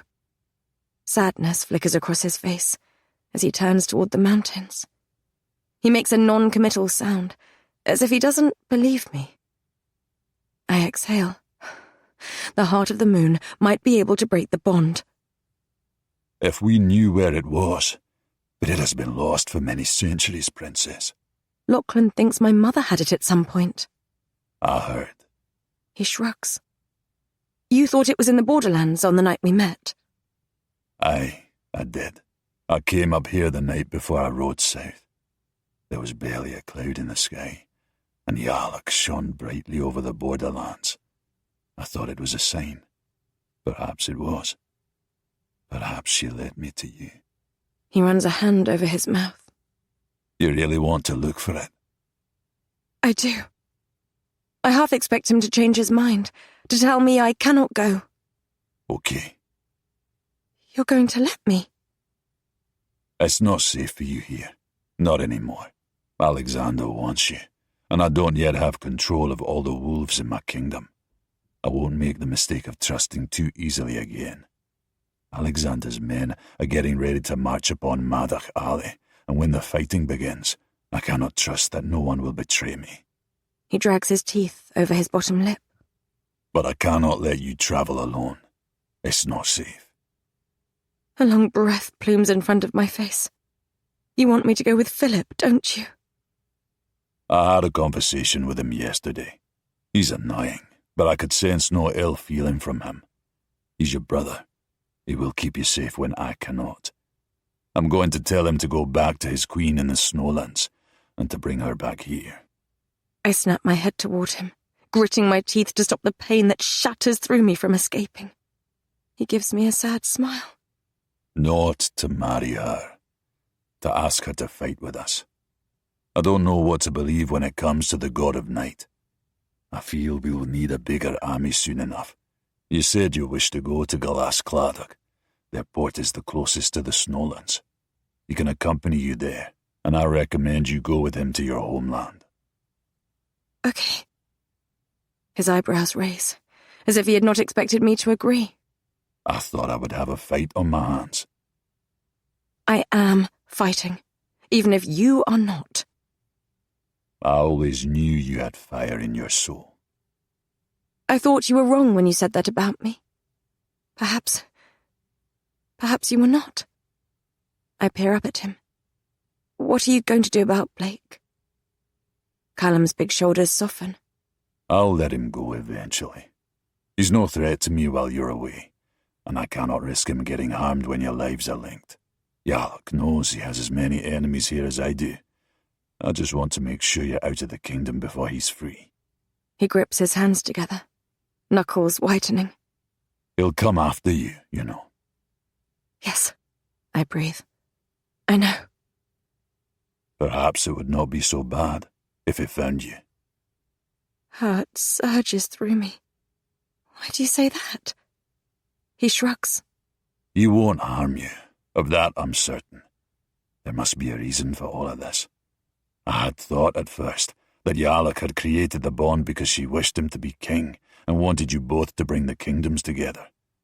But I cannot make peace with the idea that my goddess would want a Southlander on the throne. There must be another reason. He shakes his head. I despise the male, but I believe there is goodness in him, buried deep. I believed that once. Now, I see shreds of it at times. But I had told Callum once that Blake may not be as bad as we thought, and he had told me I was wrong. What changed your mind? The wee lad at Lowfell, Alfie. I realised why I recognised him. I realise I never told him Alfie is Magnus's son, It's how we knew where James had taken you. says Callum. Blake got a message to Madach Ali, and Magnus replied. I'm sure Blake would have us believe he took the lad and his mother as hostages to control Magnus. But the wee lad was a menace, free to roam the castle, happy, healthy, undisciplined. He shakes his head. No. I think he gave them refuge in his castle because he knows Magnus is an abusive piece of shit. I think Blake knows, as I do, that not all men are fit to be fathers. That doesn't make him a good man. No. But it gives me hope that he could be, under the right circumstance. He sighs and his breath plumes in front of his face. The mist is clearing from the loch to expose the silver water beneath. I pick at a loose stone in the wall as I shake my head. Things don't have to change. Things have changed, whether we wish it or not. His voice is rough, quiet. The backs of my eyes burn, because I know he's right. I'll never forget the first time I set eyes on you at the dogfight. The way you held my gaze, stubborn, filled with fire, beautiful. I turn my gaze to the sky. I will come back to you, Callum. This is not goodbye. And I will wait for you. Always. His voice is strained. He straightens and steps back, and I know everything is about to end. I'm not ready. How can I be ready? Will you hold me? My voice is quiet, unsure. He takes a deep breath. There is an endless chasm between us, and I think he will walk away. His heat surrounds me as he steps behind me. He wraps his arms around me, pulling my back to his chest and placing his chin on my head. Aye. I cocoon myself in his solidity, his safety. I try to suppress it, but a hot tear slips down my cheek. He sniffs behind me, his heartbeat thudding against my back. Together, wrapped in each other's arms, we watch the sky over the mountains. Chapter 54. My heart is heavy as Philip and I ride away from Madach Ali. We must go west, to the small seaport at Glas Cladoch. First, on Callum's orders, we take a route through a valley to the north to avoid Alexander's army, who have been spotted riding in our direction. I ride a small chestnut horse named Heather, prepared for me by Fiona, who hugged me tightly before I left, and told me she hoped our paths would cross once more. Mrs. MacDonald packed me a bag of bread, dried meats, and nuts, as well as another of her love stories, which she tucked within the other items with a wink. Callum brushed his lips against my forehead, eyes shining in the cold sun, and gave me the small silver letter opener I took from the Borderlands that I once tried to stab him with. Go for the throat, He reminded me, his voice strained. I'll find the heart of the moon, and I'll come back to you, I told him in response. And then, Philip and I were on our way. I didn't say goodbye to Blake, though the bond tugs as the mountains rise up on either side of us. Darkness grows in my chest, and I'm not sure if it's linked to the sadness I feel, or whether I'm feeling his emotion. I think he knows I'm gone. Philip rides ahead, his gait casual, only one gloved hand on the reins of his horse. He's dressed in his long blue coat with a high collar, and the sword Callum gave him is strapped to his back. I know he has daggers attached to his belt, too, other than grumbling about his slumber being interrupted, and his despair that we left before he could have breakfast. He has had the good sense not to speak. I'm not sure if it's compassion for my situation, or whether, like me, he feels awkward. We are both siblings and strangers. Back home, we played the parts of a prince and a princess who didn't much like each other. So much has happened to both of us since then. It's hard to know what roles we now fit into. When clouds gather in the afternoon and the sky opens up, it does little to heighten my mood. I bring my horse beside Philip, irritated. Are you sure we're going the right way? Yes. How can you bear north when we cannot even see the sun? Callum said we should have reached a forest by now, at which point we are to turn west. I taste the rain, and my cloak is starting to stick to my body. If you wish to take the lead, be my guest, little sister. His red hair is flat, and rain rolls over his mouth. But while I shiver, he seems at ease. I didn't ask to become bodyguard to your spoiled arse. Must you be so constantly unpleasant? Must you?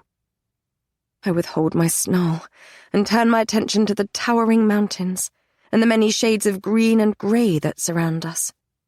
Not for the first time since we set off. I wonder if I'm doing the right thing by travelling with him. I can barely stand his company. By nightfall, I'm convinced we're lost, yet Philip seems triumphant when a woodland comes into view. There, see? The forest we were looking for. We'll make camp until dawn, he says, heading into the tall trees. I follow, because it's better than roaming the mountains in the dark, searching for the actual forest we were supposed to turn west at. I'm sure this is not it.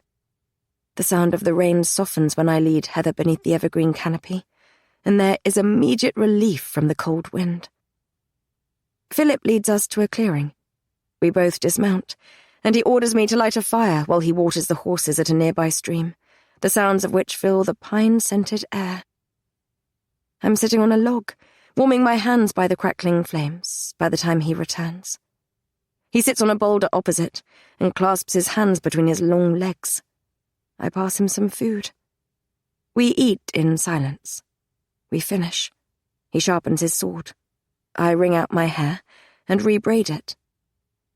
A stubborn part of me wants to maintain this silence, to suppress all my questions because I don't want him to get the incorrect impression that I care about anything that happens to him. My curiosity outweighs it. His past is my past. I need to know. Are you going to tell me what happened to you? I ask. That depends. On? Whether or not you ask me nicely. I glower at him over the crackling flames. Oh, please, Philip, please tell me what happened to you, because I really care. Sarcasm is quite unbecoming of you, little sister. He shrugs, then sheathes his sword. He props it against the boulder. What do you want to know? I don't know. Everything. Did you know Mother was a wolf? When did you get bitten? Was it before you left the palace, or after? Before. Shock slams through me, and I tried to pull back my reaction so he can't see my hurt. If it happened before he left, he must have known about Mother, about me, and never told me. I should expect no more from him, yet he's my family. His expression softens. I was not pleasant to you growing up. I know that, he says. In my defense, I didn't like you very much. My hurt turns into irritation, and my fingernails dig into my palms. Oh, well, that's okay then. A thick silence extends between us, and I can't stop the question that has plagued me for years from erupting. Why? I was jealous, I suppose. Jealous? Of what? He sighs dramatically. Oh, I don't know. You spent your days swanning around the palace, dressing in fine clothes, preening, playing music, watching plays, embroidering. All the while, I had to train to go to war. I never wanted to learn to kill humans or wolves. I certainly did not want to be up at dawn every morning, failing to impress our father, constantly being told what a disappointment I was. He shrugs. Before she died, you were always Mother's favourite child, and I was Father's. When Father sent me to war, it was to toughen me up, because he believed I was too soft. I didn't see what was wrong with being soft. It always seemed to me that you got the better part of it all. I had never thought of it this way, yet I release a bitter laugh. I didn't, Philip. I was powerless. You have no idea what it was like to be a woman in that situation. I had no voice, whereas you always did. You got to escape it. Do you know what my escape was? I was supposed to marry Sebastian. He looks up at the tree boughs overhead, as if he can't quite meet my gaze. I heard about that. He runs a hand over his mouth. Since I met Ingrid in the Snowlands, I realize some of my perceptions may have been incorrect. I'm just saying, that's how I felt at the time. And alongside my envy, there was a hunger growing within me that I couldn't understand. I tried to drown it out with drink, and fill it with women and men, and appease it by picking fights. Yet I was never sated. You always seemed like you were at peace. It never occurred to me that you may be going through the same thing, and were more adept at hiding it than me. You could sense you were a wolf. I began to suspect it just before Mother died, yet I didn't ask her. I was afraid, I think, of the discovery, of the answers, of her outing me to Father. When she passed, I started looking into wolves. I read everything I could get my hands on in the library. If anyone saw me, I told them I was researching my enemy, so I'd know how to kill them better. One day, one of the guards saw me. He told me there were wolves in the dungeons beneath the palace, if I wanted to see one up close. Something coils, serpent-like, around my insides. Philip cocks his head to one side. What? Is that where you met Blake? I ask. My voice is barely audible over the rain pattering on the evergreen canopy and the stream nearby. I'd seen him around, but that was the first time we spoke. One night, my curiosity got the better of me. I went to see what lay in the depths of our home. There he was. You're looking better than the last time I saw you. Philip had said that to Blake when we were at Maddock Alley. He'd been tortured. Yes. So you can imagine how my fear of discovery grew on finding him and the other prisoners down there. I shake my head, disgust writhing within. You did nothing. Would you have done differently, little sister? I shake my head. I like to think that I would have tried to help. But perhaps that is fanciful thinking. Perhaps I'm as much a coward as my brother. I don't know, Philip. I tried to distance myself from what I'd seen. I tried not to think about it. It haunted me, though. It would be my fate if Father ever discovered what I was. Honestly, it had never occurred to me that you would share the same affliction, the same fate. I was too wrapped up in myself. The only saving grace was that I knew I was a half-wolf, and I had not yet been bitten. What changed?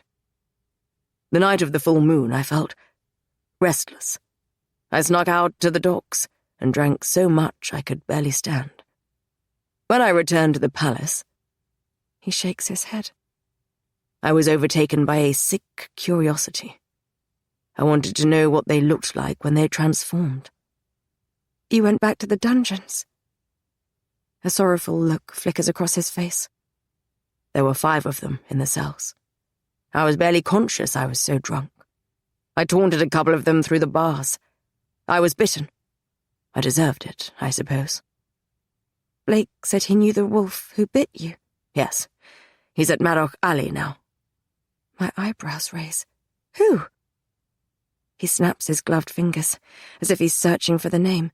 The man with the dreadlocks and the southern accent. Jack? Yes, that's right. Jack. Shock blooms inside me. I'd never asked how Blake met his right-hand man, but I didn't expect them to both have been prisoners within my father's palace. Darkness spreads inside me, as something else occurs to me. Jack is part of Blake's clan. That makes Blake your alpha. The thought that Blake is playing a bigger game intensifies. It can't be a coincidence that he has managed to become alpha to both the prince and the princess of the kingdom that entrapped him. As much as I protest that Blake is not my alpha, his bite still marks my shoulder. Philip shrugs.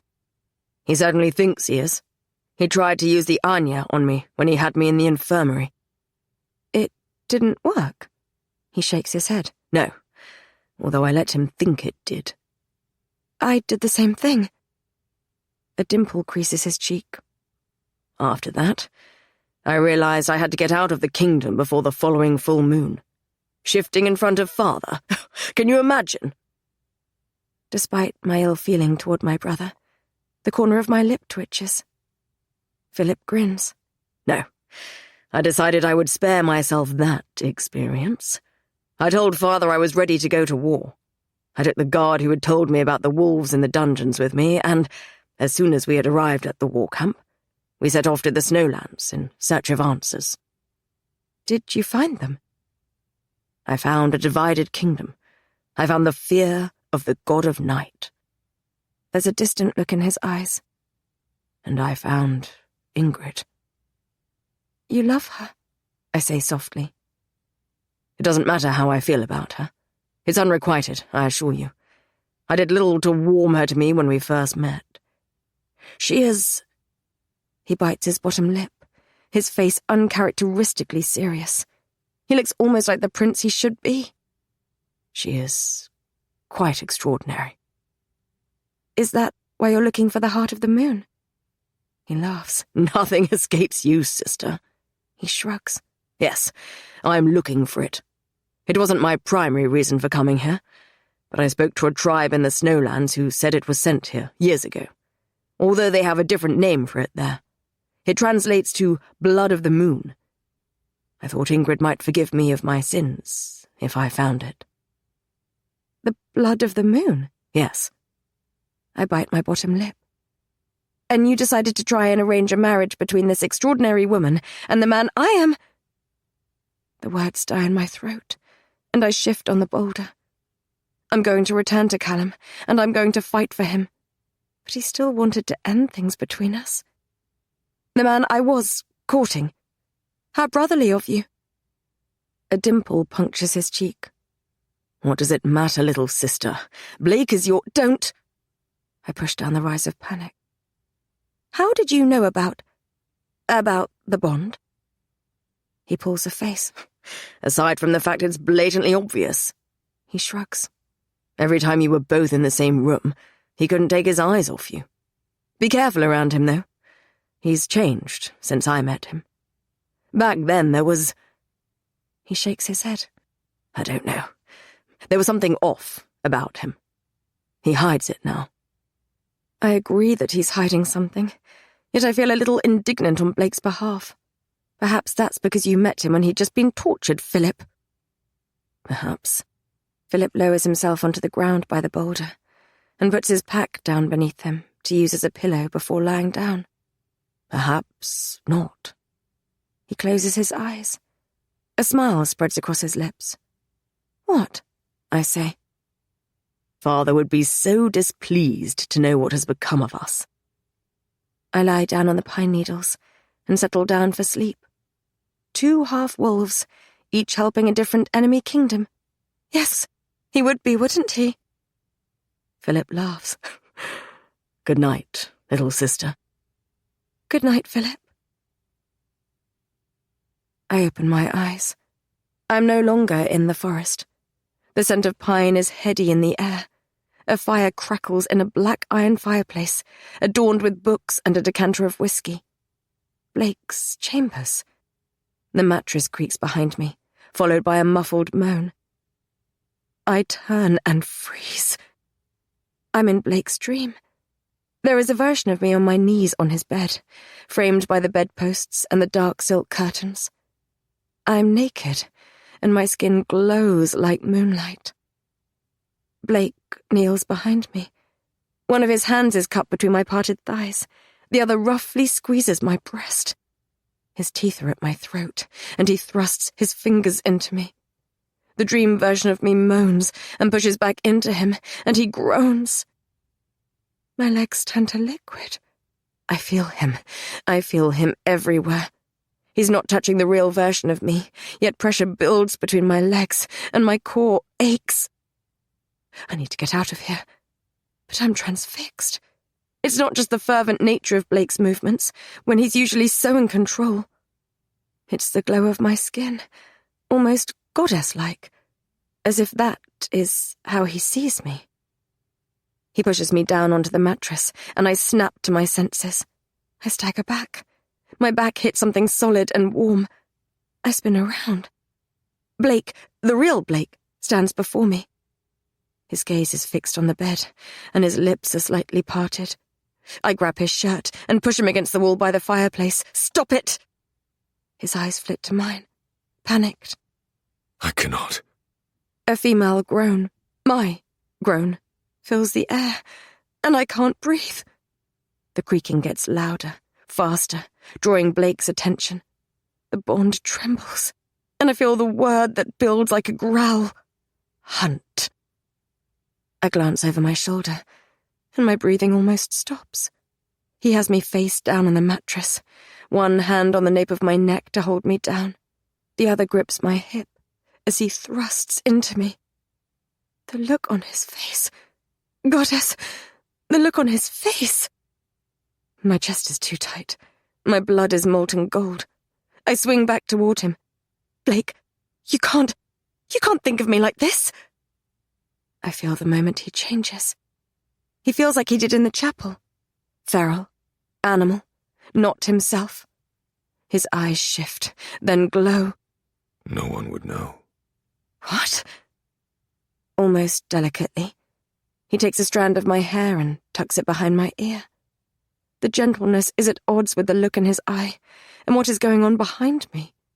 My breath catches. It's just a dream. He says. We don't have to do it my way. I can be gentle, if you like.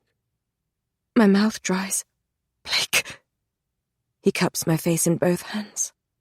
Let me have you. Just once. Please. My insides combust. He is begging. Blake is begging. And I know he is manipulating me.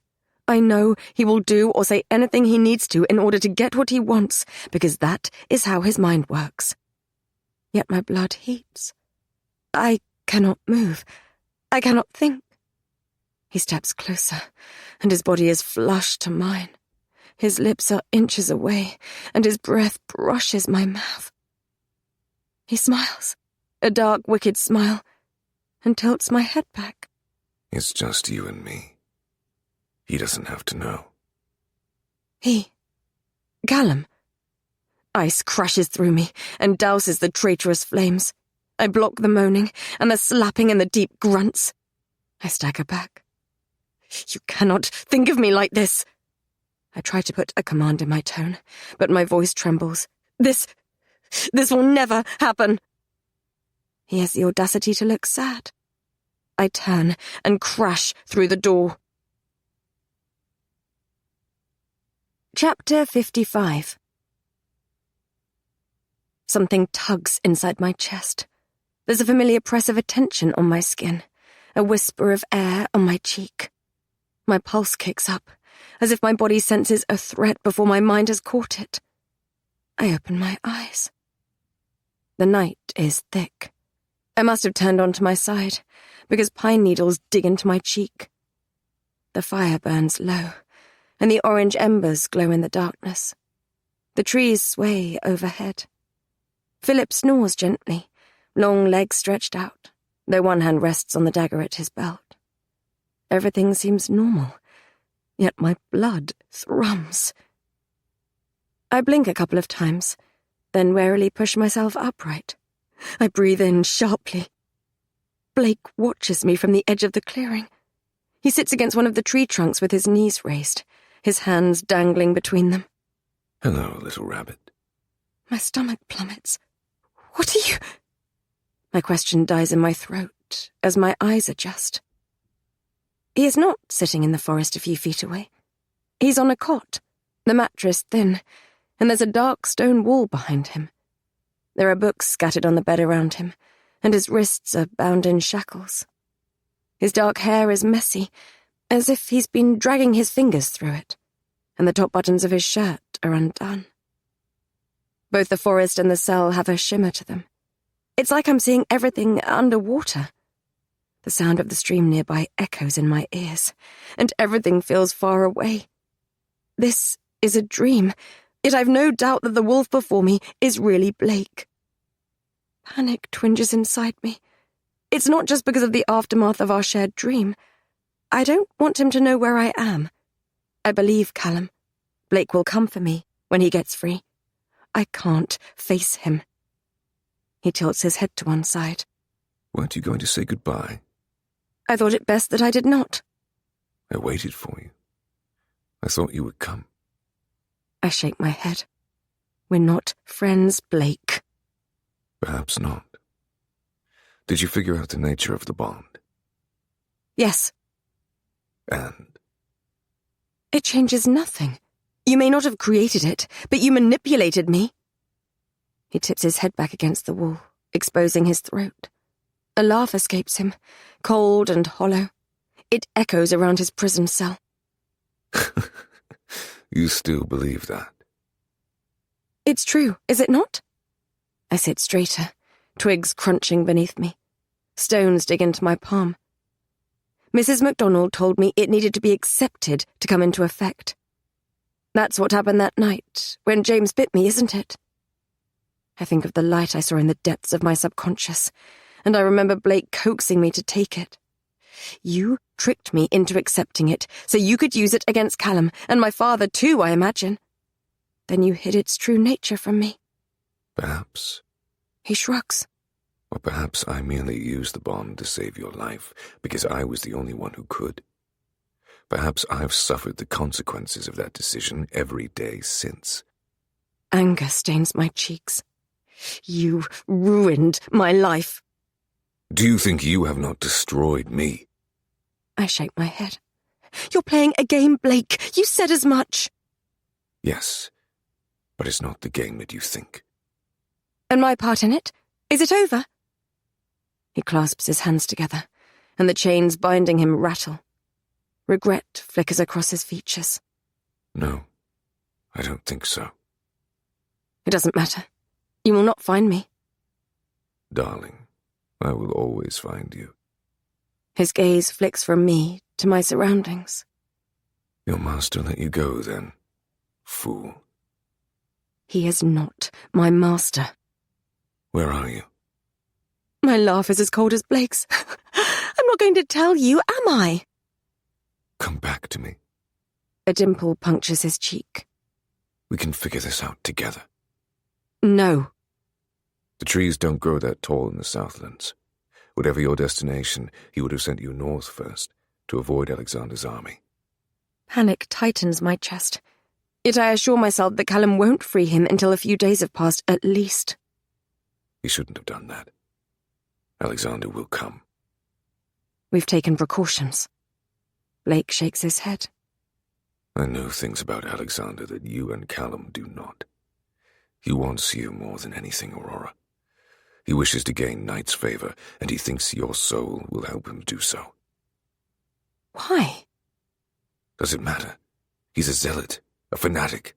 He will come for you. He will track you down. My heart beats faster as the trees rustle. We're in the middle of nowhere. Alexander doesn't know these lands. He has an army of humans, and they're distracted by Callum. We'll be fine. I'm not sure if I'm trying to persuade Blake or myself. His gaze moves to my brother. You're with Philip. Did he tell you how we met? Yes. Ask him who else was in that dungeon with me. Ask him what happened to Alexander when you told your father of his treason. His tone is pointed, and my breath catches in my throat. I recall something Alexander said to Blake when he chased us to the chapel. If it isn't the king's favourite pup, I missed you, Blake. I miss the sound of your screams. I dream of them sometimes. Do you dream of me? My mouth dries. Alexander is a wolf. Blake leans forward. Listen to me, Aurora. Your life and mine may depend on it. I tried to use the Anya on Philip. It did not. The wind changes, and my skin pebbles. I catch a scent. Seawater and steel. I straighten and look sharply over my shoulder. Blake stiffens. What is it? I don't know. I thought I sensed something. Blake looks over my shoulder, and his nostrils flare. He jumps to his feet, uncharacteristic panic etched upon his face. Aurora, you need to wake up. Get away from... Male voices echo in the distance. I stumble to my feet. Blake! He moves toward me, holds out his hands, bound in chains. I reach for him. My fingers slip through his and grasp only air. Run! My eyes jolt open. Philip is already on his feet, one hand on his sword, the other held out toward me. I grab it and let him pull me upright. The crunching of twigs surrounds us on all sides. The whispers of men twist with the rustling of leaves. Sweat and steel taint the forest-scented air. The horses are by the stream, Philip whispers, voice urgent. Ride west. I'll kill. The air slices in two behind him. He shoves me back as his eyes widen. A thunk reverberates through the clearing as he staggers forward. He turns and flings one of his daggers between the trees. There's a cry, then a thud as he hits his target. My heart plummets. There's an arrow protruding from Philip's calf. He pulls it out. Go! I'll follow. Together, come on! I grab his arm. He limps toward me just as something slices through the air once more. Philip takes me down with him as an arrow sinks into his side. His sword flies across the clearing. Fuck! I try to drag him to his feet. Footsteps crunch toward us, and our gazes flick up. A figure emerges from the shadow-drenched trees, packed with muscle and dressed in a finely embroidered black coat with the borderland symbol, a star, etched upon its breast. Alexander smiles. Hello, love, he says. My heart stills. Philip starts to push himself up, hand curling around his other dagger. Down, pup. Alexander's eyes transform, blazing with the wolf he hides within. Philip sinks to his knees and drops the dagger. A crease forms between his eyebrows, then his nostrils flare. Aurora, run! Philip, what are you doing? I demand. Quiet, says Alexander. Philip shuts his mouth. Panic writhes inside me. I shake my head. Philip? What? I'm sorry. His skin is pale. I didn't know. I swear it. I didn't know. They had shifted. I thought it was Jack. My throat is tight as more men emerge from between the trees. Alexander, is your Alpha? I breathe in horror. You were pissed out of your mind, pup, says Alexander. I'm surprised you even remember getting bitten. We both sank our teeth into you. It seems I won the claim. Lucky me. He throws shackles onto the floor before us, and his eyes shift. Put these on your sister. We're going to the Grey Keep. Chapter 56. Silver cuffs bite into my wrists. My arm is wedged against the carriage door, and one of Philip's knees is pressed against mine. He is in shackles too. The scent of his blood hangs in the air, and he groans when we hurtle over a bump in the road through the mountains. Our father will see you hang for this. Philip's voice is hoarse. Alexander sits opposite, thighs parted. Your father's a cunt, and when I've achieved my goal, he'll be dead. As will you. Waves of panic keep riding over me. I try to calm myself, but my breathing is fast and my skin cold. This is too similar to what happened with Sebastian. I escaped that, yet I don't think I'll be so lucky this time. How about you show me what else you learned while you were being a whore to that high-fell beast? What do you want with me? I ask. Shh. Alexander leans forward and takes my chin between his finger and thumb. My soul recoils. Save your strength for later, my love. Get your hands off me! I spit in his face and jerk back. Philip stiffens. Alexander merely drops his hand and laughs, a low, gravelly sound that sends a shiver down my spine. He leans back, wipes the saliva off with his fingers, then sucks them. Fear tightens in my chest, and Philip shifts slightly, as if he can put himself between us. Alexander's eyes shift. If she moves against me again, deal with her. Philip's jaw clenches. A vein throbs in his neck. I sense the wolf beneath his skin, as if it's fighting Alexander's command. If I'm going to do something, it needs to be now. I grab the letter opener Callum gave me from my pocket and hurl myself at Alexander. Philip's anguished roar fills the carriage as he grabs me by the middle and slams my head into the door. Pain bursts into my skull. Philip's eyes swim with tears. I'm so sorry. The last thing I see is Alexander's wide grin. Black. I groan. The scent of seaweed and sweat permeates the cool air. I peel open my eyelids and push myself onto my forearms. It takes my eyes a moment to adjust to the darkness. I'm in a cage. No, a cell. One of the walls is curved and barred. I touch my head. My hair is wet and sticky. Blood. Panic tightens in my chest. Philip is not here. I'm alone. I'm going to die. Someone is mumbling not far away. Stop your whining.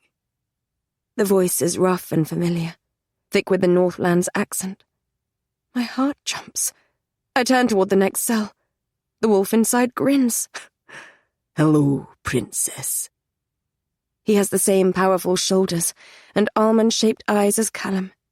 For a moment, I let my heart tell me it's Callum who sits against the damp wall, that this man's kilt is the Highfell tartan, not the pattern that combines all the clans. Until I'm forced to confront the tangled brown hair that brushes his shoulders, and the ink that covers his arms. James? Shouldn't you be up there with that southern bastard? He gestures with his chin at the ceiling. Where is my brother? Your brother? Alexander took him too. James tips back his head, and a low, gravelly laugh fills the cell block. They said Alexander was a mad dog, but he's kidnapped both of the heirs to the Southland's throne. Fuck me. We really are in trouble. A low moan comes from the cell next to James's. I should never have come here. I should never have fucking come here. Be quiet, lad, says James. I straighten. Ryan, is that you? My eyes adjust. Beyond James's great bulk, Ryan sits with his back to the wall and his hands in his coppery hair. He looks up. Hello, princess. He tips his sharp chin toward James. I found him. That you did, lad, says James. And if we ever get out of here, which seems fairly unlikely given the circumstances, perhaps the next time my wee treater of a brother sends you on a mad quest, you'll remember what happens when you follow his orders instead of mine. I push down my rising anger at his insult to Callum. A growl, female and irritated, echoes off the damp walls before I can respond. Can everyone shut the fuck up for 5 fucking minutes? Allow me to introduce you to my delightful mate, Claire. James nods at the cell beside mine. The woman who snarls at James through the bars on my other side is far from the pristine, well-put-together alpha I met at Lowfell. Her dark hair is wild and tangled around her face. Her shirt is torn and baggy, and there is dirt on her cheeks. She bares her teeth. Call me that again, and I'll rip your balls off and feed them to ye. Don't mind her, says James. She gets irritable when she hasn't eaten and starts acting like a— Call me a bitch, I fucking dare ye. Claire's eyes flash in the darkness. James grins and raises his big hands in faux surrender. Claire slumps against the wall. That's what I thought. Arsehole. We've already met, I say. Of course. James rests his head back against the wall. While you were planning your wee rebellion. How is that going for you, Princess? You're here, and my brother isn't, so I take it things didn't work out between the two of you. Shame. I clench my teeth as my blood roars. Your big plan was to rescue Claire, yet here you are, trapped in a cage alongside her. I take it your plans haven't gone particularly well either. Claire laughs. To my surprise, James laughs too. No, they haven't. I narrow my eyes. You lack honor. You told me you'd let me stay in your kingdom if I killed Sebastian. I did as you asked, and you broke your promise. I'm not sorry for it. I'd do it again. A snarl scrapes my throat, and the corner of James's smug mouth twitches. Callum should have killed you, I say. He should have. My brother has always been too soft to do what needs to be done. Mercy is not weakness, I snap, aware that I'm somewhat contradicting myself. Then you must think highly of me for sparing my brother's life. My spine is a rod. Callum is stronger than you. He won the challenge and showed you mercy, just as he would have won the challenge between the two of you years ago if he had not let you win. A muscle flexes in his jaw now, as if I've gotten beneath his skin too. No, I'm the dominant wolf. That's always been the case. But I love my brother. I didn't want to kill him for the sake of a southerner. Now, you have torn my kingdom apart. My fingers curl into fists. You did that, not me. I never did anything to provoke such ill feeling from you. I was never your enemy. That morning we met, I offered to help you and your kingdom. If you had kept your word, if you hadn't sold me out to Sebastian, if you hadn't attacked me, none of this would have happened. James growls. You are wrong, Princess. You are my enemy. Your blood is my enemy's blood. Your people are my enemy people. Since the time of the Elder Wolf, you have ravaged our lands and taken from us. You have brought us war, and you tried to rule us when all we ever wanted was peace. The moment I first laid eyes on you and smelt my brother all over you, I knew you were trouble. What did you expect me to do? Let you live? I knew it was only a matter of time before you left Callum and took our secrets to your people. You would have doomed us all. You doomed yourself, you pig-headed fool. I did not intend on spilling your secrets to my father. I did not intend on leaving Callum. Yet here you are. And where is he? His raised voice echoes around the dungeons before he shakes his head. It's not your father I worry about. I scented Blake on you too that morning, and I knew exactly what it meant. 2 southerners, one a half-wolf from the borderlands who became alpha of one of the most feared clans in the Northlands, schemed his way onto my father's council and blatantly had designs on my throne. And the other, the daughter of our enemy king. That, I thought, is not an alliance I want to contend with. I have no alliance with Blake. Of course you don't. He runs a hand over his jaw. I showed my brother mercy. I did not kill him, even though I could have. But I made sure he saw what I did. I made sure he'd read the book I found in Blake's chambers, because I needed both of you out of Madoc Alley before you created any lasting damage, so that my brother could fight the war that your people started. I'm glad you got what you wanted, I spit. You think this is what I wanted? He shakes his head. I want to be drunk and warm with a lass in my bed. Thanks to you, I'm here. You were a threat to me then, Princess. You're a threat to me. The torches that line the wall flicker and dim, one by one, and James shuts his mouth. The shadows thicken, and I feel them, cold and restless, writhing like snakes over my body. A low rasping hiss travels down the corridor, and the hairs on the back of my neck stand on end. I think about the bit of shed skin that Blake picked up when we found ourselves in Knight's prison. A hole is carved in my chest, and the darkness slithers up through my nostrils. That wild thing, deep within my soul, tries to break free. I can't afford to lose consciousness. Not here, not now. I clench my fists. I dig my nails into my palms, drawing blood. I barely notice James's grunt on one side of me, and Claire's body stiffening on the other. The sound stops. The torches flicker back to life. I let out the darkness on a long breath that mists before my face. I turn to Claire. What was that? I breathe. But I think I already know. We call it the Dark Beast, says Claire. Knight's prisoner, I whisper in horror. James runs a hand along his jaw.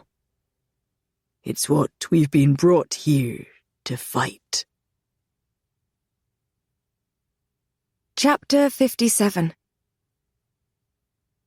The hours bleed together. I bring my knees to my chin and clutch my legs in an attempt to keep warm. The torches flicker on and off. I've never been this cold before. My head throbs as blood trickles from the wound Philip gave me, then dries on my cheek. No one speaks. Despair hangs in the air, acrid and heavy. James mumbles something every so often. Ryan whimpers. I just want to sleep. I fall between the nightmare I'm trapped within and the terrors that haunt my dreams. Both are dark and restless, filled with prison cells and darkness. They plague me until I can no longer differentiate between the two. All I can feel is the cold, oily terror that curls like a snake in my chest. It suffocates whatever wolf I have within me. It whispers that I will die, that no one will care, that my life will have amounted to nothing. All of this has something to do with the god of night. Callum told me that his acolytes used to sacrifice wolves to gain his favour. Does Alexander intend to sacrifice me? Will he kill my brother, too? Alexander must have guards. Perhaps I can persuade one of them that killing the heirs to the Southland's throne would be ill-advised. I don't want to use the name and title of my father, the man who killed my mother, to save myself. But I don't want to die either. I need to save Ryan, too. My mind frantically whirs through every possibility until dots dance before my eyes, and I slump against the wall. Hopelessness crashes over me. I hear my mother's voice echo in the darkness. Have courage, little one. I don't know how much time passes before footsteps approach the door. Hooded guards enter the kennels and open all the doors except mine. Wolves are dragged into the corridor. They're too weak to fight, and they're shackled, and collars are placed around their necks. James grabs the bars of my cell before he's led away. Does he know you're here? He asks hurriedly. Callum? James looks at me pointedly as the guard shoves him forward. No, not Callum. Darling, I will always find ye. Cold darkness spreads through my veins. Yes. He nods. I'll try and buy you some time. What are we going to do? Ryan asks behind him. You're going to do nothing, lad. Chained together, they're led away. A key turns in the lock, and I jerk my head upright as finally someone comes for me. I spring to my feet. Listen, I don't know what Alexander has told you, but I'm the Southland's princess. My father would reward you greatly if... The man who walks into my cell looks like a phantom, in dark robes with a hood that conceals his face. He grabs my arm, and his fingers tighten painfully around it. I catch a glimpse of a tattoo, a key with crescent moons in the bow on his wrist. Night symbol. My hope flickers out. Alexander's guards are zealots like him. We don't answer to your father, he says. He drags me into the curved corridor. Are you going to sacrifice me to your god? My teeth chatter with the cold as he drags me up some stairs. We need to check you're the right one first. The right what? The man says nothing, as I'm pulled through a door and down a corridor lit by flickering torches. The walls are damp and coated with a layer of lichen. The scent of salt and blood hangs in the air, and there is noise ahead. Shouts and jeers, the rattle of metal and a roar of pain. Ahead, 2 cloaked figures guard the exit of the corridor. I'm shoved past them into a dark amphitheatre, and the echoing roar is almost deafening. My heart stops. The wolves are on their knees in a circle, beaten bloody and chained, perhaps 20 in total. I search for Ryan, but my attention is stolen by the cloaked figures who watch them, watch me from the tiered seating. Alexander sits on what looks like a stone throne on the other side of the circle.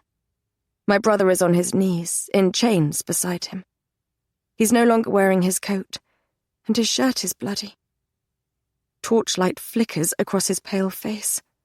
He lurches toward me, but Alexander hisses something, the wolf glinting in his eyes, and Philip slumps back down. I turn to stone. I shake my head and edge backward. There are 2 posts bolted to the stone floor in the centre of the amphitheatre. Shackles dangle from them. Beside them, a cloaked male stands with a silver-tipped whip in his hand. No. Alexander stands. Our special guest has arrived. His grin widens. Time to have some fun, love. If you survive, you can meet an old friend of mine. He nods at the man who brought me here. Tie her up, and we can begin. Chapter 58. The amphitheatre dissolves around me. I grow roots. I can't move. The cloaked figures jeering in the stands blend into the darkness, and the wolves on their knees, clanging their chains, fade away. I'm in one of the holy rooms in the Church of Light and Sun, and the high priest leans against the altar with a crop in his hand. You have sinned, child. I stagger backward, shaking my head like a mindless beast, but I hit a hard chest. A clammy sweat breaks out over my skin. No, I cannot. Not again. Hands curl around my upper arms, and it's not the cloaked male who brought me here, but the sisters of the church, draped in their white robes, dragging me forward. I jerk back and twist my ankle. I barely feel the pain. I'm thrust between the posts. I'm screaming, I think. 2 men grab my hands and roughly raise them above my head. There's a click and a cold bite as the shackles close around my wrists, and I'm trapped, chained between them. It's too late. All thoughts of dignity, of keeping my fear inside, slam from my mind. I cannot do this. Don't make me do this. I take deep, shuddering breaths. I'm ashamed that tears fall down my face. Men are jeering. They laugh at my distress. Alexander is saying something, but I can't hear him over the roaring in my blood. I take another deep breath, then another. I close my eyes and feel the sting of the cool air. I smell the lichen and the wood smoke from the torches. I focus on the bite of the shackles against my skin. I let the stone beneath my boots ground me. I peel open my eyelids. Alexander stands in front of me, and I almost choke on my hatred. I can't stop this from happening, just like I couldn't when I was a child. I will not beg. By the throne, Philip is trying to get up, but his wrists are tethered to a metal ring in the stone. Blood trickles from his nose. Someone must have hit him. I'm surprised he's trying to save me, as he didn't when I was a child. Why? I ask. Alexander brushes a tear from my cheek with his thumb. Shh, he coaxes. It's for your own good, my love. Your father did this to you because he wanted to repress your wolf, your power. They didn't take it far enough. I'm going to break you, so you'll be free. You're insane, I breathe.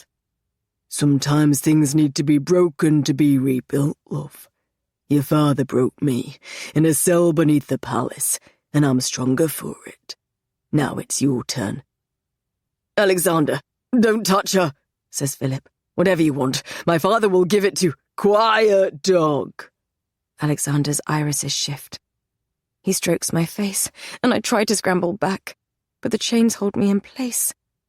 It'll be over soon. He steps back. Wait, I blurt. Tell me what it is that you want. It's something to do with the god of night, isn't it? I've dreamed of him. I'm not embarrassed by the desperation in my tone. He is obviously mad, a zealot. If I can make him believe I can help him with his god, perhaps he will let me go. There is a whisper around the amphitheatre, and Alexander cocks his head to one side. You have? A flower of hope grows among the darkness that fills me. Yes, I find myself in his prison most nights. I could speak to him for you if you like. Tell me what it is you want from him. I will ask him for you. He scrapes a hand over his square jaw. There's no need. I need to break you if I want to repay my debt. I shake my head. You can give him my pain, my life, but he wants my soul, I say. He told me. Only I can give him that. Set me free, and I will go to him. I will tell him whatever you like. I will offer him my soul in exchange for whatever debt you owe him. I pray he thinks my heartbeat is racing because I'm afraid, not because I'm lying. He spoke to you? Yes. He'll be angry if you harm me. I pray to both the goddesses of the sun and the moon that he will believe me. His forehead creases. His bright blue eyes glint in the torchlight. The cloaked man who brought me here whispers in his ear.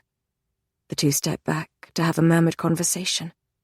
The minutes stretch like empty chasms. Fear grips my heart, and the prickle of gazes on my body makes me want to disappear. Princess! A rough, familiar voice. My heart jerks. James is on his knees, tethered to the floor by the entrance of one of 4 corridors that cut through the stands. His wrists are bound, and there's a metal collar around his neck. Your wolf.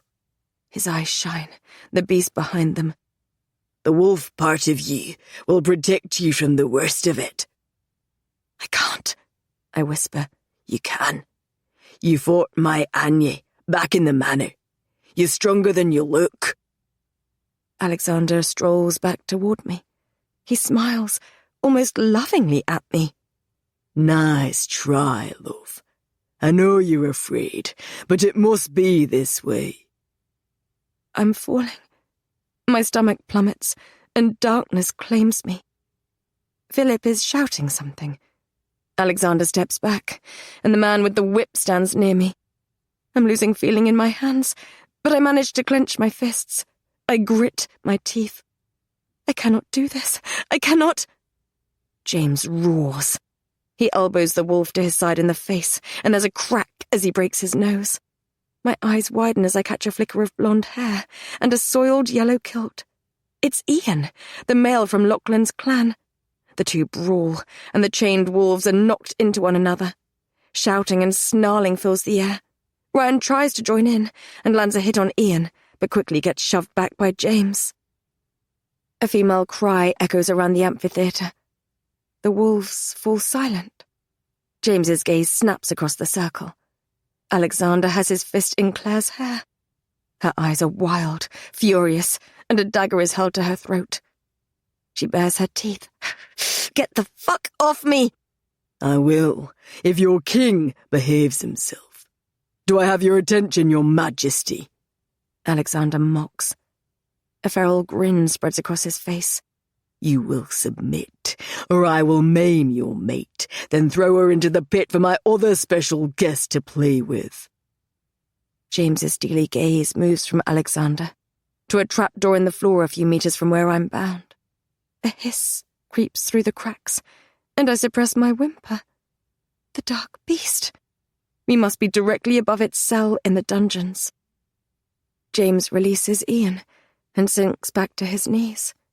Alexander throws Claire onto the floor. Good boy. He nods at the trapdoor before dropping into his stone throne. If you survive, Aurora, love, I'll open the door and you'll meet her. Let's begin. Philip's eyes widen. A plea fills my lungs. Panic alights my soul. I jerk my head toward Alexander. Wait! A crack fills the air, and I'm jolted forward as a whip slices through my back. The burning pain comes a second later. Tears spring into my eyes. My fingers curl around the chains that bind me. The cuffs bite into my wrists. I take a deep, wheezing breath. Do it until she breaks, says Alexander. My skin splits like butter. I'm burning, dying. I cannot breathe. I cannot see. There is only pain and blood. I'm shrieking, I think.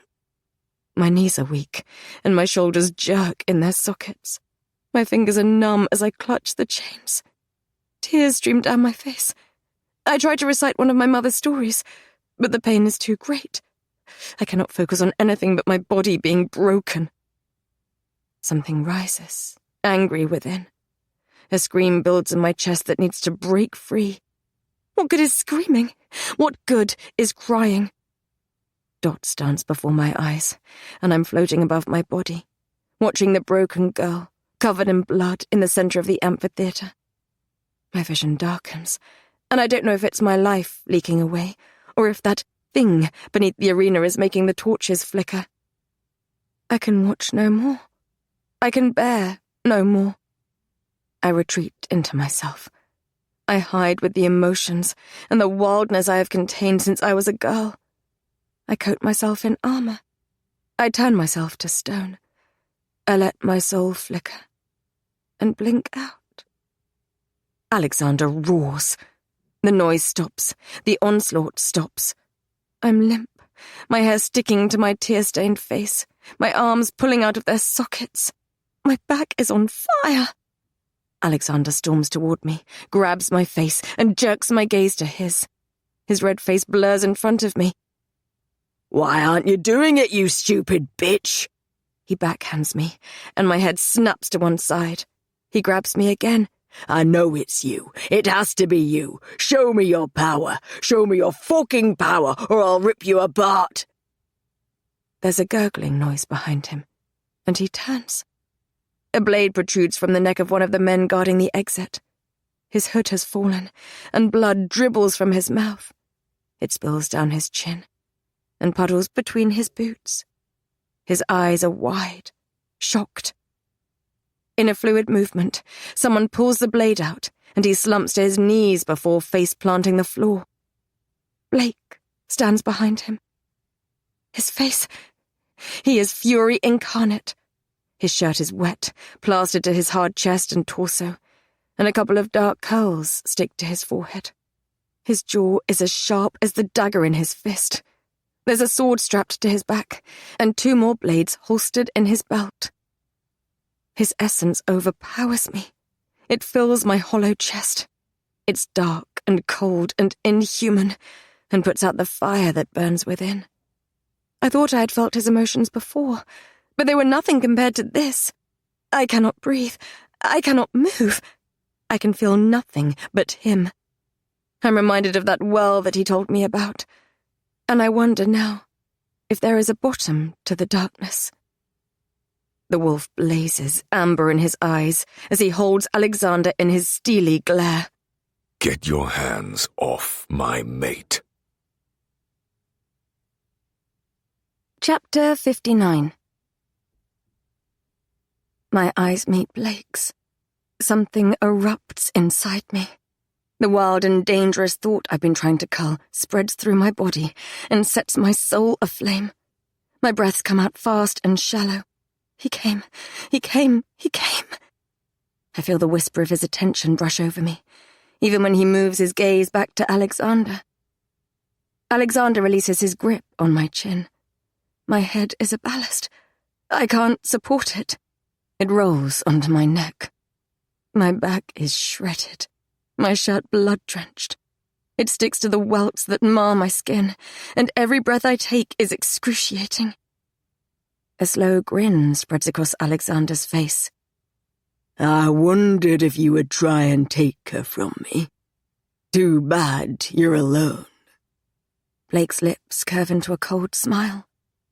What makes you think I'm alone? Hello, Alex. A low, smooth voice comes from the entrance corridor to my left.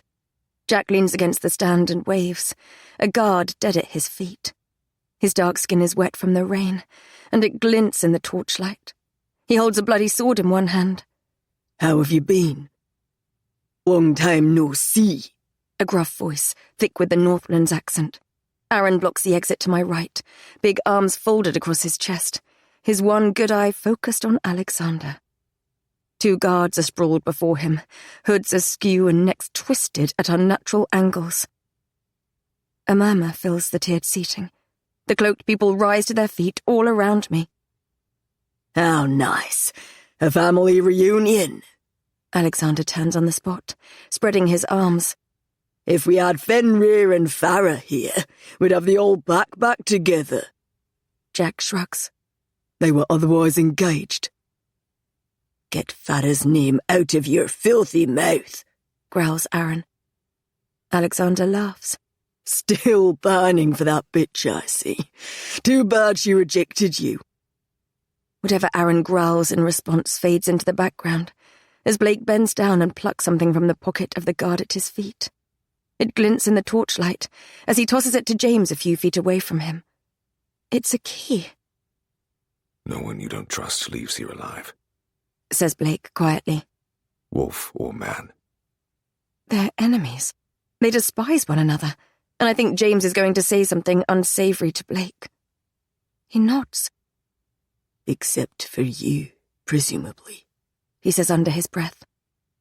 Blake smiles coolly. Except for me. James raises his shackled wrists and sticks the key into the lock of his collar as Alexander turns back to Blake. You want her, brother. Come and get... There's a flicker of steel, a swish of blades, and something slices the darkness. One of Blade's daggers plunges into Alexander's torso, the other in his inner thigh. He staggers back. He grips one of the knives and pulls it out, then slumps to his knees. Blood pumps quickly out of his wound and mixes with mine on the floor. He clamps the gash with one hand, while moving his other to the second dagger's hilt and sliding it out with a feral groan. He laughs. You're a fool, brother. You can't kill me. His voice is hoarse as he glares at the stands. Kill them all, except the princess. She is mine. Chaos erupts in the amphitheatre. The cloaked humans flood down the stands. James has passed the key around, and the wolves are already freeing themselves and tossing their shackles aside. James is on his feet, roaring, as he strangles a blonde man with his chain. He charges toward Claire. Jack blocks the blade of one of the acolytes as it slices down toward one of the prisoners, before he pulls Ryan to his feet and sticks another sword in his hand. The ground trembles, and I'm not sure if it's because of the thunder of feet or the beast that lurks beneath us. Blake moves through the tide of blood and destruction toward me. He barely blinks as he unsheathes his sword and decapitates a man who gets in his way. He stabs a man who is helping Alexander in the face, and then smashes the Borderlands lord's head with the base of the hilt. Alexander crumples into his own blood. Blake steps over him. Blake! Aaron tosses another set of keys toward his alpha. The guard who shackled me to the post is dead at his feet. Blake snatches them from the air, and his scent of dark pine and poison engulfs me. Keep an eye on Alex. He can't die or we're fucked, says Blake. Aye. Aaron powers toward the unconscious lord, slicing down a human in his path. Blake presses himself against me, warm and solid, as he reaches for one of the shackles. There's a click, and my hand falls loose. My legs buckle, and he hooks an arm around my lower hips, careful not to touch my back as he frees my other hand. Gently, he lowers us to our knees. My blood and Alexander's seeps into our breeches. He searches my face. He brings his hands to my cheeks and brushes away the tears and blood with the pad of his thumb. My throat tightens. You came? Did you truly think I would not? The ground trembles, and Blake's jaw sharpens when a low hiss comes from beneath us. There's... My throat burns, and every breath opens the wounds in my back. Knight's prisoner. Yes. If it gets free, we're all dead. I'm going to get you out of here, but it's going to hurt. I blink back the tears. I know. Good girl. He brings his arm around my waist and rises into a crouch. Okay, hands on my shoulders. That's it. I whimper as the movement provokes a deep, burning ache in my back. Shh, I know. A film of water fills my eyes. Can you feel it? You're suppressing your emotions, caging your pain. I feel only a little. He lifts me to my feet, and when he puts my arm around his shoulders, a low, feral sound scrapes against my throat. I know. He soothes. It will only last for a short while. I have a sleep tonic in my pocket. I'll give it to you as soon as we're clear of the Grey Keep. Come on. We start to move. I grip the collar of his shirt tightly, and every time my side bumps into his, I whimper. Every step is torture. My knees are weak, and if his hand was not firm around my hip, I would fall. Men and wolves blur around us, black cloaks and kilts and chains. Aaron is by my brother, pulling him to his feet. Jack and Ryan fight back to back. Claire twists the head of a man who straddles James, and he falls dead at her feet. There is blood everywhere. Nausea rises inside me. Why? My voice is dry and hoarse, barely audible over the roars and the swishes of steel. I'm not even sure what I'm asking. Why did Alexander torture me? Why am I here? Why did Blake come? You know why. His mouth is close to my ear, and I'm not sure what he means. Shh, it's okay. We're almost there. The corridor I was brought through looms ahead. I let myself dare to hope, to water that small flower that raises its head in the darkness. We're going to escape. We're going to be free. I grit my teeth. I grip Blake tighter and straighten my spine. He quickens his step. The muscles in his shoulders tense beneath my fingers. The torches around the circle flicker, then die, and the amphitheatre plunges into darkness. We turn our heads toward the trapdoor. Alexander has crawled to it, his black shirt slick with blood. He pulls a key out of the lock and meets Blake's eyes as Aaron, blood spilling from his nose, charges toward him. You fool, Alex. Blake hisses. Alexander grins and flings open the door. Dots dance before my eyes, and I squeeze them shut. I can't afford to lose consciousness. Not here. Not now. I dig my fingers into Blake's shoulders and make myself look. An unnatural quiet fills the amphitheatre. Chains groan, then scrape along the floor, making the hairs on the back of my neck stand on end. A low hiss vibrates over the walls, and even the men in cloaks shrink from it. A sour scent, like decaying meat, floods my nostrils as a slithering sound fills the gloom. Moonlight and darkness, freedom and chains, power and distraction. An unnatural rasp seems to come from everywhere at once, and it reminds me of the voice that came from Kai when he first awoke. Does he know? Do you think? Blake hurls me back, and I withhold my scream as a tide of shadow spills out of the trapdoor and rears up, contained only by the ceiling. It winds around the circle, blocking the exits. The darkness moves like mist around a serpentine face and body. It blinks down at us with eyes of onyx. You've been so naughty. Something rattles in the cage inside me and floods my body with ice. Sweat beads on my skin, and my vision begins to fade. Oh, I am so hungry. So very hungry.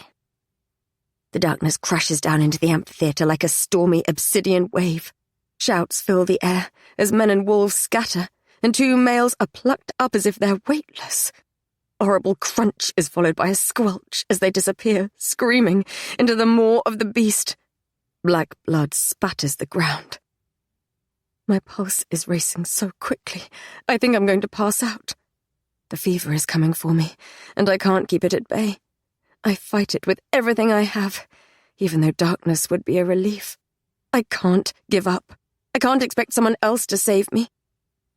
There's a flicker of darkness to my side, and Blake pulls me out of the way of the thing's tail. We land hard on the ground, Blake's arms curling around me, and I bite down hard to stop myself from screaming as the welts in my back are exposed to the air. It strikes again, scooping up cloaked men and wolves, dead and alive, and swallowing them whole. Pick up your weapons, James roars. Next time it strikes, go for its eyes and mouth. Kill any southerners that get in your way. I try to push myself up, and Blake helps me to my knees. He kneels before me and clasps my face in his hands. Aurora, listen to me. You need to stop suppressing your power. You're the only one who can save us. If you don't, we will all die. I shake my head. I'm not a wolf. Out of the corner of my eye, Alexander staggers forward, eyes set on me as the shadows writhe around him. Ryan is on the floor, bleeding. Philip is standing by James, the two of them barking frantic orders and getting the wolves into formation, only for another 3 men to be plucked into the maw of the beast. Claire plunges a sword into a hooded male that lurches for her before turning to face the shadows, her eyes bright and feral, even though the blade trembles in her hand. Ian lies dead on the floor. Not your wolf, Aurora. Blood and gore splatter the ground beside us. Warm droplets drip down my cheek and onto his hand. Your power. There's a reason why you didn't shift on the night of the full moon. A reason why Yalak shone for you on the night of the battle with Sebastian. A reason why the Anya doesn't work on you, why Callum has struggled with his wolf. Gods, why I have, since you have been around. He grips me tighter, sliding his hands into my hair. I think you've started to suspect it too. You feel it. It's not your wolf that you keep suppressing when the fever comes for you. It's a different power. The wolves thought it was literal. A heart turned to rock, fossilized by time. What if it was not? What he's saying, it can't be true. I shake my head. Even if you're right, it's deep within me, and I've been holding on to it for so long that I cannot let it go. Darling, people like you and me, we do not let go. He bumps his forehead against mine, and the wolf blazes in his eyes. We unleash. He breaks away from me and draws his sword. He meets Alexander's blade. There's a ring of steel as he throws the Borderlands Lord back before advancing upon him. A growl reverberates in his chest. The serpentine beast rears up above us all, and I stagger back onto my palms as it turns its obsidian eyes on me. I no longer feel pain, nor my blood, nor heat. I'm numb. It's like looking into an endless abyss. Its scent ambushes me, ancient and primordial, and my clothes stick to my skin. It laughs, a raspy sound that vibrates through me and makes the hairs on the back of my neck stand on end. He will be so angry with me when he finds out what I have done to you. It hisses. It will be our little secret. The darkness crashes down upon me, and something in my body rises up to meet it. A scream builds in my chest. My skin is clammy, and everything is far away. The fever, it's coming for me, as deadly as the serpentine creature that hurtles ever near, its mouth opening, its fangs dripping with blood. Every instinct in my body braces itself. Blake is right. I have started to suspect something. I have read through his books filled with experiments on wolves, and not one of them could stop the shift, nor fight the effects of silver and wolfsbane. I have wondered why I found myself in Knight's prison, and what it is he wants from me. I cast my thoughts back to the family tree I found in Blake's bedchambers, and who the 2 scrubbed names at the top may belong to. Lachlan thought my mother brought the heart of the moon to the Northlands. Blake and Callum thought Sebastian had it. I have thought of my mother, of the reason she might have withheld the truth from me. She loved me more than anything. I was her heart, she told me. Her love. When the fever hurtles through my body, I don't fight it. I don't suppress it. I close my eyes. I release a breath. For once, I let go. Chapter 60. I'm falling, hurtling, crashing through darkness. It rises to meet me. I jolt into my body. My skin is stone. The taste of crypts and mildew is thick on my tongue. I cannot move. I cannot breathe. I'm a statue in the palace gardens, and moss coats my skin like wet velvet. A scream builds in my chest, but my mouth is sealed shut. The moon hides behind the clouds, and candles light the way through the hedge maze. Courtiers wander, long silk skirts trailing over the cobblestones. Some pause. Perfect stonework, says one. She almost looks alive, says another. And I've had enough. I'm not a statue, with no thoughts, no feelings, no desires of my own. I'm not made of stone. I don't exist as decoration for people to look upon, comment upon, as if I cannot hear them. My smile crumbles. The ground quakes. The stone that encases me cracks, and I shed it. It turns to dust, coating my naked skin, as I stand on a podium. I raise my chin, and a glimmer of moonlight touches my face. The courtiers around me start to scream. Enough! Then I'm falling once more. My feet slam onto cold checkered tiles, and they crack beneath my feet. I'm in the Church of Light and Sun. Only the wilderness has taken it. The stone altar ahead is coated with lichen, and a crescent moon shines through the domed roof. Its pale light puddles on the mosaic of the sun. Vines burst through the ground and curl around my ankles. They snap from the walls and hold my arms outstretched. More of them snap down on my back, and I'm jolted forward. I bite down my scream and taste the copper tang of blood in my mouth. But I didn't sin. A version of my voice whispers through the foliage, stirring the leaves. Your mother was a sinner. The high priest's voice echoes around the church. And you are a sinner too. Do you want the sun goddess to be angered? What of my anger? For so many years, I had thought I deserved it. I thought I was a sinner. I thought it was my fault that I was beaten. It was not my fault. Men wielded their power over me because it made them feel big when I was so small. That was their choice, not mine. The whip cracks down, and dark laughter fills the air. I raise my chin, defiant. I yank my arms toward me, and the vines fall to my feet.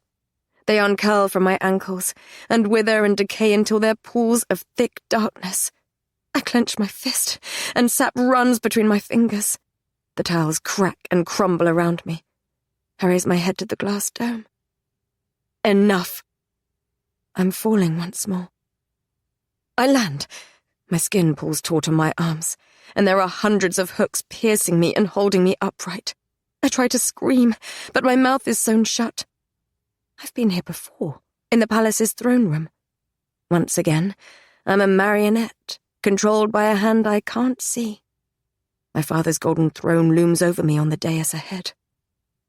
The invisible puppeteer is using the control handle as usual, and I begin to spin. But I'm not a puppet. I'm not a pawn in the games of kings. I'm not someone to be controlled by others, to marry cruel lords for my father's gain. I can pull strings too. I see them now, threads of power that glow like moonlight. They reach outward from my chest. I pull my arms free, and the hooks tear through my skin and turn my white dress crimson. I pull the strings from my legs and my feet. The music grinds to a halt. Blood drips down my body. When it hits the floor, the puddle grows and creeps through the room. I rip my sewn-up lips apart. The wooden cross brace hurtles from the ceiling, and the courtiers scream and scatter as it crashes onto the tiles before me. The floor shakes, then crumbles. Enough, I fall. I land in a heap on the grass. The moon is full in the cloudless sky. It paints the lake by the nearby cabin silver. There are 2 figures sitting at the bank. A woman and a small child, around 3 years old, nestled into her side. Both have long red hair that brushes the ground behind them. My heart clenches. I push myself up and walk toward them. Unable to stop myself, I run. The grass tickles my bare feet, and dandelions whisper between my toes. "Mother?" I say. "The moon is beautiful. Isn't she, little one?" she says, and something erupts in my chest. It aches, yet it's warm. Tears spring into my eyes. I had forgotten what her voice sounded like. The musical cadence, the lilt of the snowlands. "Yes," I say, at the same time as the small child beside her. My heart cracks, because it's not the adult version of me she speaks to. I don't think she can hear me. I try to walk around her. I try to see her face, but the scenery turns, and I end up facing her back once more. My mother sighs. "There is so much I need to tell you. So much you'll need to know when you grow up. Yet I'm running out of time." She leans back on her hands, and her hair tickles the grass. The small version of me snuggles into her side. "I hope you remember these times, and you remember me fondly." The small girl yawns. My mother hums the same haunting melody I hummed to Blake when he was in need of comfort, and the young version of me begins to gently snore. "The snowlands were at war when I was promised to your father. An alpha known as the Shadow Wolf had gained a loyal following. He devoted his life to the god of night, and he was looking for the key to Night's prison to free his master. My grandmother, the alpha of our pack, could not risk him finding me. Why?" I breathe. She looks down at the small sleeping babe at her side, almost as if she spoke. "It's in our blood, little one, passed from generation to generation down the female line, getting stronger as each branch of our family tree grows. My grandmother believed that the next generation would be powerful enough to either release the god of night or to defeat him. She feared the alpha would force a child upon me and then sacrifice her to free his master." She shakes her head as darkness spreads its roots through my veins. "So my grandmother struck a deal with your father. Your father would support us in our fight against the Shadow Wolf. My grandmother would provide wolves to help him fight his war in the kingdom of Rima, and I would be his wife to secure the alliance. Your father seemed kind when she met him to discuss the terms. She thought I would be safe. I thought I would be safe. You were not." Her breath is a whisper on the summer-scented breeze. "I was not. Your father, I loved him at first. I was young, only 18 years old. He showered me with affection. He bought me gifts. He made me his queen. He was handsome when we met, and I thought myself the luckiest wolf in the snowlands to have escaped the war and to have met such a man." I hear the sad smile in her voice as the moonlit water ripples before her, and I wish that she would look at me. I took the wolf's bane willingly at first, just a small dose every day. He told me it was for my own good, to keep my wolf at bay. No one would love a queen with my affliction, he told me. His council would murder me, our people would turn on me, and he could not be with me. I had to keep that side of myself hidden at all times. He said the wolf was an illness, and the wolf's bane was the medicine. It would make me better. I took it for him. I tried to be better for him. It was, of course, unnecessary. I don't have to shift on the nights of the full moon, because of the blood that runs in my veins. She tips her head back to the moon, which is full in the clear night sky. I needed him to think that it was the medicine that kept it at bay, Not the power in my bloodline, though it pained me to take it. Because I knew that if I had a daughter, and the secret came out, she would be killed by your father's council because of what she represented to the wolves. She exhales. He changed after Philip was born. Now he had his heir. Or perhaps he was a monster all along, and I had chosen not to see it. Perhaps forcing me to hide a part of myself. Perhaps making me feel shame for who I was. Perhaps showing disgust if I ever slipped. Perhaps that was abuse all along. When you were born, he started making me take larger doses of my medicine. He told me he would take you and Philip from me if I did not. I can withstand it better than most, but I'm not impervious to its effects. I tried to escape with you and Philip once. He caught me, and I was punished for it. This is the second and last time I will try to get you out of the kingdom. The temperature cools, and a shadow passes over the moon. The water of the lake becomes agitated, and my mother's voice becomes harder. The next day at dawn, I tried to send you away with my lady-in-waiting. I instructed her to take you to the port at the White Cliff, and get passage on a ship to the Snowlands. There, I thought you would be safe. But your father's men came in the night, and took us back. My heart stops. She is not talking to the sleeping child. She is talking to me.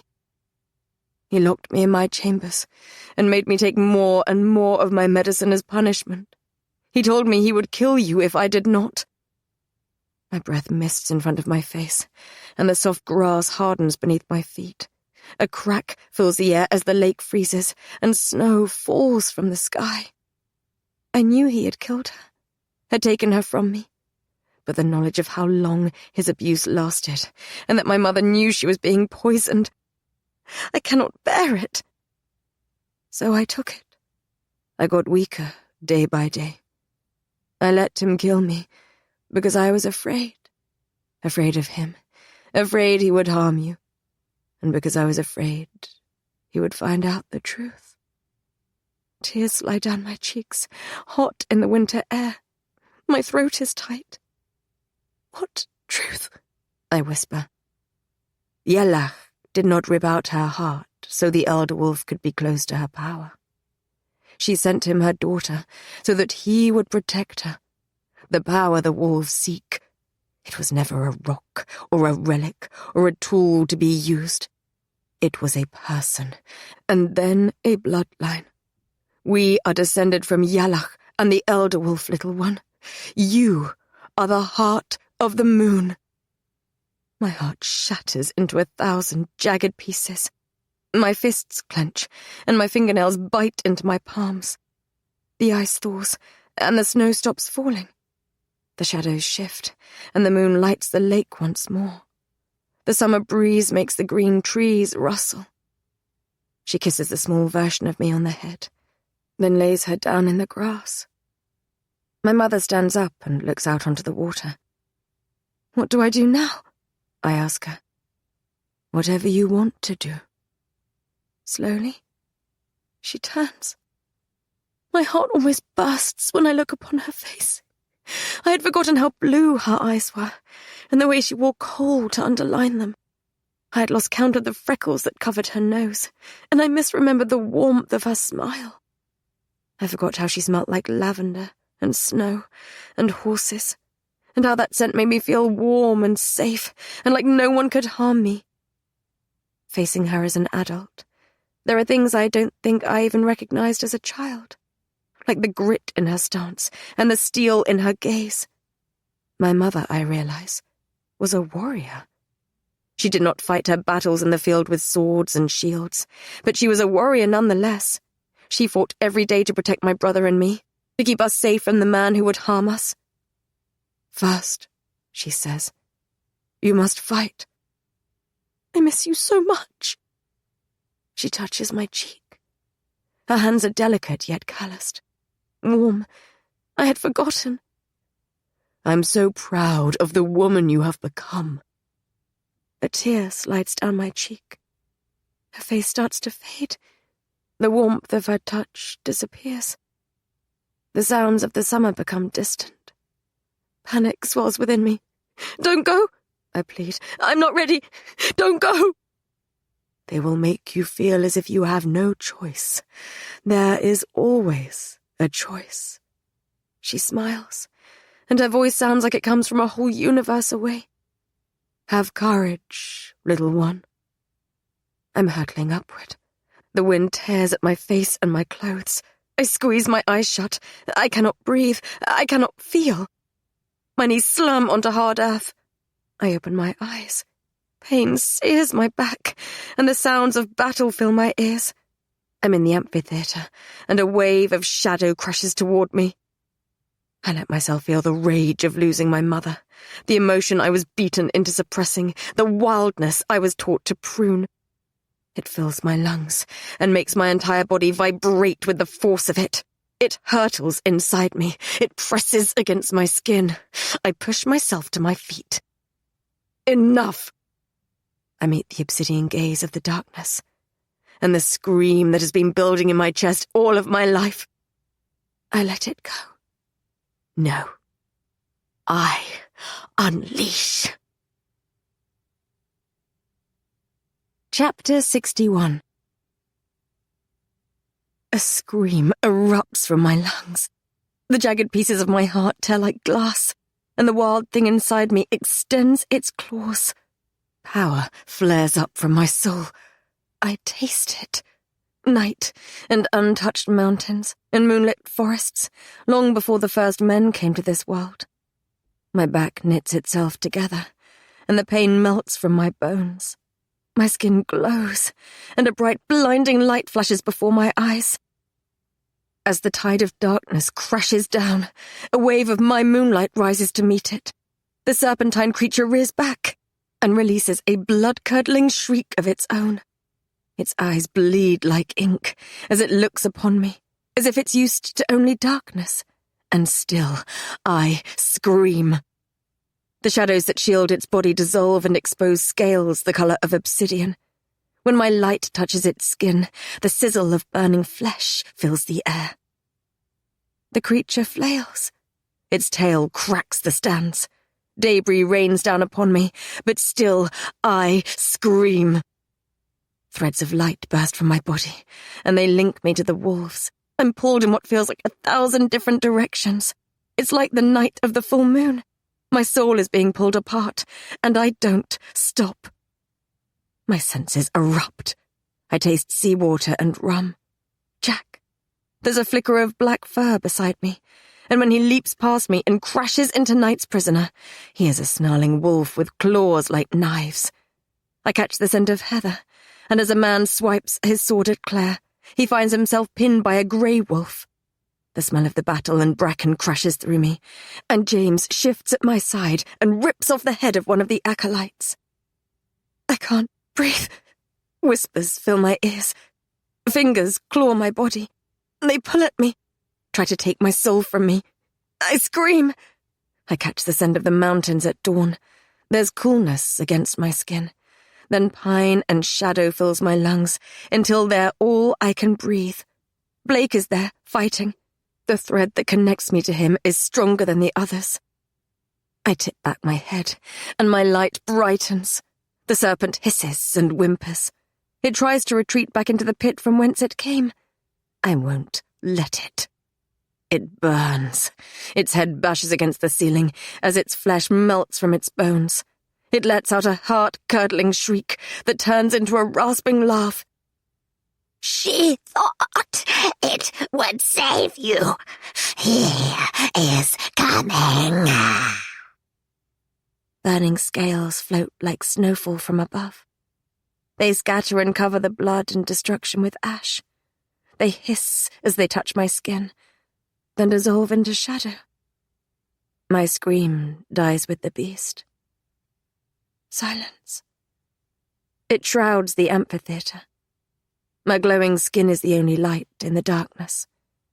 Dark shapes cover the floor, and the blood is black and glistening. The coppery scent of death is overpowering. It should be sickening, but everything seems far away. It's like I'm floating, and there's a primal song in my ears. The wolves have shifted back into humanoid forms, covered in gore and shredded clothing. There are hardly any left. James stands directly ahead of me, in front of the trapdoor. His bare chest rises and falls deeply. Blood paints his face and dribbles down his chin. My light dances off the tattoos that mark his biceps. My enemy, the wolf who bit me, who ruined the small shred of freedom I managed to find. His lips are parted, and his eyes fill with awe. He drops to his knees. Ridach na yalach. He breathes. The remaining wolves follow his lead. Blake stands near the throne. His powerful shoulders move up and down deeply. Blood glistens across his scarred chest, and his dark hair sticks to his forehead. His lips curve into a slow smile, dimples springing into his cheeks. He opens his mouth. Alexander appears behind him and slides his blade across Blake's throat. Time stops. Blake's eyes widen as they hold mine. For a moment, I think he's fine. Then blood spills from the thin line across his neck. Adrenaline erupts within me. The ringing in my ears gets louder. I don't hear Aaron's roar as he charges at Alexander, knocks him off Blake and decapitates him. I barely register Jack lurching forward and catching Blake and dropping to his knees, or more of the acolytes charging toward the remaining wolves. The bond between Blake and me pulls taut. I feel as if my soul is being ripped from me. I see it between us, and it shudders. I follow it. I land hard on my knees beside Jack, who clutches Blake's wound with both hands. You'll be all right, he is saying, though he clearly does not believe it. You'll be all right. We've been through worse than this. Blood dribbles out of Blake's mouth. His skin is deathly pale. He tries to speak. His pain sears my throat, and my breathing shallows. I shake my head. I lean forward and touch his cheek. He is cold. So cold. His eyelids flicker. I wanted this once. I wanted to defeat him. I searched for weeks for the answer to ending our connection. I wanted to break the bond. The power to do it crackles in my veins. I feel it. I could take it in my hands and snap it. If I don't do it now, he will take me with him. He tries to reach for me, but his hand flops onto the floor by his side. His body twitches. Emotion surges through me, raw and primal. It has been so long since I have let myself feel the things I thought I shouldn't, and this is the most forbidden feeling of all. It chokes me as the scent of his blood hangs in the air. I need to let him go. I cannot let him go. He saved me once. I don't know how he did it, what words he whispered into the darkness, but I feel for the bond. The life is draining out of me, and my limbs shake. My breathing is as raspy as his. I shut my eyes. Please. He gurgles. And I feel it. He wants me to break the bond. I push my forehead against his. Darkness. We hurtle down toward a pit of shadow. The sound of scraping scalpels and screams fills my ears. I wrap myself around Blake and press my head against his chest, but his arms are limp and cold.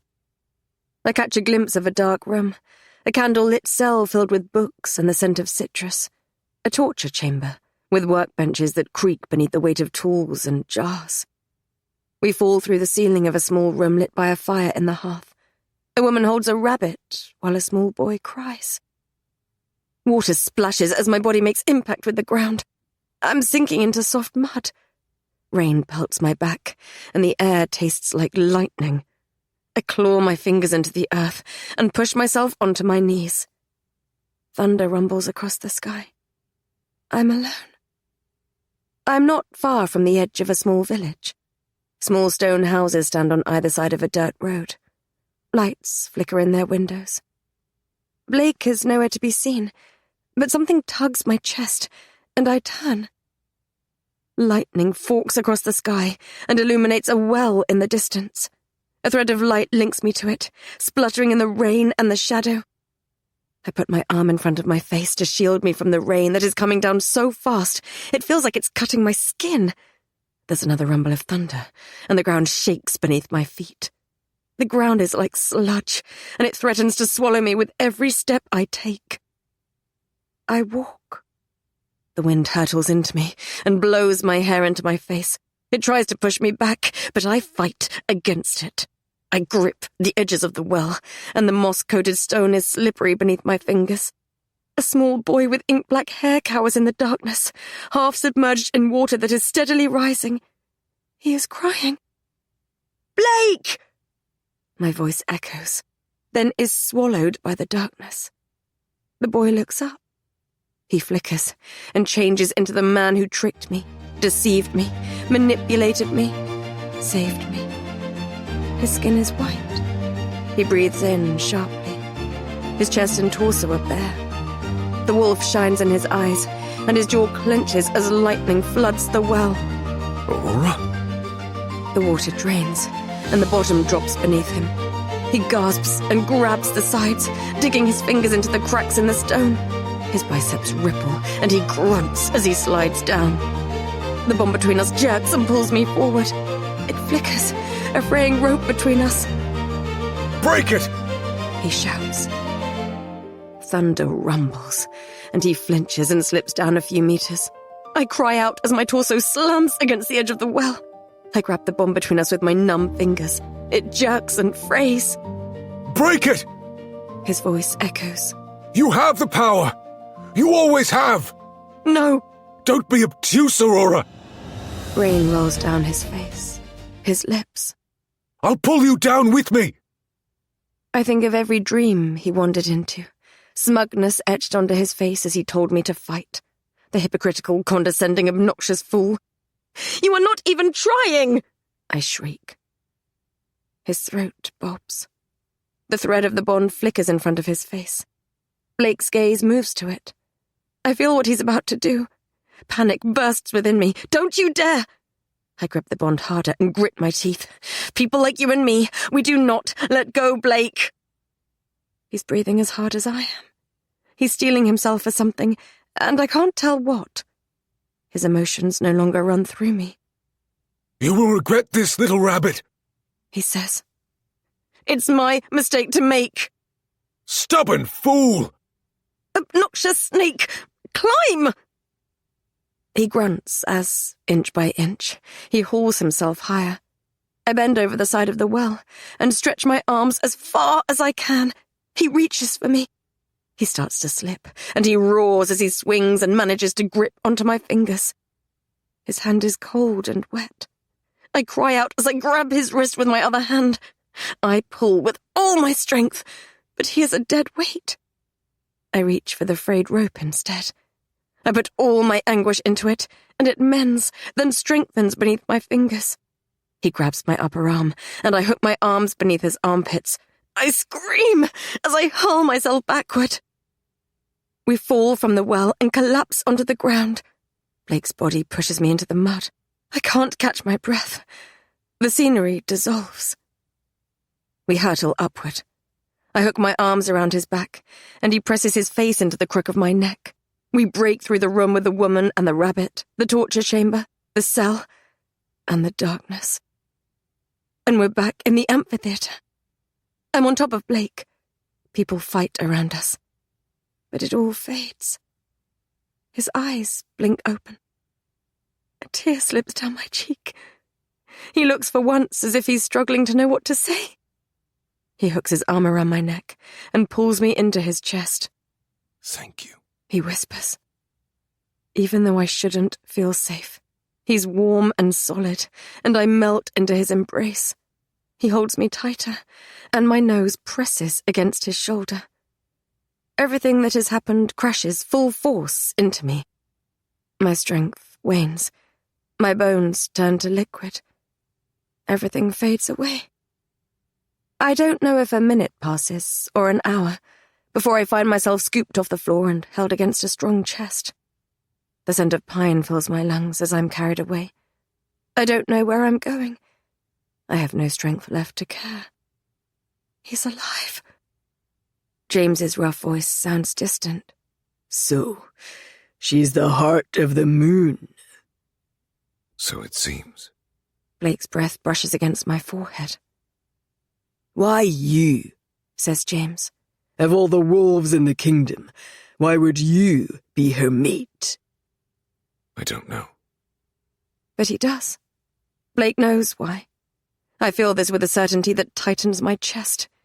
I try to cling on to it, but everything fades away once more. Chapter 62. There is something soft beneath me. The scent of pine hangs in the air and mingles with wood smoke. The wind roars, but I don't feel it on my skin. My body is like liquid, and my eyes feel as if they're welded shut. With great effort, I open them. I'm in a bed in a small room. A fire crackles in the hearth, its light dancing over the dark stone walls and the thin rug in front of it. I wait for searing pain to flood my senses, but it doesn't come. Hello, little sister. Philip sits in a wooden chair by the bed, his long legs stretched in front of him. His coppery red hair sticks up in tufts, and his skin is pale, making his freckles stand out more than usual. The last time I saw him, he was bleeding, shouting orders at the wolves as that serpentine creature reared before them. There was blood everywhere, and Blake... I take a shaky breath, release it. Where is... I swallow. It's strange that I feel disappointment that Blake is not here, that the first question I want to ask is his whereabouts. Where is everyone? A grin crosses Philip's face. He's dealing with the prisoners. I push myself into a sitting position and frown. Prisoners! My throat is dry, and Philip nudges the glass of water that sits on the bedside table toward me. Candlelight flickers across its surface. I grab it and take a couple of deep glugs. Blake had the surviving wolves rounded up. He's locked them in the Grey Keep dungeons. Why? Haven't they been through enough? The chair creaks as he leans back. Philip usually dresses in the height of fashion, so he looks strange wearing a dark shirt that's too big for him. It hangs off his lithe frame, and a couple of swirls of ink creep up above his unbuttoned collar. There weren't many left, says Philip. He's given them a choice. They accept him as their alpha, so he can command them to stay quiet about you, or he'll kill them. He shakes his head. The blood of the moon. Remind me never to get on your bad side again, little sister. I sit up straighter. What about Ryan? He's fine. He tried to visit you earlier, but Blake has been a little bit protective of you. You've been unconscious for 24 hours. He only just left your side. He's okay? Yes. Your mate, I wince, and Philip's grin widens, is okay. I put the glass of water down, and my shirt sleeve swallows my hand. It's black and baggy, and smells like forests and fairy tales. Blake's shirt. He must have changed me out of the bloody rags I was wearing when he carried me out of the amphitheatre. The crack of the whip and the wet sound of my skin splitting open reverberates through my mind, and I close my eyes and take a deep breath. Blake's scent curls around me, and I release a breath. Is it safe here? I ask. For now, it seems. Alexander's army are otherwise occupied with Callum's army. Philip shifts in the chair. There's a leather satchel at his feet. Are you going somewhere? I ask. He glances at the door, then lowers his voice. Yes, and I want you to come with me. We should stick to the original plan. Come to the Snowlands with me. I realize things might have changed between you and Blake, but there's something off about him. I still don't trust him. The wolves will tear you apart when they find out what you are, and goddess forbid father ever discovers it. I can't come with you. There's something I need to do. He holds my gaze, his eyes searching, then inclines his head. Okay. I saw her, Philip. I saw Mother. His eyebrows lift before a pitying look crosses his face. She's dead, little sister. I'm aware of that, I say. I don't know. Perhaps it was just a dream, or a suppressed memory, or my mind making sense of all the things I saw when I was young. But I know that what she told me was true. Father hurt her. He killed her, Philip. He nods, and something like shame crosses his face. I thought as much. I bite my bottom lip. Do you want to help me? I should. I wish I could. There's something I must do first, too. I've not been entirely honest with you, sister. The reason why I was caught by surprise when Alexander could command me was because I was claimed by another alpha in the Snowlands. Ingrid? No. He smiles sadly. An alpha named Fenrir. My eyebrows knit together as recognition jolts through me. He is the wolf Alexander said was in the prison cell, with Blake and the others. Philip nods. If both Alexander and Blake worship night, I say. Fenrir worshipped him too. He made no claim to be doing otherwise. He was horrifying, and I committed many atrocities in his name. If I could go back and change things... He shakes his head. I thought he was dead. I didn't realize that my allegiance would fall back to Alexander after he'd gone.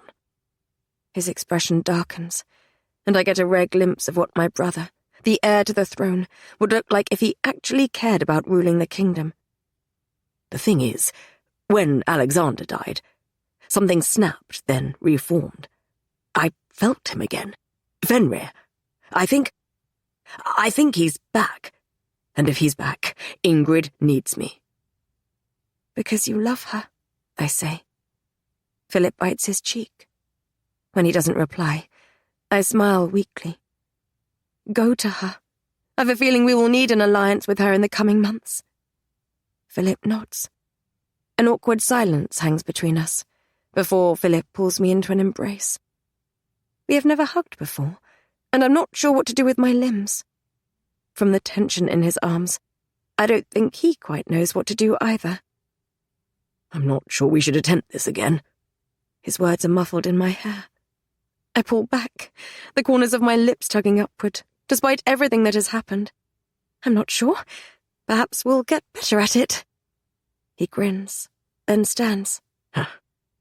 Be safe. And you. He strolls to the door. Good luck, little sister. Try not to get killed in my absence.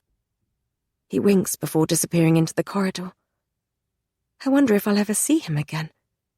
The thought makes me strangely sad, considering our past. And then I'm alone in the small room, with nothing to keep me company but the sound of the sea crashing onto the rocks somewhere below, and the shadows that dance along the stone walls. Every time the window rattles, I flinch, and the memory of the whip and Alexander and the serpent made of darkness slams into me. I don't want to be alone with my thoughts right now.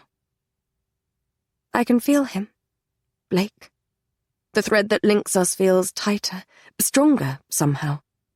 I think if I follow it, it will lead me to him. Get your hands off my mate. I slide out of bed. My legs are a little shaky, and the skin on my back tingles. But I'm surprisingly well, considering what happened. When I slide my hand down the back of my shirt, I feel the ridge of one of my old scars between my shoulder blades, but no fresh wounds. My legs are bare, but brown breeches are folded up at the end of the bed. Blake must have left them for me. I slip them on, alongside a pair of boots left by the wall. I creep through the door. The torches along the walls aren't lit, and there are no windows. Darkness is thick on my skin, yet I can see the stairwell with sturdy black banisters at the end of the corridor. I think it's my wolf sight. I think I may have finally broken the cage that was keeping my wildness locked within. I head toward the stairwell, then down the stairs. The entrance hall looks like it might have been magnificent once. It's large, with an arched iron door and a chandelier that creaks as it sways on the high ceiling. My footsteps echo as I stride across the hall. On either side of me, Streams of rainwater run down the walls and puddle on the black flagstones. The scent of seaweed is strong, and black algae almost entirely coats the anchor that has been attached to the wall above the door. It's bitingly cold, but the temperature doesn't cause me the discomfort it usually would. I have a feeling that if I turn left, I'll find my way to Blake in the dungeons. Something compels me to walk in the opposite direction, toward the door. It screeches as I push it open, then I slip out into the night. I find myself in a bleak courtyard within high, fortified walls. It's raining heavily, and my clothes immediately stick to my body. Water rolls down my face, and I relish the feeling. It means I'm alive. I head through tall iron gates, and I'm on the edge of a cliff with a path running down it. The waves crash against the rocks below. Ahead, there is nothing but perilous ocean. It's not until I look down that I realize why I came out here and what I had to see. There's a circular stone building on an expanse of land that juts into the sea. One of the walls is crumbling. The amphitheatre. The place where I thought I would die. The place where I finally let go and decided to fight. A part of me wants to clamber down the path, cut through the rock, and make sure the serpent, the cloaked men, and Alexander are really gone. As I look, though, I notice thick smoke, darker than the night, pluming from its roof. A gust of wind brings the scent of fire and rancid, burning meat. "Oh, fuck off, James!" An irritated female voice is carried by the wind, along with the sound of boots thudding over wet stone. I turn to the path. "What do you want me to say? Am I supposed to thank you for coming to die with me?" Aye, that would be a start, you ungrateful. The roar of the sea drowns out whatever insult James hurls at Claire. I saved your life. That's what you were doing when you were chained and on your knees, was it? Aurora saved my life, you Egypt. You did your usual fuck all. Aye, well, you saved my life, Claire. That acolyte was about to decapitate me. Remember that? Scared you were going to lose me? Please, I was killing a southerner. It had nothing to do with you. James laughs. Keep telling yourself that, lass. You... He strides onto the cliff top 20 feet or so away from me, and his head abruptly snaps in my direction. He's wearing a drenched black shirt that clings to his muscles, and his kilt is stained with blood. He carries a torch, and the flame struggles to stay lit as it fights the elements. Ash and grime coats his face, and my nose twitches at the odour of death that clings to him. Claire clambers up beside him a moment later, slightly breathless. "Move, will you?" She barges into his shoulder. "Do you want to stop any more inconvenient?" Her mouth shuts as she follows James's gaze.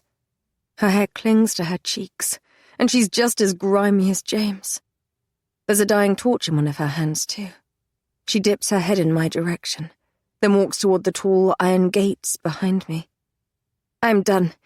I'm going to see if that southern bastard has any decent whiskey in this shithole of a castle. Unlikely." Aye, I'll be with you in a minute, says James. He doesn't move his eyes away from me. "That wasn't an invitation."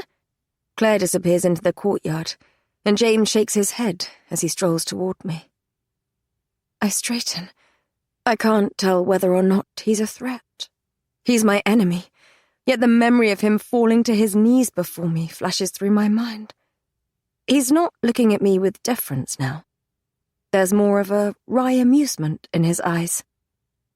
"Look who's awake. I'm surprised you're out here, alone," he says. He stands beside me and nods at the amphitheatre in the distance. "We burned it. Blake insisted. He's always struggled with his wolf, and whatever you did to him in there, well, he's been pretty intolerable since. Did my brother ever tell you about resource guarding?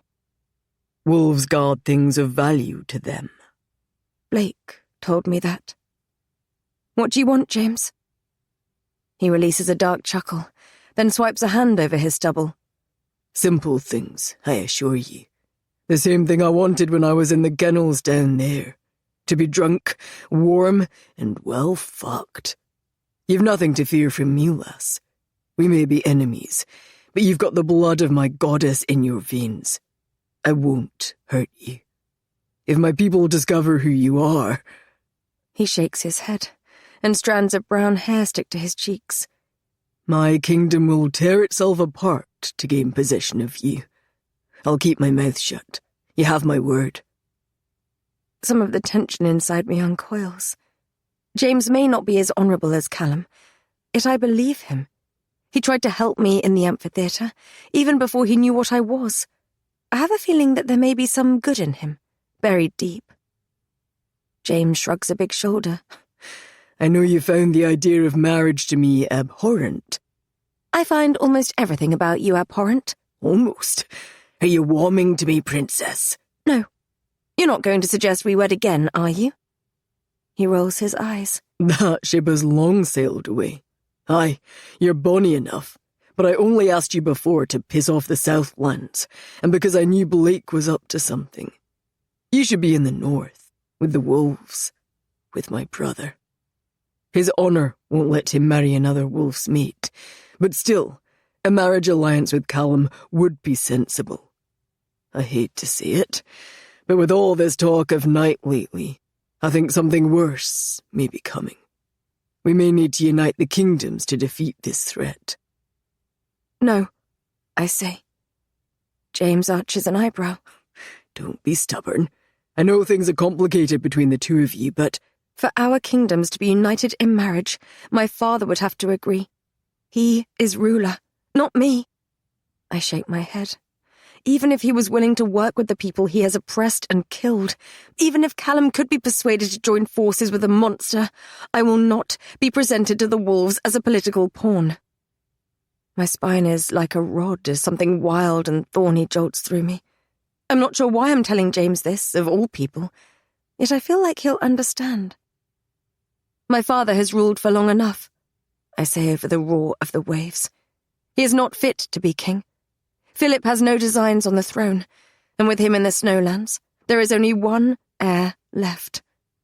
With my father out of the way, the throne will fall to me.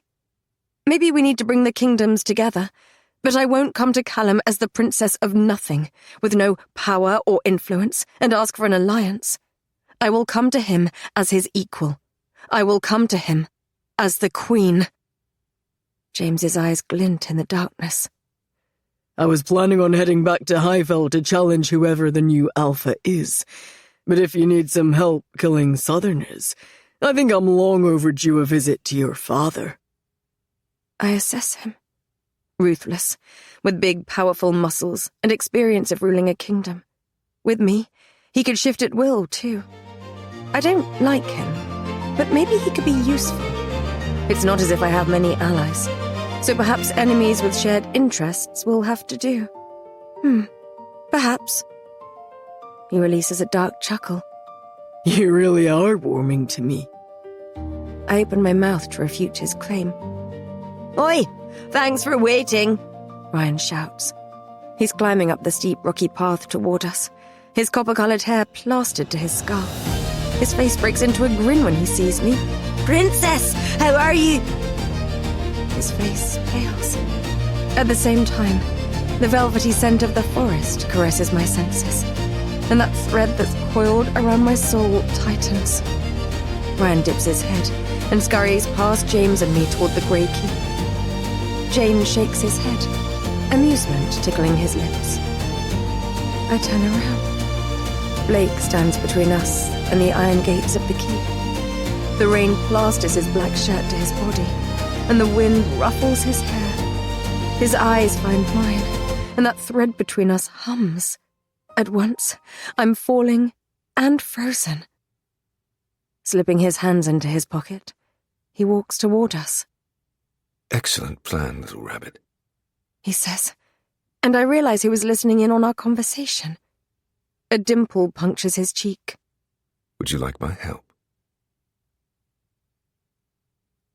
Chapter 63. I forget how to speak. As Blake stands before me on the cliff edge, the waves spraying the rocks below, I can partially understand Ryan's desire to dip his head and get away from him. Dominance I hadn't noticed before seems to roll off him. Perhaps I strengthened the bond between us, and now I'm more aware of him than before. Perhaps whatever links me to all wolves senses the animal in him. He feels dangerous. It could just be how still he is, as the elements rage around him, or the tension in his shoulders, despite the calculated dimple in his cheek. A streak of blood on his face mingles with the heavy rainfall, rolls down his cheek, and drips off his chin. James grins, widely. He grips Blake's shoulder and turns to me. See this? Stiff shoulders, hard biceps, tight jaw. He points at Blake's face. Classic guarding signs. If I touched you now, Princess, he'd probably try to kill me. Blake flashes James a dangerous smile. If you touch me again, I'll remove your hand and insert it up your asshole. James laughs and taps Blake lightly on the jaw. Terrifying. He starts to walk away toward the iron gates of the keep. Blake turns and kicks him lightly on the back of his knee, causing him to stumble. Prick! Cunt. The corner of Blake's lip twitches as he turns back to me. The realization slams into me that even though Blake and James would happily kill one another, Blake was part of James's inner circle of alphas for 2, maybe 3 years. James knew Blake well enough to determine the true meaning of the bond before even Callum did. Perhaps they're friends, in a way. As the gates screech shut, and James's footsteps are swallowed by the rain that hammers the ground and the sea, my stomach tightens. Blake and I are alone for the first time since I broke into his bedchambers, and he was restrained by Lachlan's men. We're supposed to be enemies, working against one another. But he saved my life, and I saved his. He runs a hand over the back of his neck. He's caged his emotions from me, but I think he feels as awkward, as uneasy as I do. How are you feeling? He says finally. I'm well, thank you. And you? He releases a soft laugh and shakes his head. I'm fine, little rabbit. He sighs, and my muscles tighten. I'm sure, drenched and shivering as I am, he's going to tell me to go back inside, that I need to be resting.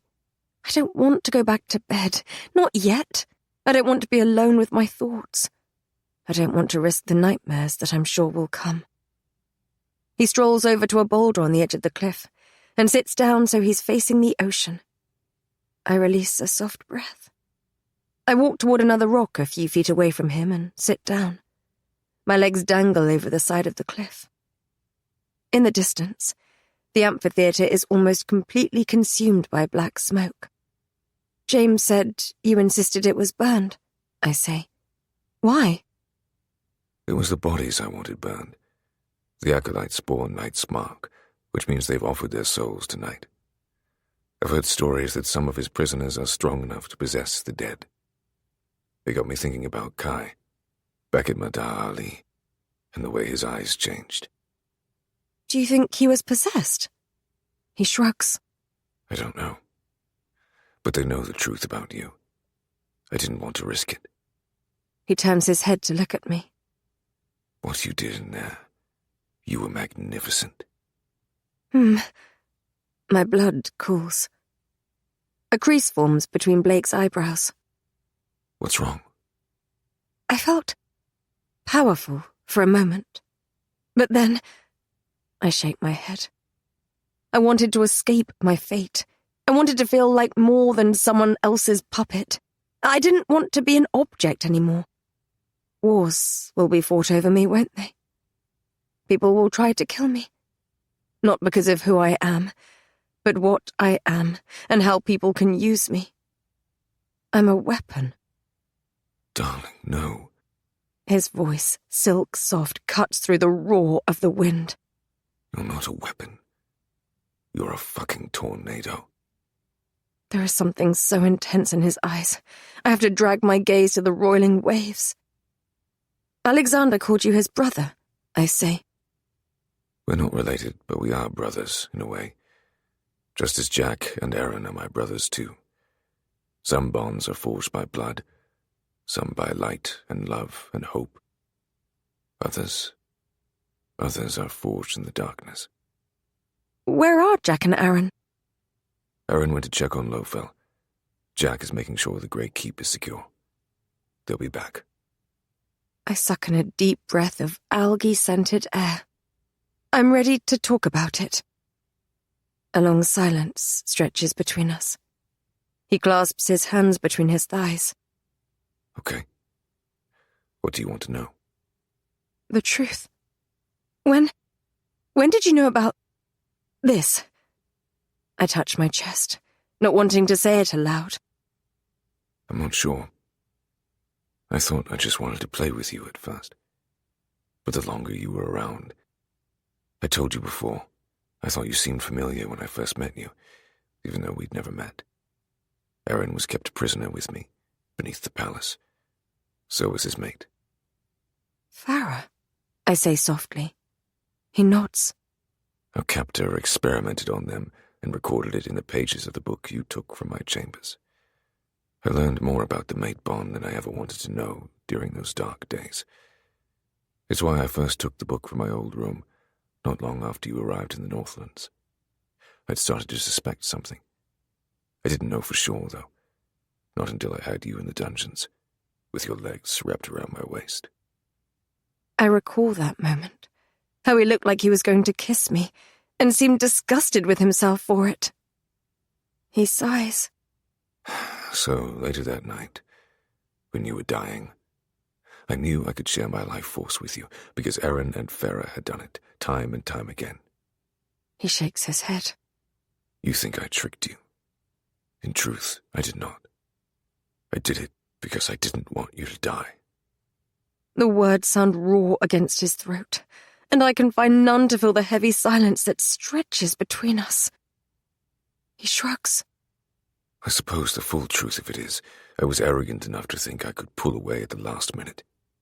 That I could grab you, like you did to me earlier, when I was in the well, and then let go without there being any consequence. But you gripped so tight. Honestly, Aurora, I did not mean for this to happen. Make no mistake, I had designs on the throne. I still do. Your part in my plan was over. I was going to blackmail Callum once we had taken Madar Ali from James. I did not plan for this. It complicates things for me. You hid it from me. You had no right to do that. He releases a dark laugh. What was I supposed to do? You were with Callum. I knew he wouldn't be able to handle it. The truth would have destroyed you both. And your plan too, in the process. Yes, there's that too.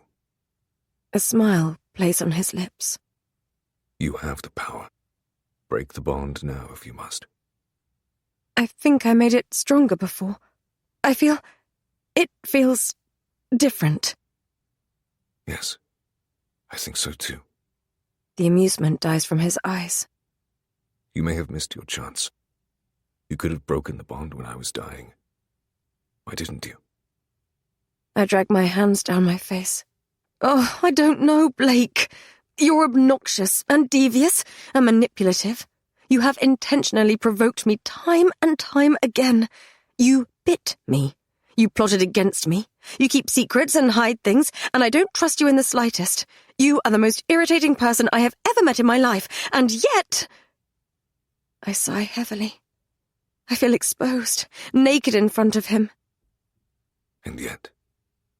I admit something that makes me feel more vulnerable than I have ever felt in my life.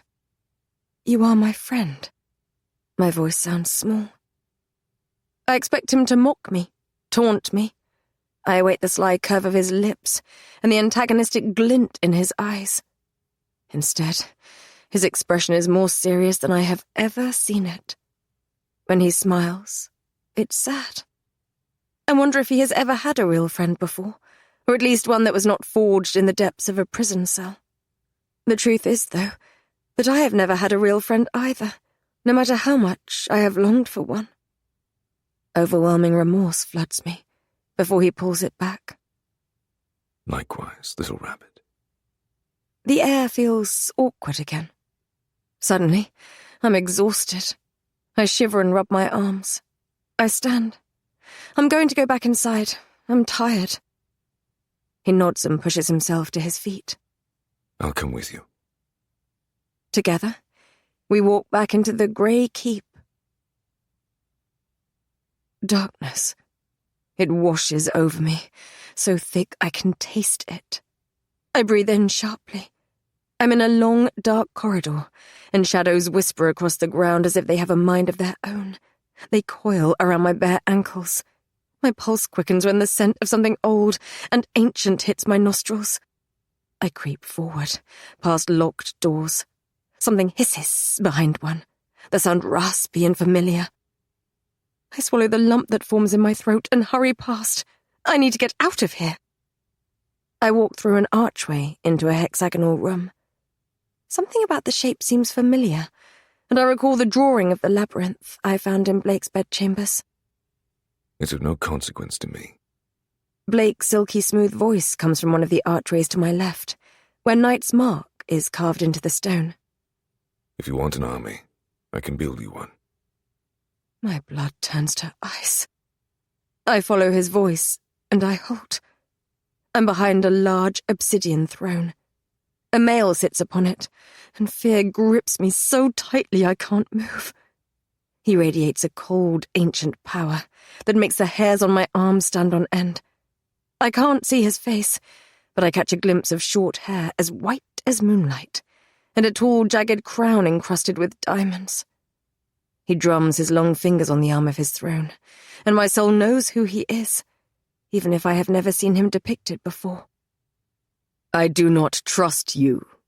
The male speaks, his voice cold. Blake kneels before the throne, his head bowed in deference. When he raises it, the corner of his lip lifts. Is that not part of my appeal, Master? His face is younger, and his hair slightly longer and messier. Shock slams through me. This is a memory, like the others I infiltrated.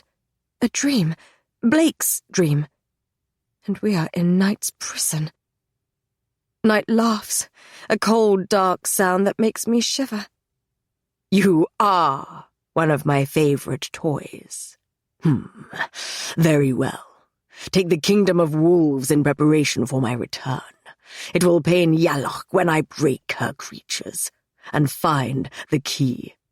Bring me the heart of the moon, and you will be rewarded beyond your wildest imaginings.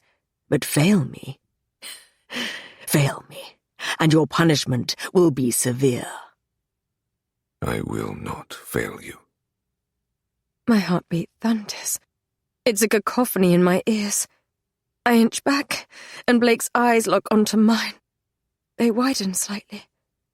A brief flicker of panic crosses his face, before he schools it into nonchalance once more, and brings his gaze back to his master. Is there something wrong? The crowned male begins to turn, and clucks his tongue. Is one of my souls misbehaving? Bring them to me. I don't wait for the God of Night to see me. I don't wait for Blake to catch me. This may be a memory, but I have the terrible feeling there will be dire consequences if I'm caught. I run. I run faster than I have run in my life. My muscles scream. My feet slice on the tiles. My lungs feel as if they will burst as I crash back into the hexagonal room. Footsteps pursue me. Blake pursues me.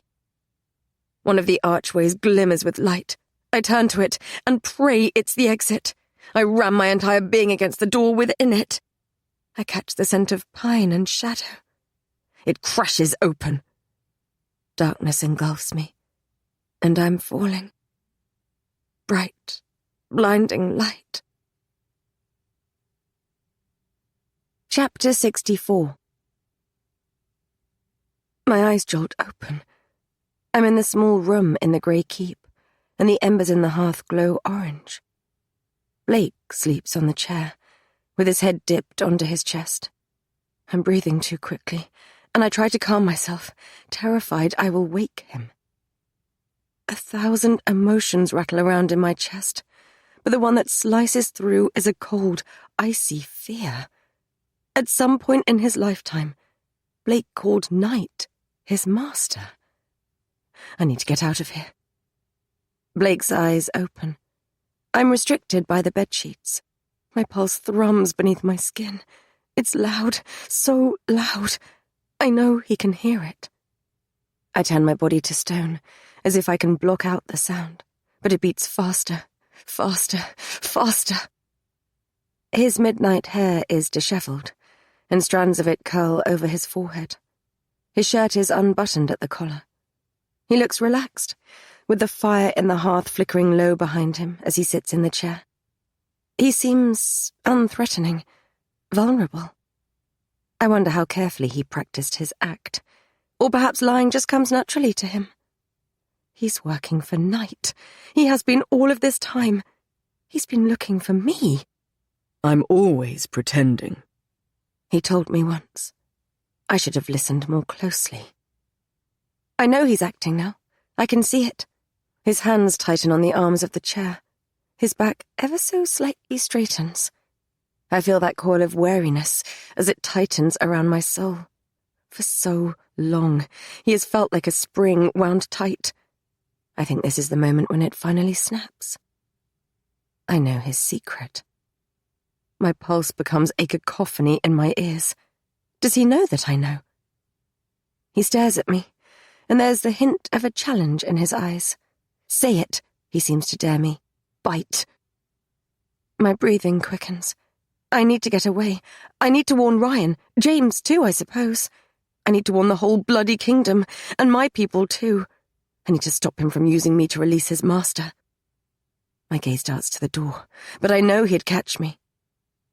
I force myself to relax, to release a breath, to smile. He hasn't hurt me yet, so he must be waiting for something before he makes his move. I have time. There has to be more time. I can pretend too. I had the strangest dream that I was being chased through a forest, I say. I settle back down on my pillows. I'll put him at ease, wait for him to go back to sleep. Then I will run. He blinks. Once. Twice. That sounds frightening. He shifts in his chair, and I try not to flinch. He puts his foot on the edge of my bed, and I think it's to barricade me in. But then the bottom of his breeches rides up. Too late, my eyes dart to the exposed flesh, and I realize his intent. The mark I saw there, when I hid beneath his bed, is no ordinary scar. A key with 2 crescent moons in the bow has been burned into his ankle. The flesh around it is angry and mottled. Elsie and Alexander had Knight's mark inked onto their wrists, but this is different. A fresh wave of horror crashes over me as I remember the book of drawings depicting Knight's monsters. They were branded like this too. He's showing it to me. He wants me to confront him. I look away hurriedly and pretend I didn't see. He sighs and slides his foot back to the ground. His boot hits the floor with a thud. Let's not play this game anymore. The way he says it, as if I am the tiring one, as if I have been caught doing something wrong, stokes a fire inside me that flushes away some of the coldness. Let us be honest for once. Honest? The word tears from my lips. You want to be honest? Yes. He says as my gaze darts toward the door. I know what you're thinking. So say it, and I can explain. Power coursed through my veins earlier, but I feel anything but powerful now. Even if I understood how the power of the moon worked, what could I do with it? Turn him into a wolf and make him an even bigger threat? I clench the sheets. You can't hurt me because of the bond, I remind him. That's not the reason I won't hurt you. You've been working for Knight. I wait for him to deny it. I want him to deny it. Yes. My breath catches. My soul splinters. My fear spikes. The rumors that someone was trying to free Knight and create him an army, they were about you. You're the Night Prince. Yes. My pulse is beating so quickly now, it drowns out the sound of anything else. Adrenaline surges through me. Run, run, run! Aurora, we don't have time for this. Don't. I lurch across the bed toward the door, and the bedsheets tangle around my thighs. The glass of water on my bedside table spills. He grabs me around the waist and throws me back onto the mattress. I open my mouth to scream, but he pins me down and clamps his hand over my mouth. He climbs on top of me, and his thighs clench against my hips. His scent floods my senses. I grab his wrist and curl my fingers into his bone. I taste the salt of his palm. Bite, bite, bite. Don't. The wolf flashes in his eyes, feral and beautiful. Listen. His essence floods me, dark and powerful and suffocating. It strokes and coaxes, and is laden with such intense dominance that I almost whimper as I try to push it away. Something inside me wants to yield to it, to submit. He is using the Anya, like before, but fear cools my blood. He is more powerful than he was letting on the last time he did this. All this time, I thought it was Callum who was holding back with me. I see now. It was Blake. Sweat beads on my brow. His words, spoken in his chambers at Madoch Alley, come back to haunt me. When the time comes, little rabbit, I will give you everything I have. I promise. Is this it? Is this his glorious defeat? Stop fighting, Aurora. Listen. My own power rises to meet his. I reach deep inside of me and grab his shadowy fingers. His grip tightens, and I gasp as I'm held within his grip. Still, I think I could fight him off. As the telltale dots appear across my vision, and my breathing becomes rapid, I know that all I need to do is let go. I think he knows it too. I think he's giving me a reason to acquiesce to him, a way for me to pretend that he forced me into submitting to him, because he knows my truth, even if I can't stomach it. I want to know what he has to say. I want to trust him. I want him to tell me this is a mistake, and that I wasn't wrong to save his life. So, that traitorous part of me stills, obeys, submits. I pretend I don't want to. I even let out a soft whimper against his palm. The corner of his lip twitches, as if he knows my game. I sink back into the sheets and stop writhing beneath him. When I blink up at him, my body softens and becomes pliant. His shoulders dip with relief. Are you going to scream? He asks. I shake my head, and he pulls away his palm. Good girl. I'm breathing fast. So is he. I'm going to tell you the truth, Aurora, and I need you to listen carefully, because I fear we don't have much time. Are you listening? I nod. Yes. Good. I'm not one of Knight's acolytes. I'm not some fool who dresses in a dark cloak with a symbol inked onto my skin. I'm much worse than that. I'm one of Knight's prisoners. Just like the serpent you killed, just like the monsters you have heard of. The prison I've pulled you to in my dreams, that was my home for a time. You've realized that, haven't you? The brand on your ankle, I say. Yes. He brands all his prisoners with his mark. The acolytes copy it, as if they could ever know what it means. He leans back so he's kneeling over me, and I can't settle my unsteady heart or the beast that has awoken in my chest. I'm still gripping his wrist, I realize. For some reason, I don't release him. His pulse thrums, agitated beneath my fingertips. My soul belongs to the god of night, He says. So do the souls of the others who were trapped in the cell beneath the palace with me. You asked me once whether I killed the Maester of Healing. I told you that wasn't the right question. Do you know now what the right question is? I inhale a shaky breath as I piece together everything I know, everything he has told me. Dread runs thicker than blood through my veins. I nod, the movement stifled by the pillow. Ask me. He says, "How did you escape?" My words are quiet, barely audible as the wind picks up outside, and the sea roars against the cliffs. It's as if the weather is reacting to the turbulence inside me. A shadow flickers across his face, and that cold, endless ache that I felt from him when he kissed me floods me. I feel as if I'm drowning. I didn't. In the cell beneath the palace, I died. My heart stops. A powerful, unreadable emotion erupts from my soul and mingles with his darkness. I don't understand. He smiles, but there is nothing warm in his face. That was Knight's big trick. He covets desperate souls, and I was so very desperate. I made a bargain with him. I asked him to give me the power to escape from the maester and to set the others free. In exchange, I would give him my soul. He honored his promise, I suppose. He gave me my freedom in the form of death. Only instead of my soul going to rest, he took it for himself. Words bubble, then die in my throat. I know with certainty that what he's telling me is true. I feel it with every nerve in my body. My skin is as cold as his eyes. I don't know what to say, how to react to such horror. That traitorous part of me wants to comfort him, just like I did when I found out what had been done to him in the palace. Like then, I realized the horrors he has undergone make him even more of a threat to me. I thought I knew torment. I did not. Not until I became Knight's plaything.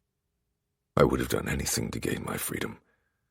I was dead for months, but it felt like a lifetime that I was trapped. Over time, I realized Knight was as desperate to get out as I was. I made him a new promise. If he let me go, I would give him what he desired. The dream you witnessed, the memory, it was the night when Elsie prayed to him because our father was going to kill her. I told him I could use Bruce to our advantage and get a footing in the Wolf Kingdom. He agreed to let me go. How? Knight doesn't have the key. Knight doesn't have me. Knight used Yalok to do it. The walls of his prison are thinner on the night of the full moon. Not thin enough for him or any of the ancient prisoners to escape, but thin enough for me to slip through. He took me to her cell. I was so sure she'd find a way to stop me from leaving, but as I passed by her, she spoke to me. His eyes burn into mine. She said, "My heart is your salvation." My fingers dig into his wrist. I thought the heart of the moon was just a rock. I thought I could use it to barter for my freedom, even if it meant unleashing horrors upon the world. Because the next time I die, I know what eternity will look like for me. I have no love for the kingdom of wolves or the kingdom of men. One abandoned me, the other tortured me. What did it matter to me if they both burned? But I didn't know. When I made that promise tonight, I didn't know that it would be you. When did you realize? I started to suspect the more I got to know you. I was fairly sure on the night of the full moon when you didn't shift. When Alex took you, then I was certain. I take a deep breath. And now you know? I cannot let you go. He says it as if it's so simple. And some deep, aching part of me wants to believe him. But giving me tonight is the only thing that will save him from eternal torment. Blake has lied to me, time and time again. He pretends and manipulates and deceives. Earlier this evening, he coaxed me into breaking the bond, and it hits me that if everything he is saying is true, the bond could be the only thing stopping him from handing me over to his master. Anything that happens to me will happen to him too. His chest deflates as if he feels my hesitance. I know I haven't given you much reason to trust me, but I believe that if Knight or any of his army got their hands on you, you would be tortured and killed in order for you to release enough power to break the walls of his prison. So if you don't believe that I don't want to hurt you, then at least believe that my own self-interest would compel me to keep you away from the God I serve. But I need you to believe one of these options, and quickly. Because Alexander's soul belongs to Knight too, and now he's dead. He has told Knight where you are. I saw it just now. while I was dreaming. My breathing quickens. My blood cools. A part of me knew more acolytes would come for me, yet I thought I would have more time to figure everything out. Slowly, he climbs off me and stands at the side of the bed. I sit up. I know what you want, little rabbit. I heard you talking to James. You want an army, and a kingdom, and a crown. I can give you your vengeance. I will drop your father's head at your feet if you ask it of me. You need to evade Night, and no one in this kingdom knows him better than I do. I can help you. I will help you. But we need to go. He glances at the window, which rattles in the wind. Knight's acolytes, the beginnings of his army, any other prisoners that might have slipped through the hole in that prison wall. They are coming. I swallow down my rising fear and cling to some hope that we still have time. There has to be more time. We need to tell Ryan and the others. No, they are coming for you. If you want to keep them safe, we need to go, now. We'll draw them away. Just you and me. He holds out his hand for me to take. Callum! Fuck Callum. There's an uncharacteristic sharpness in his tone. I shake my head, because I'm so sure that his game is not yet over. And what do you want in return for your help, Blake? He cocks his head slightly. There is something I want above anything else. You know what that is, don't you? His eyes bore into me with such intensity that my breath hitches.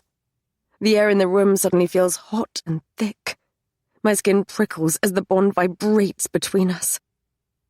The dream I walked in on flashes through my mind. Me on the bed, the flush of his cheeks, the way his face looked as he pushed me down onto the mattress. I blink the vision away because it's too dangerous to look at. You want your freedom. What do you want, in exchange for what I want? He says, without confirming or denying my statement. A simple bargain. I look at his hand, still outstretched. Nothing is simple when it comes to Blake. I feel as if I'm making a deal with the god of night himself. But Blake already has my soul. What more can he take from me? Those dangerous dimples crease his cheeks. Come on, little rabbit. We need to go. Now. They are coming. Goddess help me. I put my hand in his. The Night Prince was written by Lauren Palphreyman and read by Zara Hampton-Brown, Shane East, and Sean Masters. The Night Prince was produced by John Marshall Media. This has been a presentation of Simon Maverick.